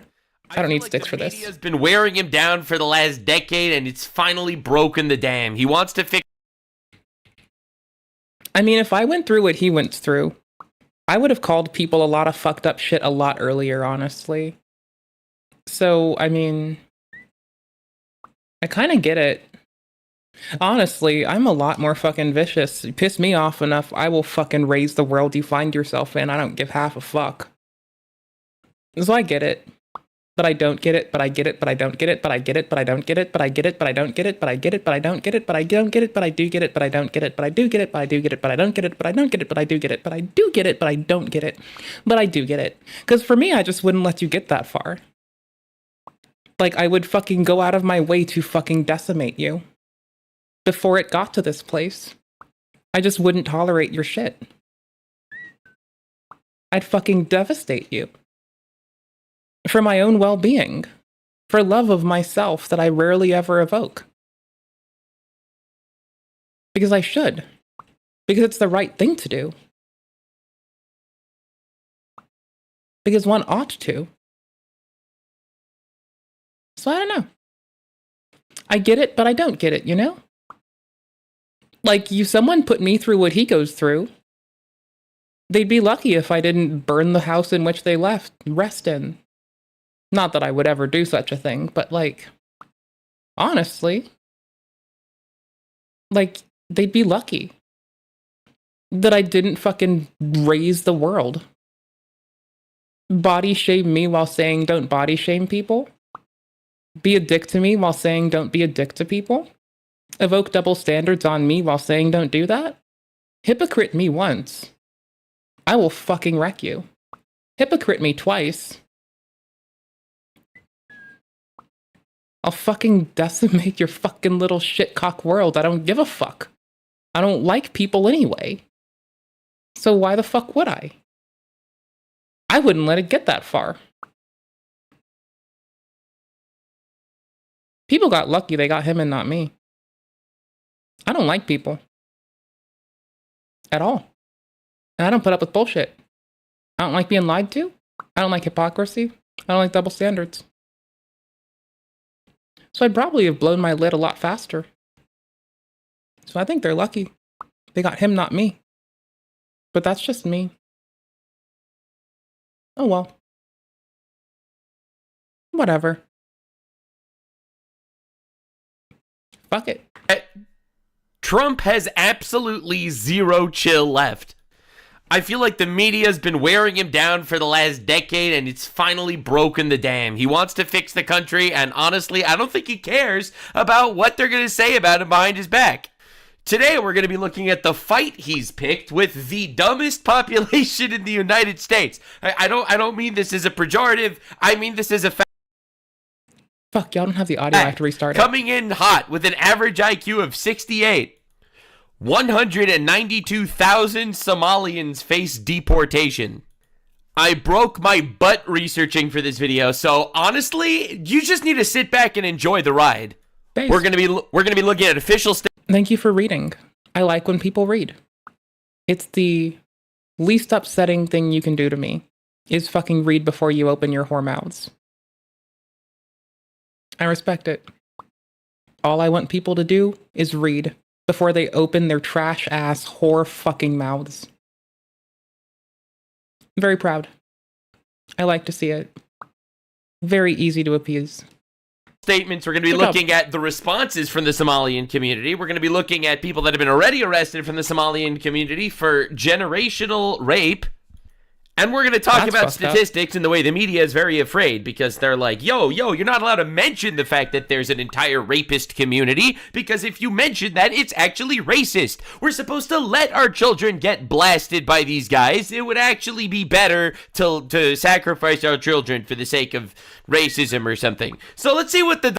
Yeah, here's the thing. Racial centralism is disgusting, and we should all depart from it.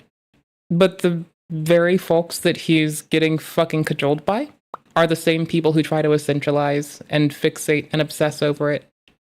So, I'll see how it goes. Sounds interesting. Donald had to say. And they contribute nothing. Uh-oh. The welfare is like 88%.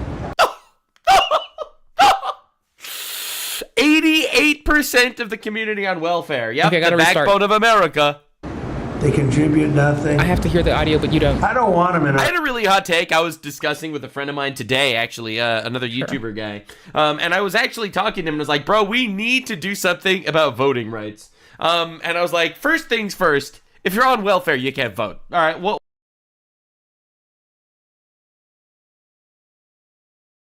I assumed it was going to be an IQ test requirement. I'm still putting my money there. Now, again, I'm aware that like you only get an IQ test if someone thinks you're unable to take care of yourself, and anyone else that talks about having a high IQ they're basically busting themselves out for someone thinking they can't do shit on their own and need to be taken care of. That's the reason you are issued them clinically. They're not to assess how clever you are. They're to assess how unable you are to take care of yourself. So, you know, I think it's very funny. What are we even talking about? You're coming into the country, you're a leech on the system, and then you're just gonna vote to make the system worse. Sorry, I don't think so. Nothing personal. I hope your life is good. You just shouldn't have the right to vote. I feel like this would solve a lot of problems, actually. Country, I'll be honest with you, okay? Somebody would say, oh, that's not politically correct. I don't That's not politically correct, they say to Donald Trump. And what does he respond? care. I don't Good care. man. The most powerful words in the English language when it comes to shutting down the retard argument. That's right. That's racist? I don't care. That's not politically correct? I don't give care. a That's fuck. transphobic? I don't I care. don't give a It's fuck. the ultimate response because realistically, what are they going to do about it? This is America. It's not England where they arrest you for speaking, or Saudi Arabia, or one of those other Muslim majority countries like France. I don't want them in our country. Their country's no good for a reason. Yeah, what's the reason, Mr. President? What's the reason? Why is their country no good, Mr. President? Could it be because the people have an average IQ of 68? Their country stinks. Yeah, again, you only get IQ tests when someone thinks that you're unable to take care of yourself. Sorry. I hope I'm busting out everybody who's bragged about having a high IQ. Again, like, it's very hard to get, and by the way, you stop getting clinically accurate shit after 180. Like, that is that is upper of what you can get to be something that is actually useful. So people saying they have a 200 IQ, that's based on conflation. It's not actually something that can be quantified that fucking well. Also, people who have IQ tests. Someone literally thought they couldn't wipe their own ass, and they thought they were fucking pathetic and couldn't take care of themselves. And so they got an IQ test.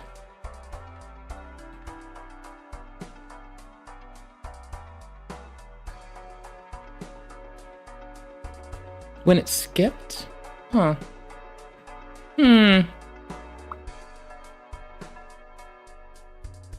Yeah, someone thought I couldn't take care of myself. I also brought that up then. Like, legit. Like, you only get them because someone literally thinks you can't take care of yourself. No shit. Duh. In context of me being some random old fucking, like, sickly broad, it makes sense. The caveat being, you only get them because someone thinks you're fucking useless. The funnier part being, I'm doing it to be a shithead. Woohoo! Sounds like racism on Maine. We don't want them in our country. I could say that about other countries too.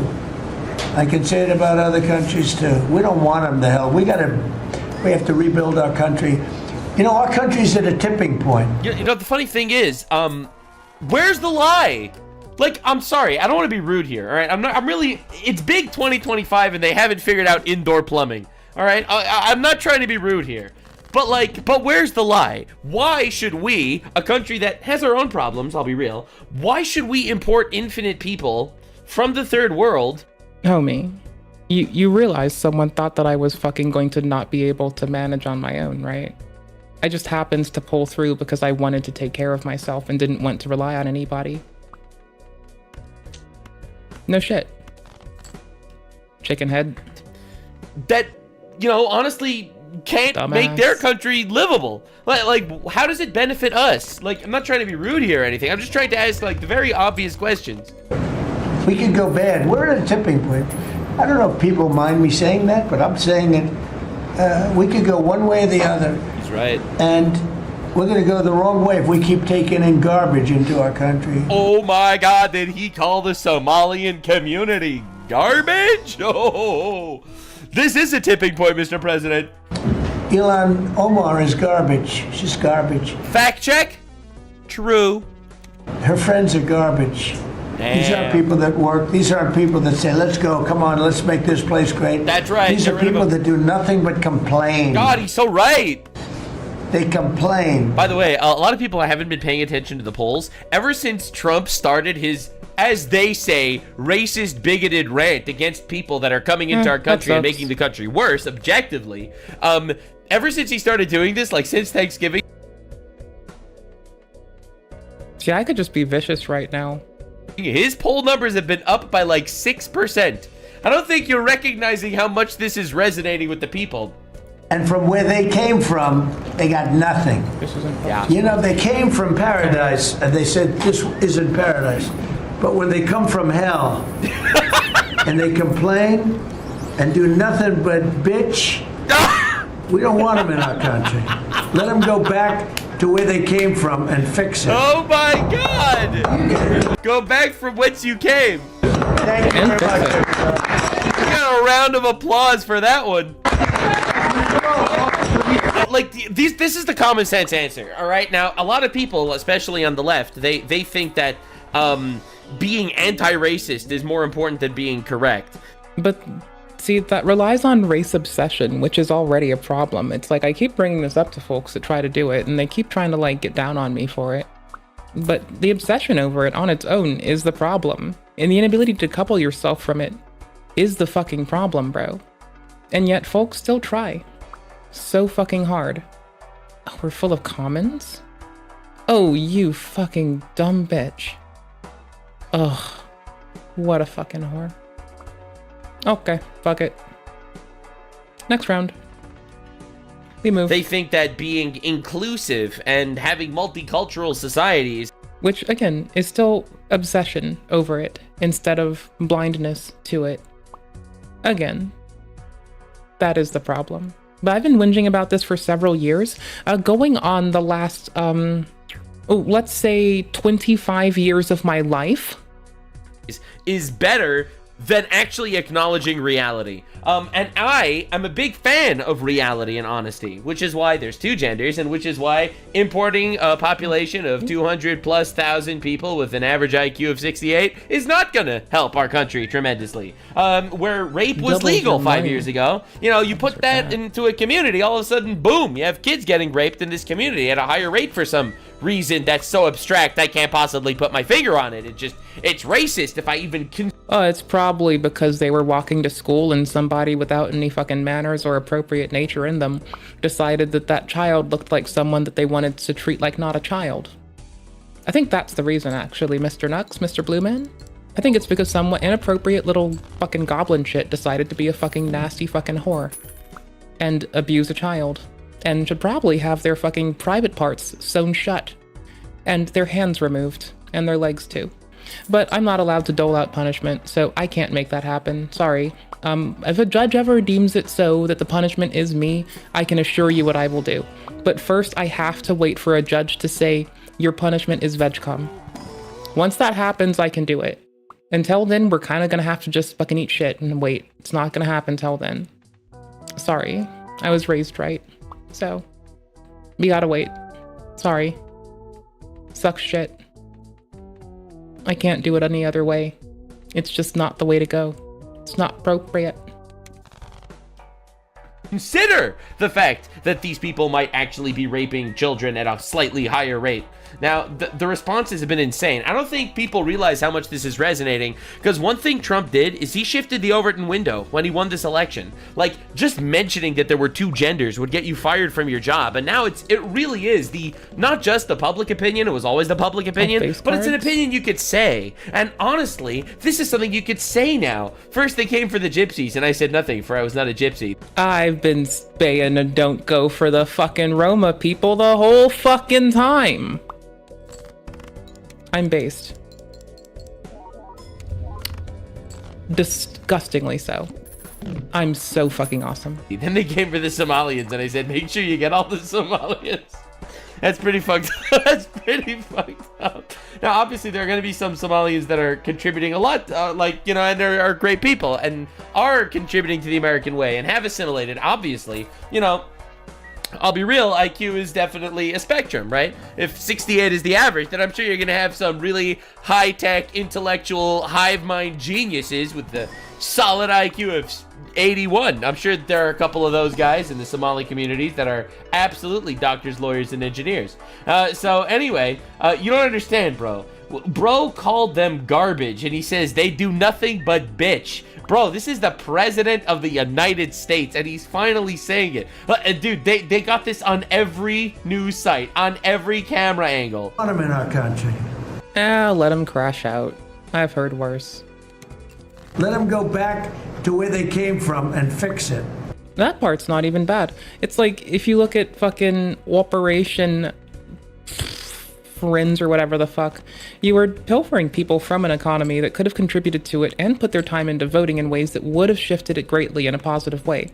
But instead of being patient, mindful, and kind, it was just the usurpation of their ability to actually strive for that in a place where now their families are being harmed because of the fucking actions of a government that they can't influence in the States.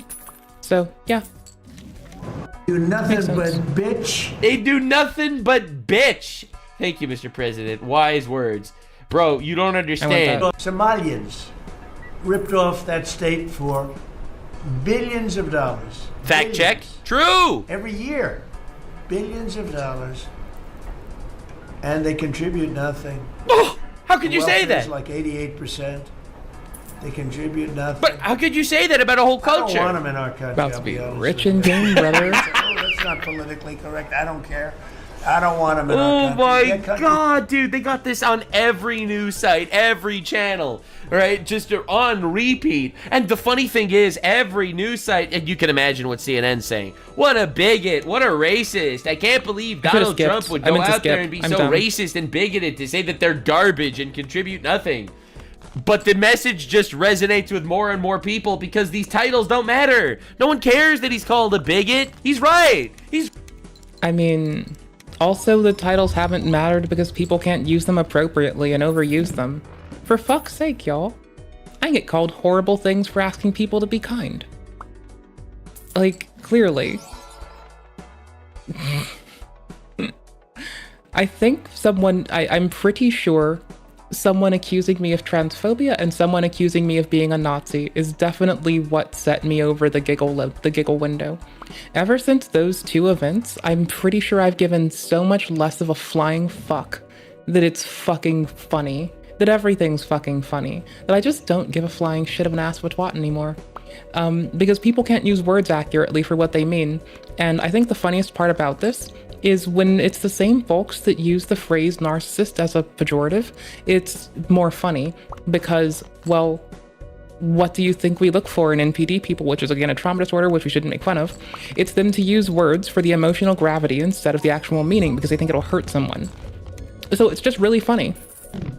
It's like the wok calling the cast iron a cooking implement, except it just keeps calling you a wok, but you're a cast iron. And it's talking about itself. So it's fucking hilarious. If you can laugh at it. I think you have to give up giving a fuck to laugh at it, though. So that part might suck if you can't just give up giving a fuck. I wish you the best in giving no fucks. He's right. This community is. I'm sure that there are individuals that are doing good. I'm not denying that. There's always a spectrum.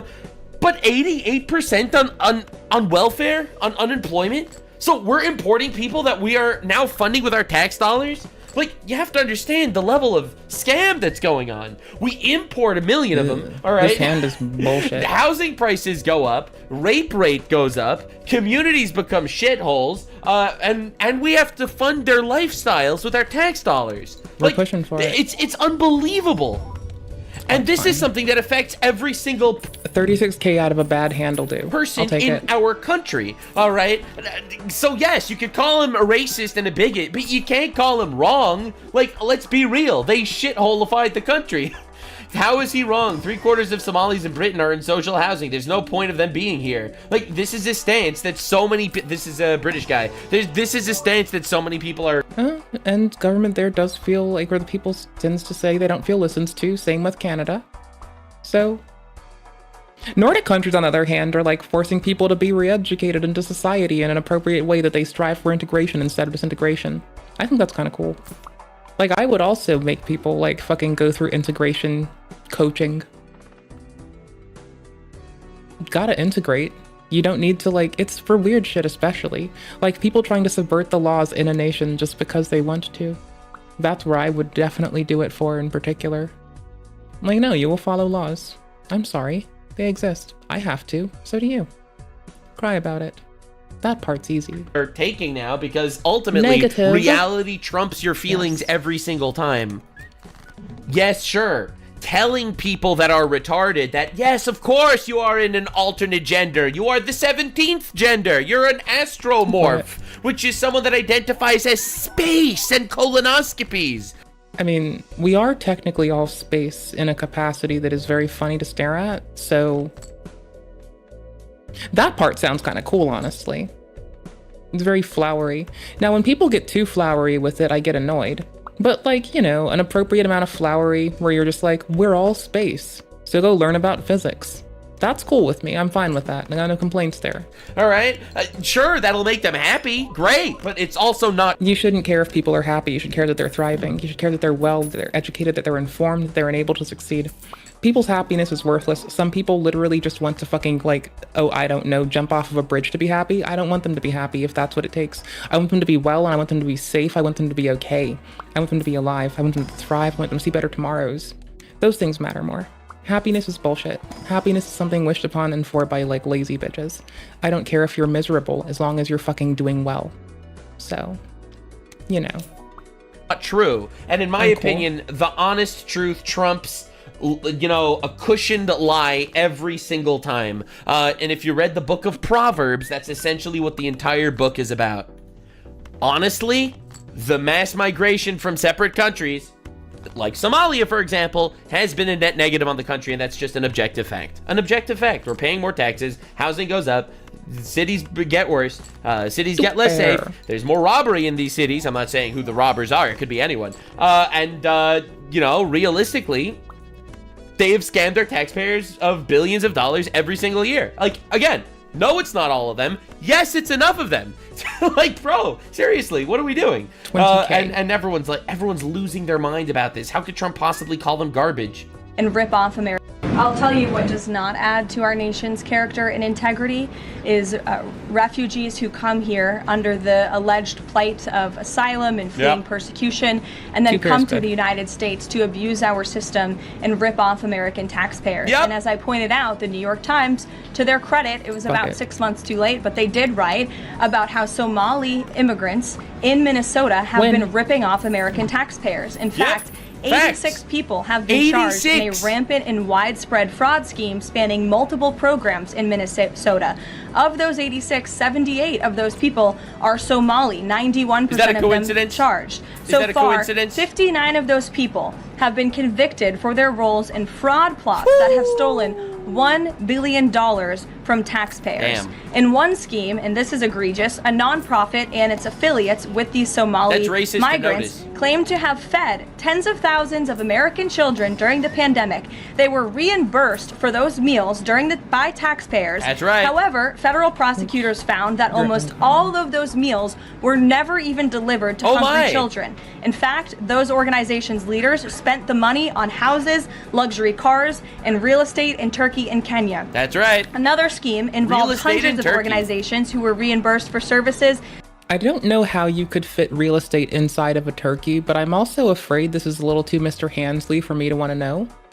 Like, if you're putting a house inside of a turkey, I mean, I know that I've joked on stream, maybe it's not a joke, about putting a house on the back of or living inside the world's largest subspecies of turtle that's already extinct.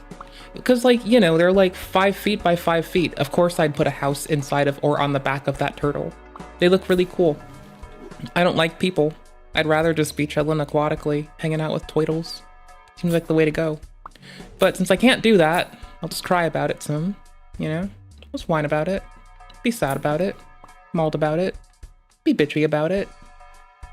No face card synergy? That sucks. Stuntman's maybe. Stuntman's definitely a maybe. Honestly, this can go pretty well if I just do this right. Okay. Hold on. This might go really well. Sell this. Grab this. Next round. Decrease level of played poker hand. That's fine, most are level 1 and they're still fucking winning, so Good for you. What? No, just select it. You loser. That were supposed to help people at risk of homelessness. Once again, those services were never provided.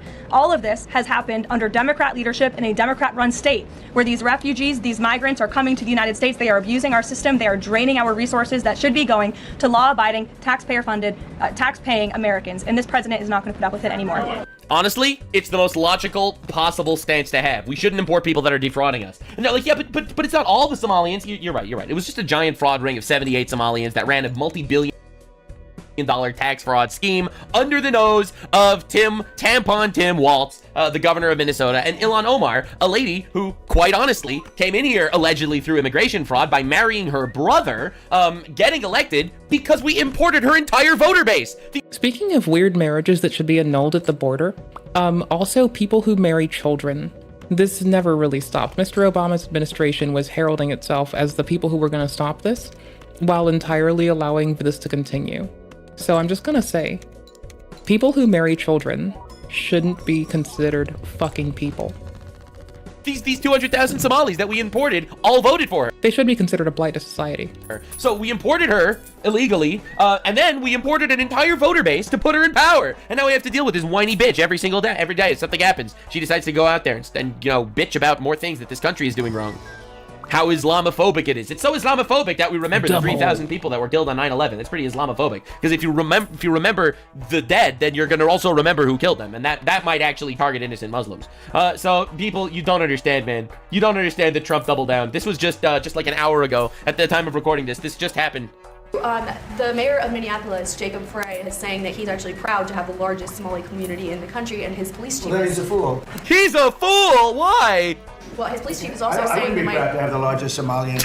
Look at their nation. Look how bad their nation is. It's not even a nation. It's just people walking around killing each other. This is a bunch of rocks and barbarians murdering. Bro! Look, these Somalians have taken billions of dollars out of our country. Facts, and that's just a straight fact. They're scamming us for billions of dollars, and they're sending that money to fund Al-Shabaab, a terrorist organization affiliated with Al-Qaeda in Somalia. But bro, that's got to be the craziest response I've ever heard. Jacob Frey, the mayor of Minneapolis in Minnesota, says, "I'm so proud of our Somalian community." Trump's response: "What? What a fool! He's an idiot. They suck. They're garbage.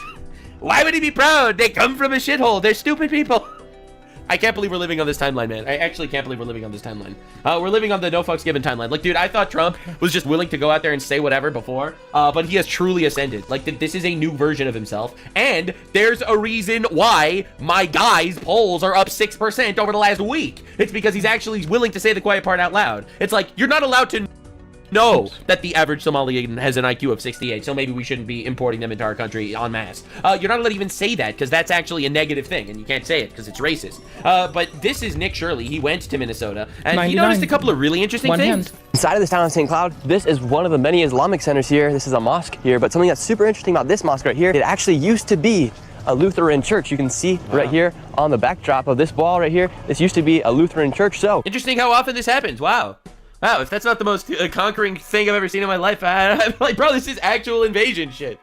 Oh my god, dude. Kind of what the Mr. Oh my god, it's wild. That just shows how much of the population has shifted from Christian to Muslim as far as the people in the population here inside of this town, as this used to be a Lutheran church. Now it's an Islamic mosque. So right here is the St. Cloud University, and we were just at that mosque right there, and then if you go another block over, there's another mosque. And then what's interesting is right next— 2 mosques within 1 block. All right, interesting. So this mosque right here, there's a Presbyterian church, so you have 2 churches right next to each other, one worshiping Allah and the other worshiping God.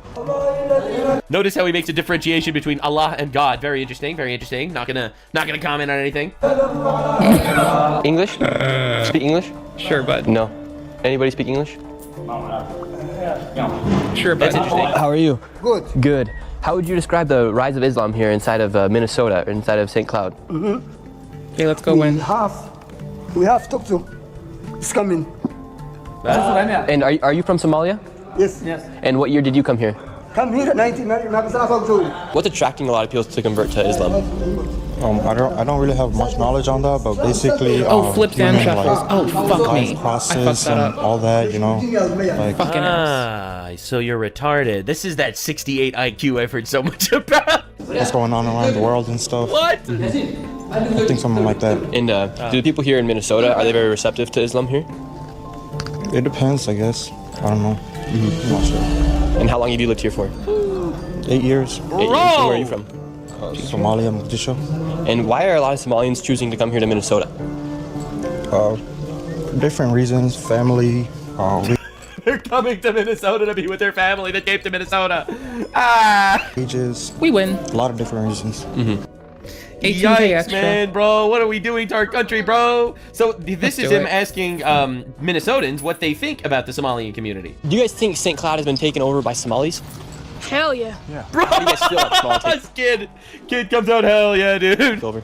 Get up. Bro, this kid's a patriot. He wants to be politically correct. He's like, I don't know. The kid's like, what a get them kid. the hell out, man. Oh my god. Want him here? I mean, I'm fine with them. It's just that, like, it's like overpopulating. Yeah. Do you feel like they're gonna eventually overpopulate the Americans here? Yeah, they definitely will. And did you guys vote for them to come here? Yep. As far as like, did you guys Welcome to the actual strategy of the Muslim Brotherhood. Invade the world, outbreed the locals, and take over. It's actually happening in front of our eyes. have to pass any legislation in order to receive them?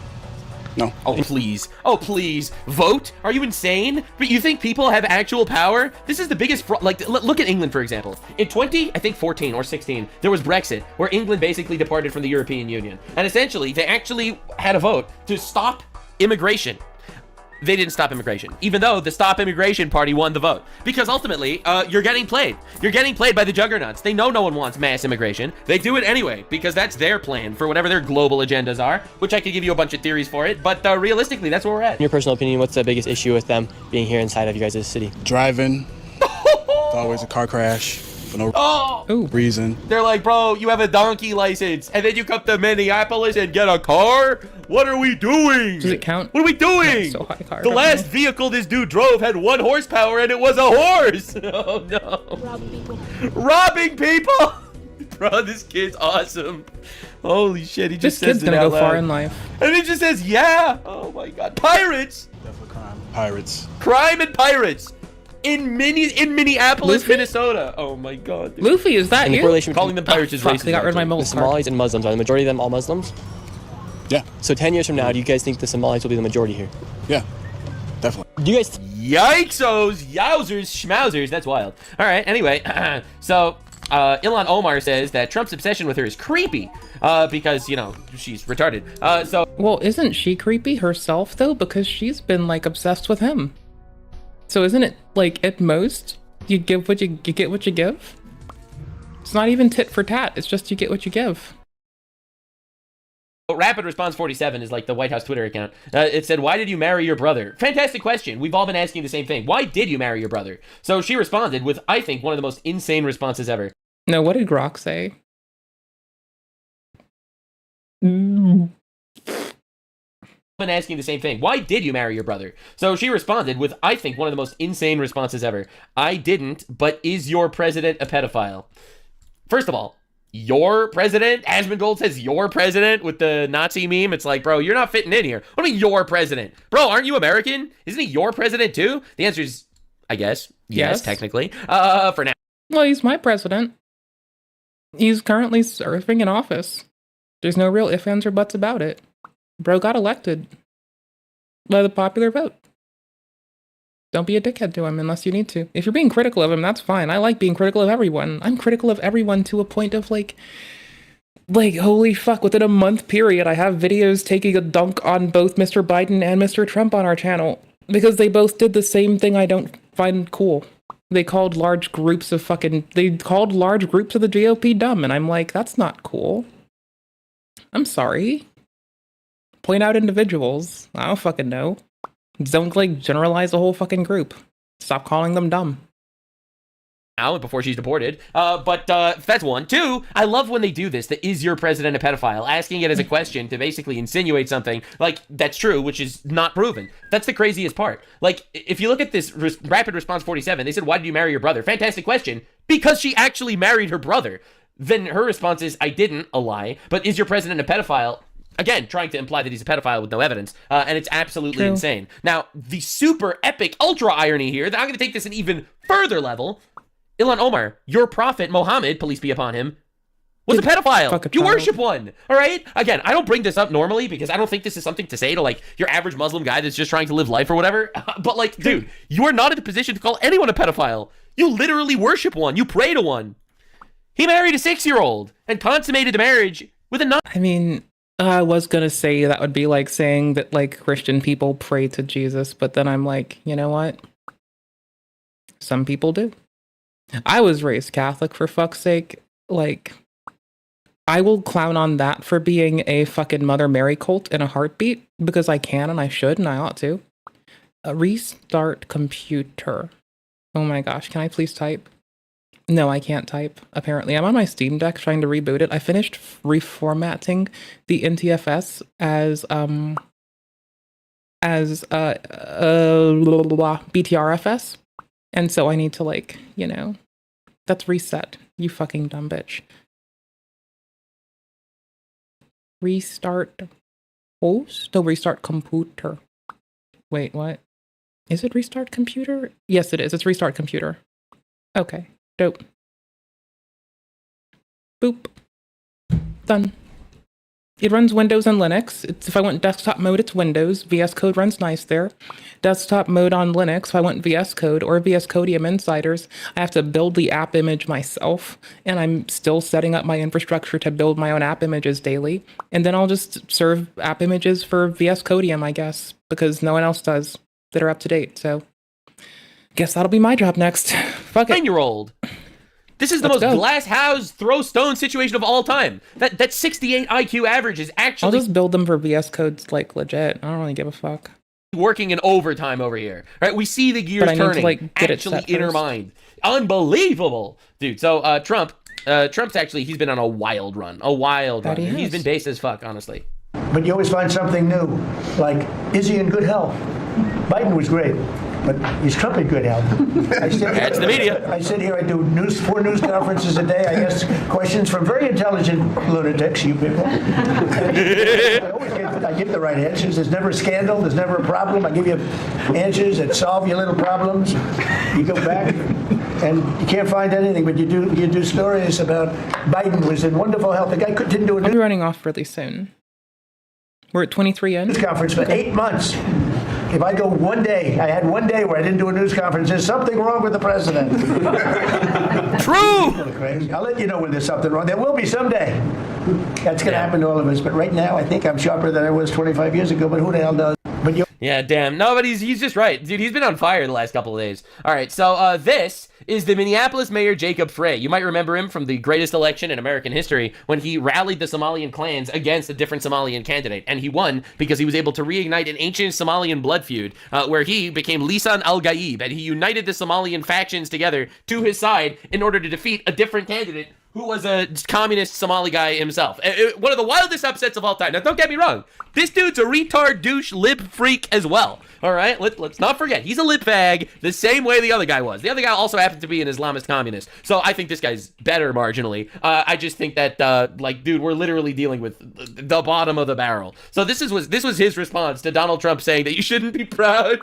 You shouldn't be proud of your community because they're garbage. Holy shit. That's not American. That's not what we are about. And we're going to do right by every single person in our cities.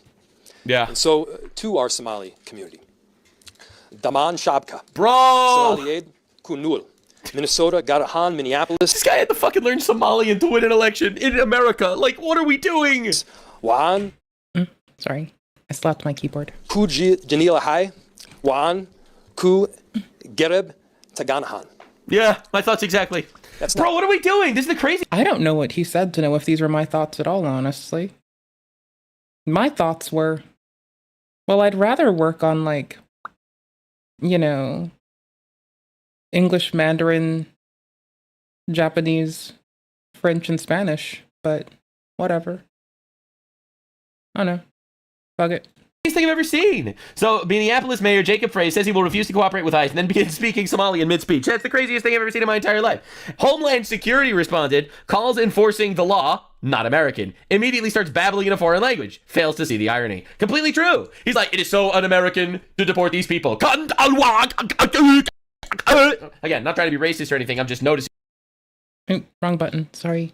I was trying to Okay, buddy, back to unfold it. Somalia. You go, no, unfair, no, not Somalia. Pretty weird, pretty weird. We're noticing. We get it. So Tyler Oliveira, apparently he's in Minnesota as well. All right. So this dude went to Somalia. Yeah, people calling him a lot of shit just to like inflame him without criticism, but rather just to be fucking vile.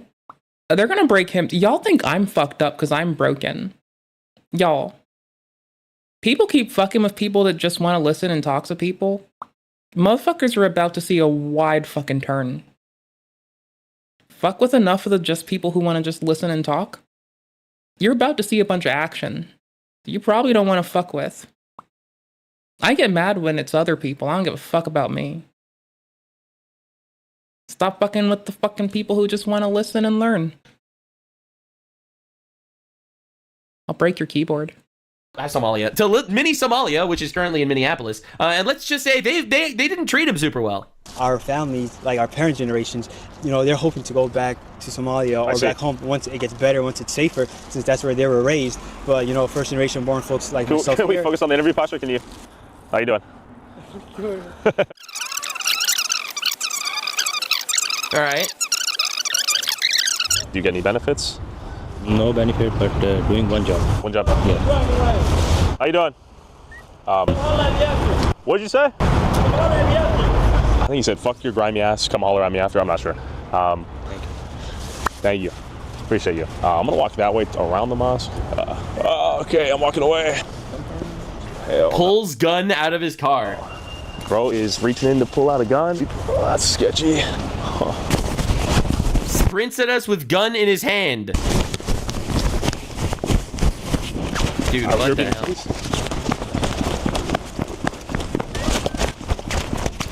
Is it just me that if someone draws a fucking weapon on me and they are making a fucking unfucking invaded marshaled approach that I'm just gonna stand them down? I think that's a me thing. I think I need to be taught what fear is. Somebody needs to re-education camp me on what fear is and how to respond appropriately, because I act like I'm harder than I am. Like, I get scared easy. But I just won't let people fucking see it. This man's having an appropriate response. This is what Watsaku means. Maybe me not imploring a fear response enough isn't really the best. Maybe I should learn from Tyler. I think that's a wise choice.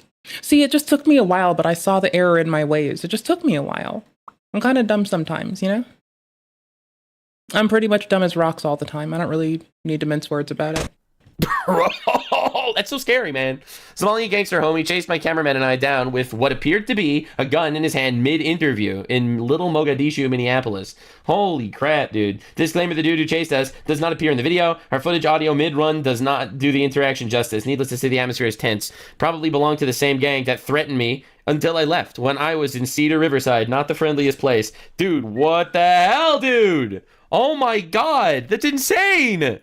Why should we have towns like this in America, man? We should. It's like, dude, we are literally giving. Okay, I'm not trying. Okay, I'm gonna say something that's gonna definitely sound rude, but we are giving.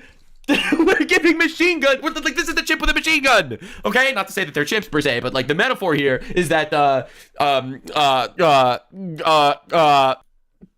their culture is not exactly the same as ours, or something. Yeah, you figure out the metaphor yourself. You're smart people. You're media literate. You'll figure it out. So, yeah, that's Jacob Frey talking about how he's so proud. Now, again, this is a writer for the New York Times, Wajahat Ali. I'm about as smart as a pile of bricks.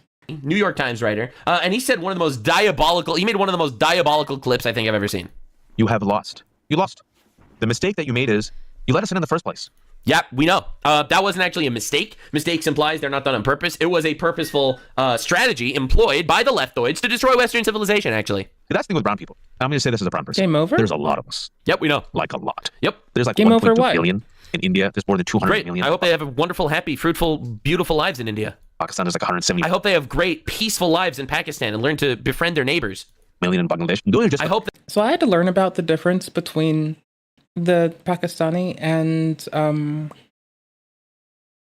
Iraq Taliban the other day. That was fun. That was a fun learning experience. those millions in Bangladesh live wonderful, fruitful, happy Wouldn't trade lives it for the world. in Bangladesh specifically, and not incur violence on their neighbors. people there.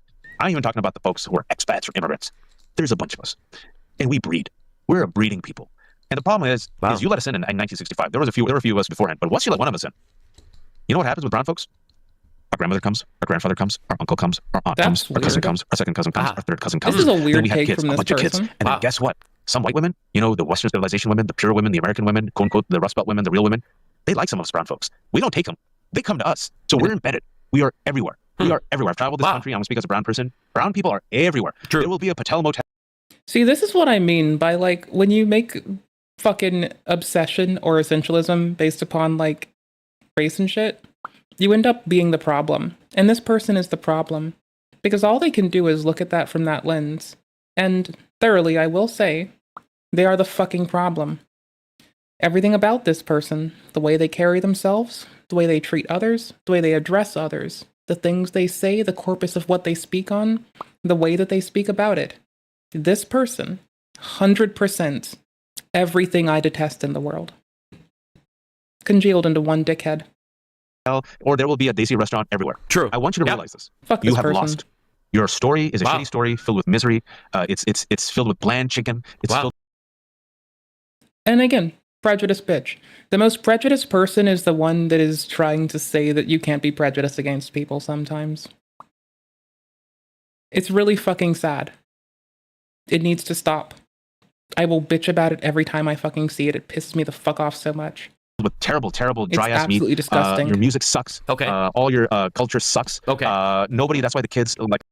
Don't you dare talk shit on the amalgamate of everything from good old country music to Motown. I don't even like Motown, but I at least know that it's good. I just don't like it. Listen to black people and their music. That's why the kids love Latinos. For the most part, they don't. Your parties Okay. suck because they're monochromatic. Okay. Our parties have better food, better music, better looking women. All right, so why are you... That last one took me for... All right, we're not going to get involved. All right? Yeah, we're not getting All right, involved. listen, everyone has the right to an opinion. I grew up in a, like, mostly, like...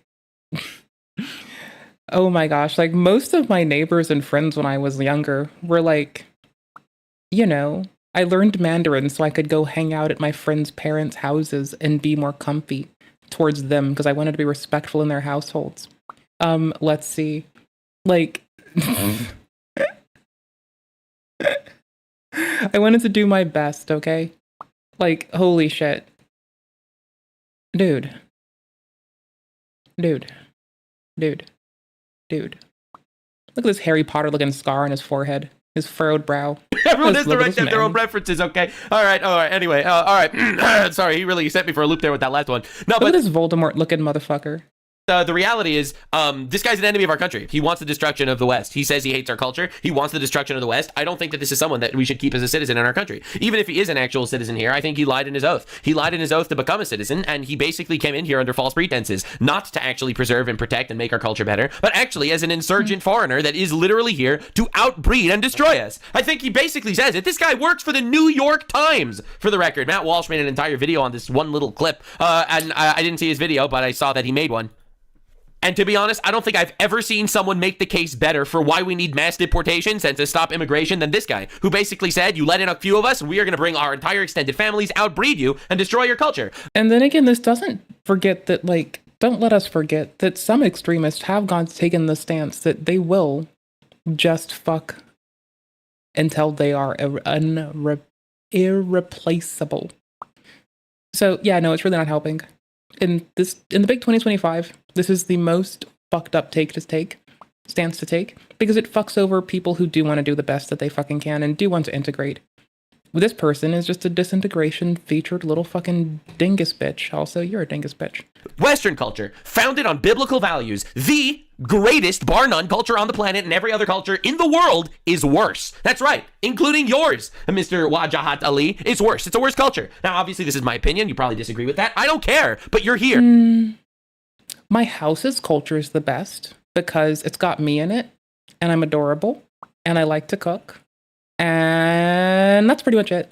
You're not there. You know why? I don't think my house has a culture if it's just one person. Does it count as a culture in my house if there's just one person? It's gonna for now. I mean, like, just imagine the base that this man's all happy about, but with, like, I happily just go to the kitchen and make food sometimes. Just, like, I don't know, that's kind of basically the same thing, but, like, I want my house to have a W, please.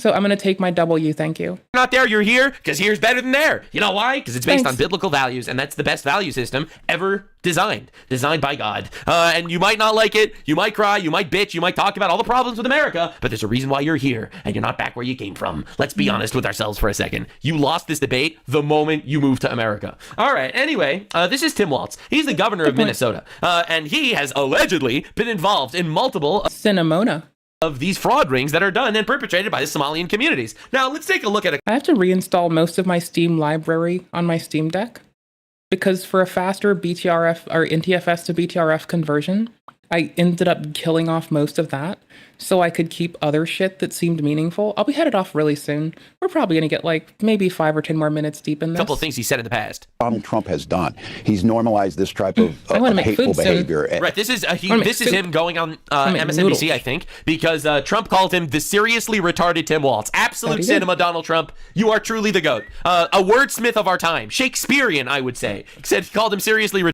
Hey homie, if you're still there, yeah, my doctor calling me that word is probably why I got an IQ test as a young person. Duh, you fucking goober. No shit. In context, it doesn't make you seem like a hard ass bringing it up now, does it?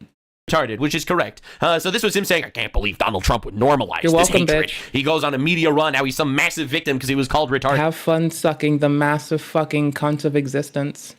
When in reality, he's also a faggot. But they only called him retarded. So, Donald Trump, you get half points. Next time, call it a retarded faggot. You'll get full points. Top marks. And this type of language. Well, maybe it's time for us to be a little meaner. When it's adult like Donald Trump, you bully the shit out of him back. Well, all right, so this is him saying in the past that we have to bully the shit out of Donald Trump. But Donald Trump... I'm not it's truing you should bully the fuck out of anybody. Let's be fair. That's truing. I forgot. My brain broke. I'm looking at video games right now. I don't know what the fuck you want from me. Calls him retarded and he plays victim and runs around the media. Yep, classic. That's the victim game. We should demonize as people like Elon Musk. Although demonize people, he says. Last time I checked, when you demonize people, they get murdered, right? Did you notice that? You notice the assassination attempts? That is true. Maybe demonizing people's not the way to go. I find it very easy to be critical of people because I'm not an unreasonable bitch. And I can just be critical of people, their choices, their actions, and the outcomes that fall from it. And I seemingly don't get the same problems that people that are disgusting get. That happened to Trump? I like Notice when Charlie Kirk was murdered? Cool. I will say this, the last few days you woke up thinking there might be news. This is him referring to news that maybe Trump died. Just saying. There will be news sometime, just so you know, there will be news. Yeah, that Trump will die. That's what that was referring to. So he'll do his generational rump, praying for Trump's death, demonizing Elon Musk, saying we have to bully the shit out of people like Trump, and then Trump will call... Like, I could be critical of Mr. Musk, but I don't have to hate a person to be critical of them. Honestly, if I'm critical of you, you should assume that I love you. Because, like, I don't waste my time, energy, or words on people that don't mean shit to me. And I also wouldn't tell you how to work on something that I find inappropriate if I didn't want to see you succeed. So honestly, if I'm critical of you, you should probably take it as I love you. Way before you take it as I hate you. I'm retarded and he'll do a media run crying in everyone's arms about how... Or I'll just let people call you bad words for an hour. This hatred and evil is normalized. Nah, sorry, dude. Sorry, bro. You're the villain here, and it's really... But they have to use my bad words like troglodyte, lamer, shithead, cumrag. Obvious, okay? It's really obvious that the left... is evil. Like, it's honestly shocking that people don't realize exactly how evil it is. The only people that support this, in my opinion, actually do want some sort of violent revolution. Offline. And they don't care about rules. They don't care about principles. They don't have any principles. Because bullying the shit out of Donald Trump, that's valid. But if Trump uses the R word, retard, on Tim Walz, well, that's too far. He's normalizing bigotry. This is the game that's being played. They will shoot us and celebrate. Yeah, I think I'm the only person that gets to whinge about it right now because I don't call people fucked up shit. And you'll notice, like, I have friends that have, like, that will say such a thing, but I don't treat them like ass. So, yeah, I think I just win. I think I just win for being the most badass bitch out there. I think I win for just being cool, clever, and calm me. I think everyone can suck a giant fucking bag of dicks and maybe fucking choke one down with some fucking Pepsi Cola if they want to. But that's about it. And then say we need to tone down the evil rhetoric when we say we don't actually like the idea that you're aborting 1 million children a year. And that's demonization. However, you killing us, that's just It's just a fringe guy who went out and did a pretty crazy thing. And then they'll whitewash all those stories and make believe, oh, it was actually a MAGA guy that killed Charlie Kirk. They're still saying that on the left, by the way. They're saying that because That's weird. Because this person flip-flops ideologies left and right, but at the time that they committed that act, they were flip-flopped to trying to advocate for what they thought the left would want from them. So, no, they were a flip-flopper. That should concern you. They were a fucking sellout and a shill to whoever the fuck took their intrigue that week. That should scare you. But no, they just, they happens to do it while they were on a left is best bend. So, no, that's just bullshit. Anyways, we move. Dude's family. I'm not in the mood to go rip open 3 hours of information to make things make sense tonight. On the other hand, I am in the mood to sit here for a little bit longer, then go to my living room, sit on my ass, watch YouTube more, possibly finish this, and go make food, then sit on my ass more, and then go to bed and wake up tomorrow after I brush my teeth.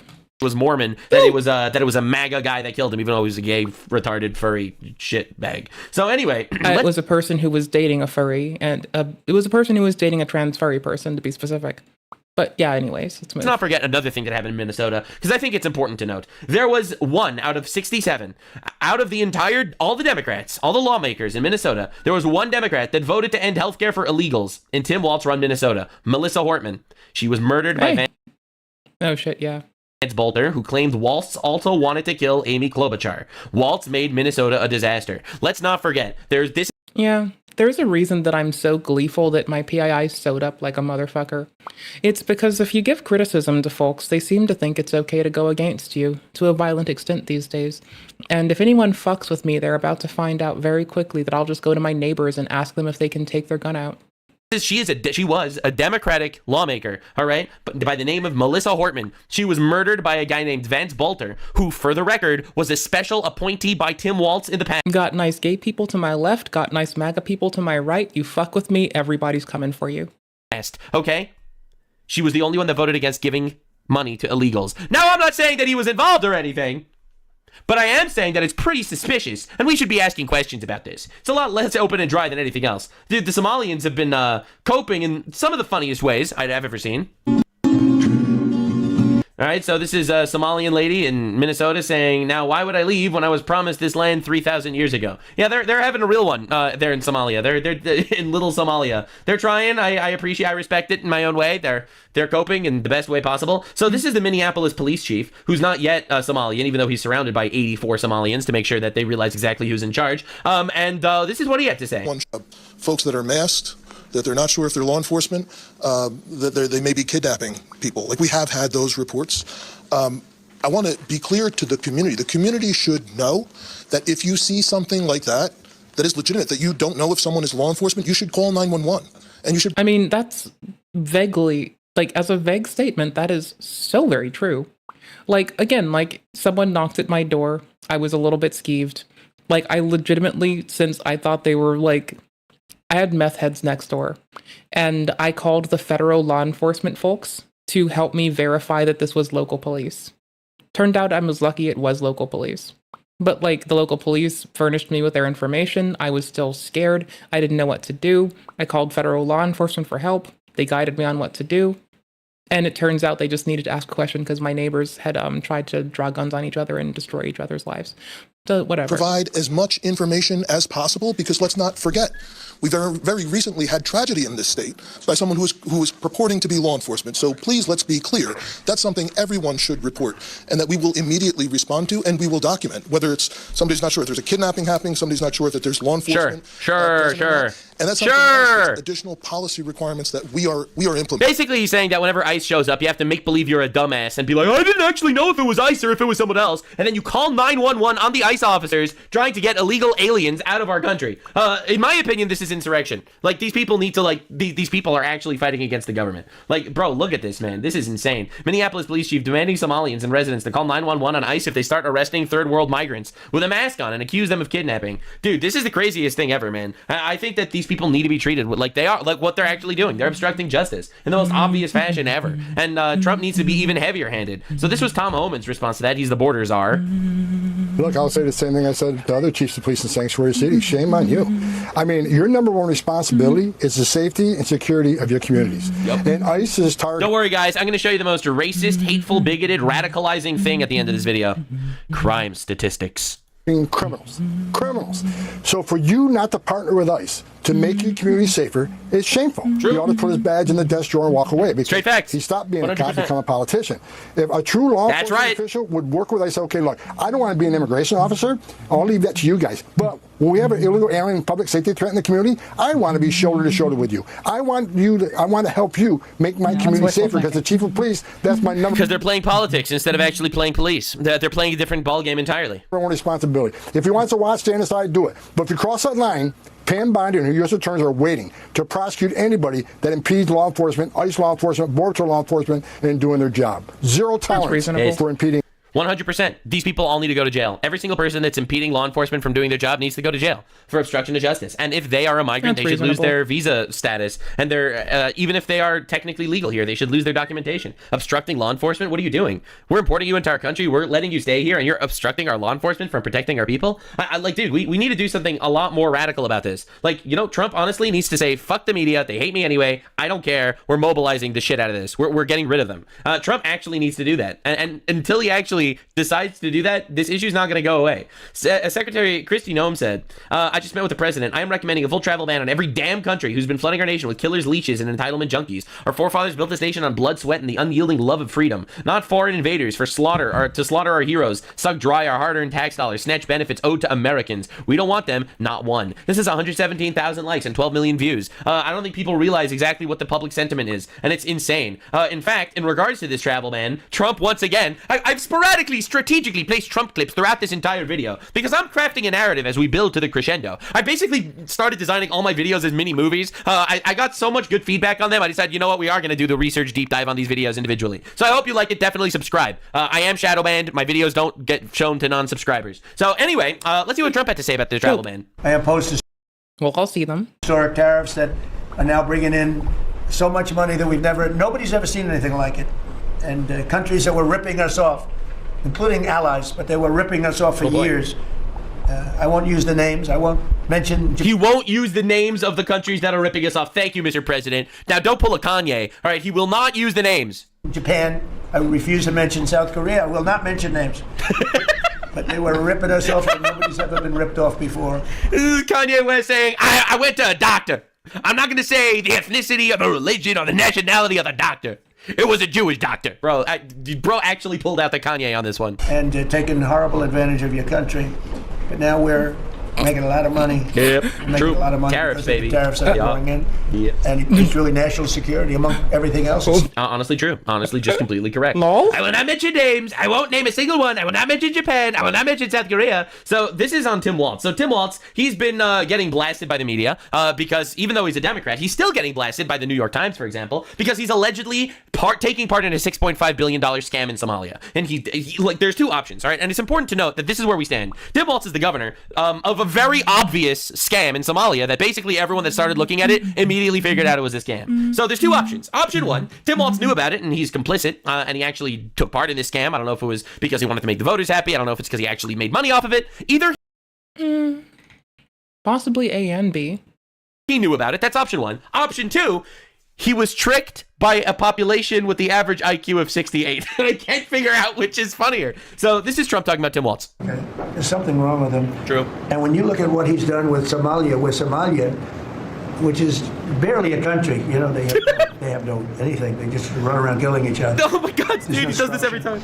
And when I see somebody like Ilhan Omar, who I don't know at all, but I always watch her for years. I've watched her complain about our Constitution, how she's being treated badly. Our Constitution, the United States of America, is a bad place. Hates everybody, hates Jewish people, hates everybody. Fact check. True, she does hate Jewish people. It's true. It probably has nothing to do with the fact that she's a Muslim. But yeah, anyway, she does hate Jews. Yeah, definitely. And I think she's an incompetent person. She's fact check. Also true. Couldn't even marry your brother properly. Terrible. Well, I mean, there's no proper marrying your relatives. What is happening in Minnesota, the land of 1,000 lakes, or It's just however many gross. lakes they have. They got a lot of lakes. A lot of lakes. It's a beautiful place. And I see these people ripping it off. And now I'm understanding, and you're going to look... Pillaging our land, baby. That's good. I hear they ripped off Somalians. Ripped off that state for billions of dollars. Yep. Billions. Yep. Every year. Yep. Billions of dollars. And they contribute nothing. Bro, he's so dead set on this specifically because I think that honestly, once you get this Somalian thing across, you could start working on other areas. But I feel like this is the easiest pill to swallow because realistically, like you look at this for just a second, you have a community that we brought in that scammed us for billions of dollars a year. That is 88% on welfare. All right, that we are funding. All right, that are quite frankly ruining Minnesota, like to some degree. Minnesota is an objectively worse place right now because of mass immigration. And the reality of the matter is, I feel like this is going to be the easiest pill to swallow. To say no, actually, we don't want to import half of Somalia into Minnesota. Somalia is a shithole. It's literally one of the worst places on the planet. I'm not gonna lie. It's like they're so proud that their culture is like, you know, since the Bronze Age. It is a good low-hanging fruit. Like, getting the people who were pushing against HB1 under bullshit and incongruent with reality means, getting them is a good one. This is a good 2. So you're loosening them up with jabs, and then you throw a hook. I get it. Again, I saw this as a feign a lot of the time. And when you wear yourself out and find yourself unable to push, that's kind of on you. So I've been seeing the feign that I perceive as a feign for a large chunk of this. Now we're here. And it does seem like an appropriate, you line it up and you let them knock themselves out. To the people who are just outright deconstructively and hostilely detractful, right? You end up getting a lot of the inappropriate actors to show their hand in a weakened place where it's the least impactful to what their goals might be. Then they fuck themselves. And you can just revel in them fucking themselves. It's a force manipulation made easy, right? You don't want to waste your energy on bullshit that you can have someone do for you. So in the event someone's willing to rear their head, stick their head out, like, you know, like a goose in the rough. If you can push someone to a place where they're going to consistently do this, instead of finding yourself fatigued and chasing them down, well, it's like why you kick the grass to see where the mice run. It's why you hit the wall to see where the roaches run. Makes sense. I'd do it. That's what I'd do. But I don't know why you would be proud if your culture... It'd be selectively antagonistic to make the right people pissed off over the wrong shit. So I have to spend less energy on them later. Has been around since the Bronze Age, but it's still in the Bronze Age. You know, like, I'm not trying to be rude here. I'm just being honest. This is after 1,400 years of inbreeding. You have to put the dumbest fucking population on the planet. I'm not trying to be rude. 50% of Somalia married their first cousins. Or closer, some married their brothers. So, no, I'm not actually surprised at all that they've produced the dumbest population on planet Earth. So I think he's starting with Somalia, because this is a really easy one. Once he can get people on board with stopping third world immigration, with mass deportations, with... Hey, that's the one that I take even! Yo, you got me. I never looked at it this close. It looks fucking weird. I usually take it when I first wake up. I've never looked at it. I gotta take the 30 milligram extended release in the morning. Maybe it's a 25, I don't remember anymore. It's worn off by now. But yeah, it's got these little beads in it that no one wants to ever know what they are. And the best part about this is it's not the one that the fucking dumbasses do recreationally. It's the one that, like, you only want if you're prescribed it so you don't burn your house down or flood your house. So they don't even make it taste bad. This one tastes fine. It tastes like nothing. The other one that people would try to do recreationally because it's quick acting, well, that one, the water-soluble one, they make it taste like shit. Which, again, doesn't seem to impact the recreational drug users. It only makes the prescription people have a hard time and not want to take our meds. So, basically. Bad news. I actually ran out of my long acting because I didn't answer the door. I ran out this morning. So tomorrow's going to be a peach. We're fucked. If I'm not online tomorrow, it's probably because I feel like shit. You're welcome. naturalizations, maybe even if it's coming to people that are fraudsters or lied in their actual immigration oaths and stuff. If he could actually get people to swallow that pill, he can start focusing on other areas, maybe certain areas in New York, Michigan, Illinois, who knows. But the reality is, this is the easiest pill to swallow. This community has been a net negative in our country by every possible metric. And that's the funniest thing. People are refusing to acknowledge the fact that they have objectively made our country worse, objectively, by any metric possible. And this is completely undeniable, even though there are outliers, and I'm sure that some people have actually assimilated to American culture. The vast majority of them obviously have not. And that's without a shadow. I have an energy drink in my kitchen that I've kept around for like, if I don't take it for a day, because I don't want to slam my caffeine with my like prescription amphetamines. It seems unsafe. But like, I have one in the kitchen for like, if I've got like a chill day where I take it early, take it on time, it's out of my system, or if I forget or some shit, that I can do that on. But like, that is way too fast. Like, this works slowly, and then I take the second one to maintain them at an appropriate pharmacological level. If I take an energy drink, that is unregulated quickness shoved up my ass crack like no tomorrow. Like, there will be... The crusades did not go as quickly and as violently as that will act upon my system. So, probably not, honestly. I'll probably crack open a sugar-free soda and, like, sip it over, like, several hours until it's flat. No, it's still too much. It's too much at once. I won't finish it then. I'll get like a small soda. Like I get the little tiny ones sometimes, and I'll just sip on that. Let's do that. Shadow of a doubt. So maybe drink some tea. Get people, the public, to acknowledge and swallow this pill that yes, it is true that importing another population that has objectively abhorrent values compared to ours does make our country worse. I think that you can start moving on. Also, people need to annul the child marriages at the border and arrest the adult who's married to the child. Like, at the fucking border, bro. You want to come to the country, follow its laws. You married a child, go to jail. We'll put them through, like, counseling and shit. I would gladly let my fucking tax dollars go to, like, recovering and giving counseling and therapy and medical care to a kid that was in a child marriage when they come to the States by immediately annulling the marriage and jailing their abuser. Like, I would gladly pay more taxes for that in a heartbeat. I just think that the person who marries them shouldn't be allowed to stay married when they come to the States. I think you should arrest that adult immediately. Throw them in jail, throw away the key. Never let me find out they exist. I will make everyone's life hell. To other places. I think people aren't realizing exactly how big this snowball will be as it continues rolling down the mountain. At least that's what I'm hoping. Oh, this one? Oh, I do realize it. Yeah, I see it for what it is at the outset. I just also think it's funny that people have wasted their energy on bullshit, and now we're here. I kept telling people, fuck it, I don't give a shit. So, Kash Patel scared the shit out of the people in Somalia today. I keep calling Minnesota Somalia because that's kind of what it's become. But they're shaking in their boots right now. Derogatory or criminal information or terrorist ties, and we are going to do that mission. And so, as we know, the number one funder of the Al-Shabaab terrorist organization in Somalia, Al-Qaeda-tied terrorists, the number one funder of their entire organization is the Minnesota taxpayer. They are the number one funder of the terrorist organization Al-Shabaab because the Somalian community is just sending back billions of dollars a year to their homeland in Somalia, which they are actually super loyal to, as opposed to the United States, which they hate and want to destroy from the inside. Pretty weird.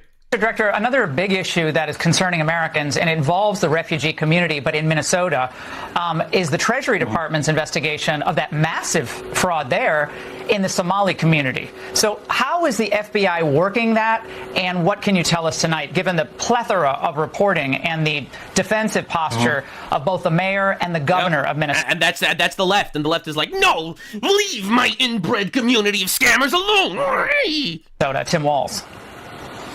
What I can tell you is the FBI let out on an investigation, and we publicized it months ago. We've got 78 people that have been arrested pursuant to our investigation along with the interagency. All 78 of them are Somalian. Now, you probably think that's... I do appreciate when the FBI... First off, this man refused to read the Epstein files and was making attestations about shit that wasn't in it. And I find not reading to be reprehensible, so L. But W, I've always appreciated when the FBI has cracked down on domestic terror, because they've gotten my fellow vegans who have done and gone the egregious thing of doing eco-terrorism. They've gone after the race extremists from the Panthers who tried to push not just exceptionalism, but also violence, to also Klan members who've done a similar thing. Like, It's a disgusting line to take when you go from just words to escalating into like violent fucking action. And I really do appreciate that the Federal Bureau of Investigation has a long and storied history of jacking those bitches up and fucking leaving them fucking molten. It's so fucking good. When they do that, they get my W's. I will sing their accolades. Always. When you don't read and you say you read something and then you make attestation of what's in it, but you say you didn't read it, then I'm going to clown on you for at least... Maxine Waters is still getting clowned on from 5 years ago, so I don't fucking know, bro. Maybe you just, like, accept and take your licks. I mean, it's going to happen. Maxine Waters is never going to unfucking live saying that she needs to sign a bill before she reads it. That's fucking pathetic. She is never going to live that down in my book. I'll be bringing this up to my fucking grandchildren. They're going to hear fucking grandma shithead be like...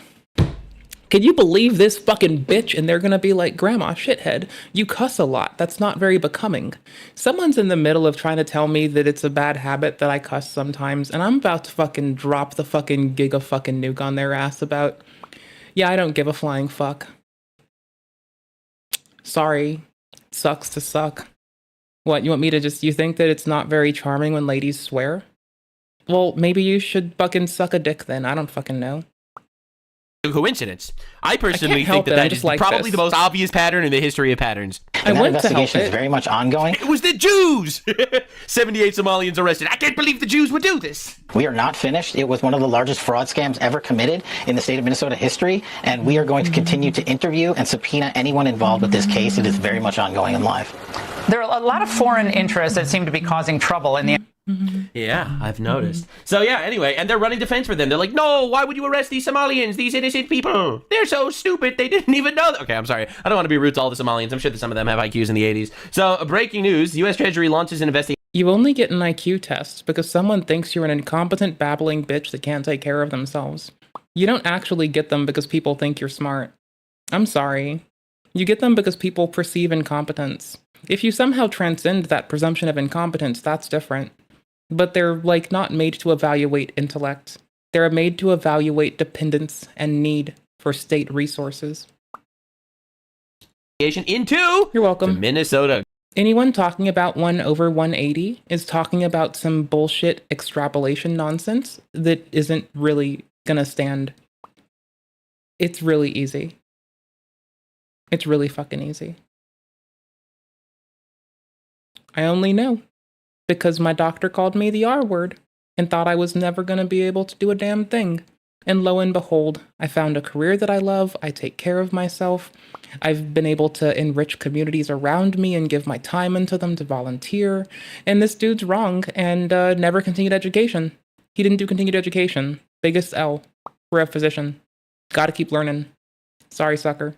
But also, I understand that it's like a benefit that I get to cherish to be able to have time to read a lot.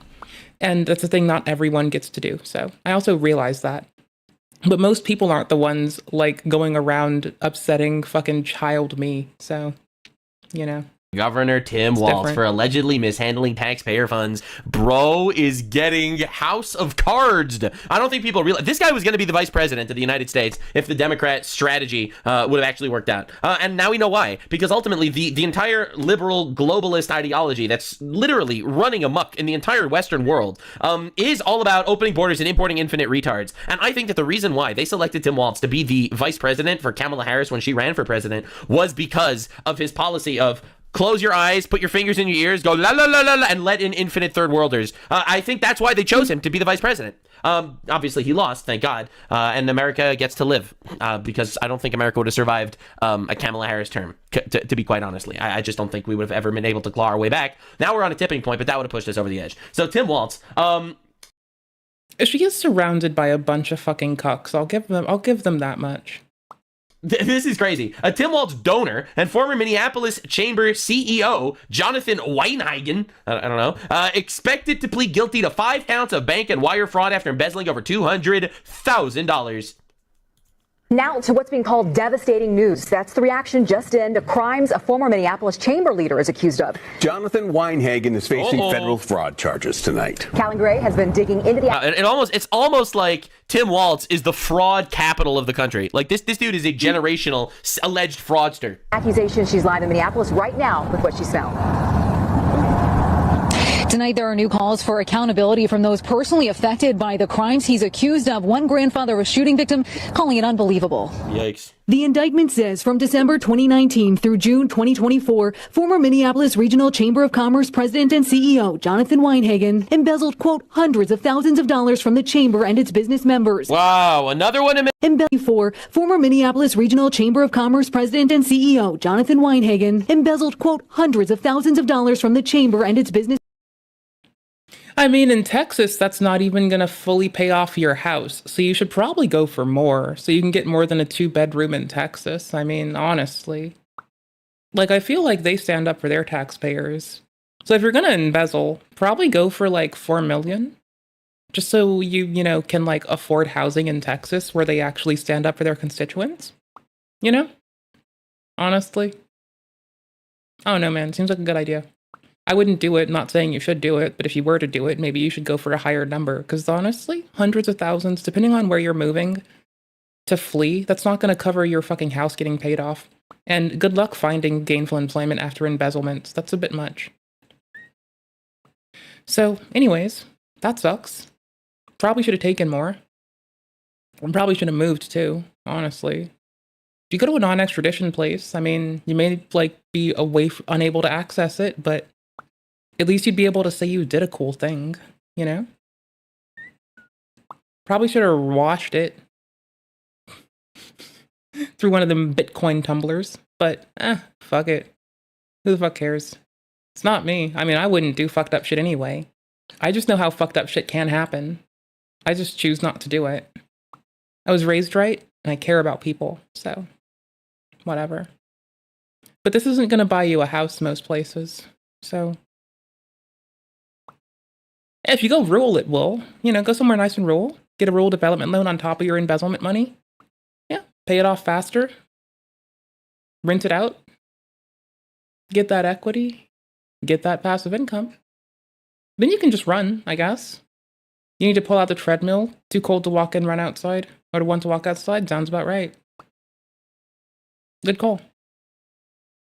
You should probably at least steal, if you're gonna steal, at least steal enough to pay off a fucking mortgage in one shot. Like, keep it for a year, and then just, like, surge the bitches. Or honestly, probably, like, invest it. But again, this is implying you can't steal it, because if you steal it, it's gonna get taken away from you. So I guess the moral of the story is, you can have all the financial planning in the world, but if you're a thief, you're gonna go get fucked. So, probably don't do that. Members. Wow, another one in Minnesota, eh? It says he entered into sham contracts. Bro, Trump, you gotta crack down on these guys. Like, you gotta absolutely buckle down and get these people fucking arrested, man. Like, I don't care that they're governors, I don't care that they're mayors. If they're obstructing justice, they have to go to jail. They have to. And until powerful people go to... And it might be that they're grifting random fucking well-meaning, well-intentioned, but woefully unabreast and ignorant lefty folks. And I think they should be held to account for this. They're members of leadership.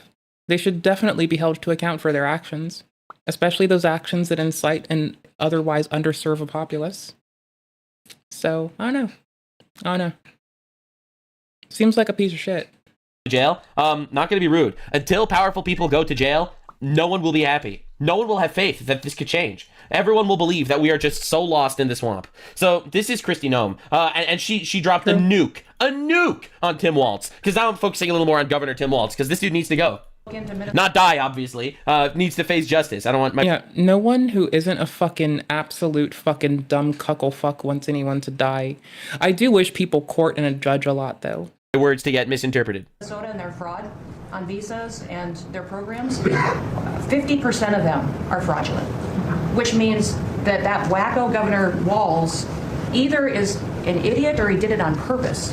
And 50% of visas given in Minnesota are fraudulent. 50% of visas. First of all, get them all out. No questions asked. Do not pass go. Do not collect $200. Back to Somalia. What are we talking about? 50% of them are fraudulent, which means Walz is either an idiot or did it on purpose. I think he's both. Of course, I think he's both. Fraudulent visa applications signed up for government programs took hundreds of billions of dollars from taxpayers. Are going to remove them and get our money back. I doubt we'll get our money back, but they should be removed at the very least. That's insanity. Absolute insanity. 50% are fraud. Yeah, meanwhile, I can't even get, like, any headway on resources for ASD folks in my area. Because we're, like, if I go 15 minutes, 10 miles in most directions, you'll find appropriate resources. I have been like up my fucking representative's ass about this for over a year, and I can't make headway on this, but fuck it. I want to see actual members of government held accountable because you were given a duty to protect our country, to represent our people, and quite honestly, you did not do that. You let this happen, bro. You absolutely let this happen. You let our country get raped. There absolutely needs to be accountability for these guys. And until Trump and the Department of Justice actually starts putting powerful people in jail, I don't want to hear about progress. That's how serious I am about it. Ilhan Omar made like this big response, a big super response to Trump calling her out and calling her garbage. He's always been a racist, a bigot, a xenophobic, and Islamophobic. I am going to mention all of the phobics, the phobes, and the ists, so we can destroy him. This isn't going to work, lady. You can keep swaddling yourself in your hijab. This will not work on anyone, man. No one cares about being labeled racist or xenophobic or Islamophobic. No one gives a shit. That's over. Yeah.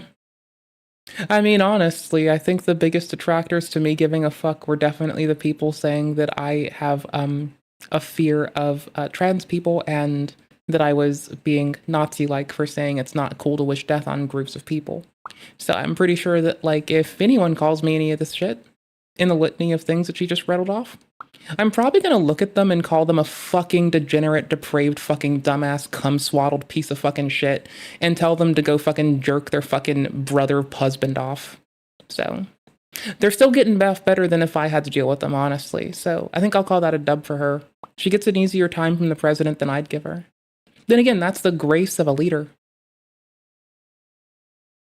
And also, for the record, saying that we don't want to import people with an average IQ of 68 that have... I also would call her, I'd also, in the context of her being rude, I would have called her hijab a cum rag in her context. Not for everyone, just for her, I would have called it a cum rag.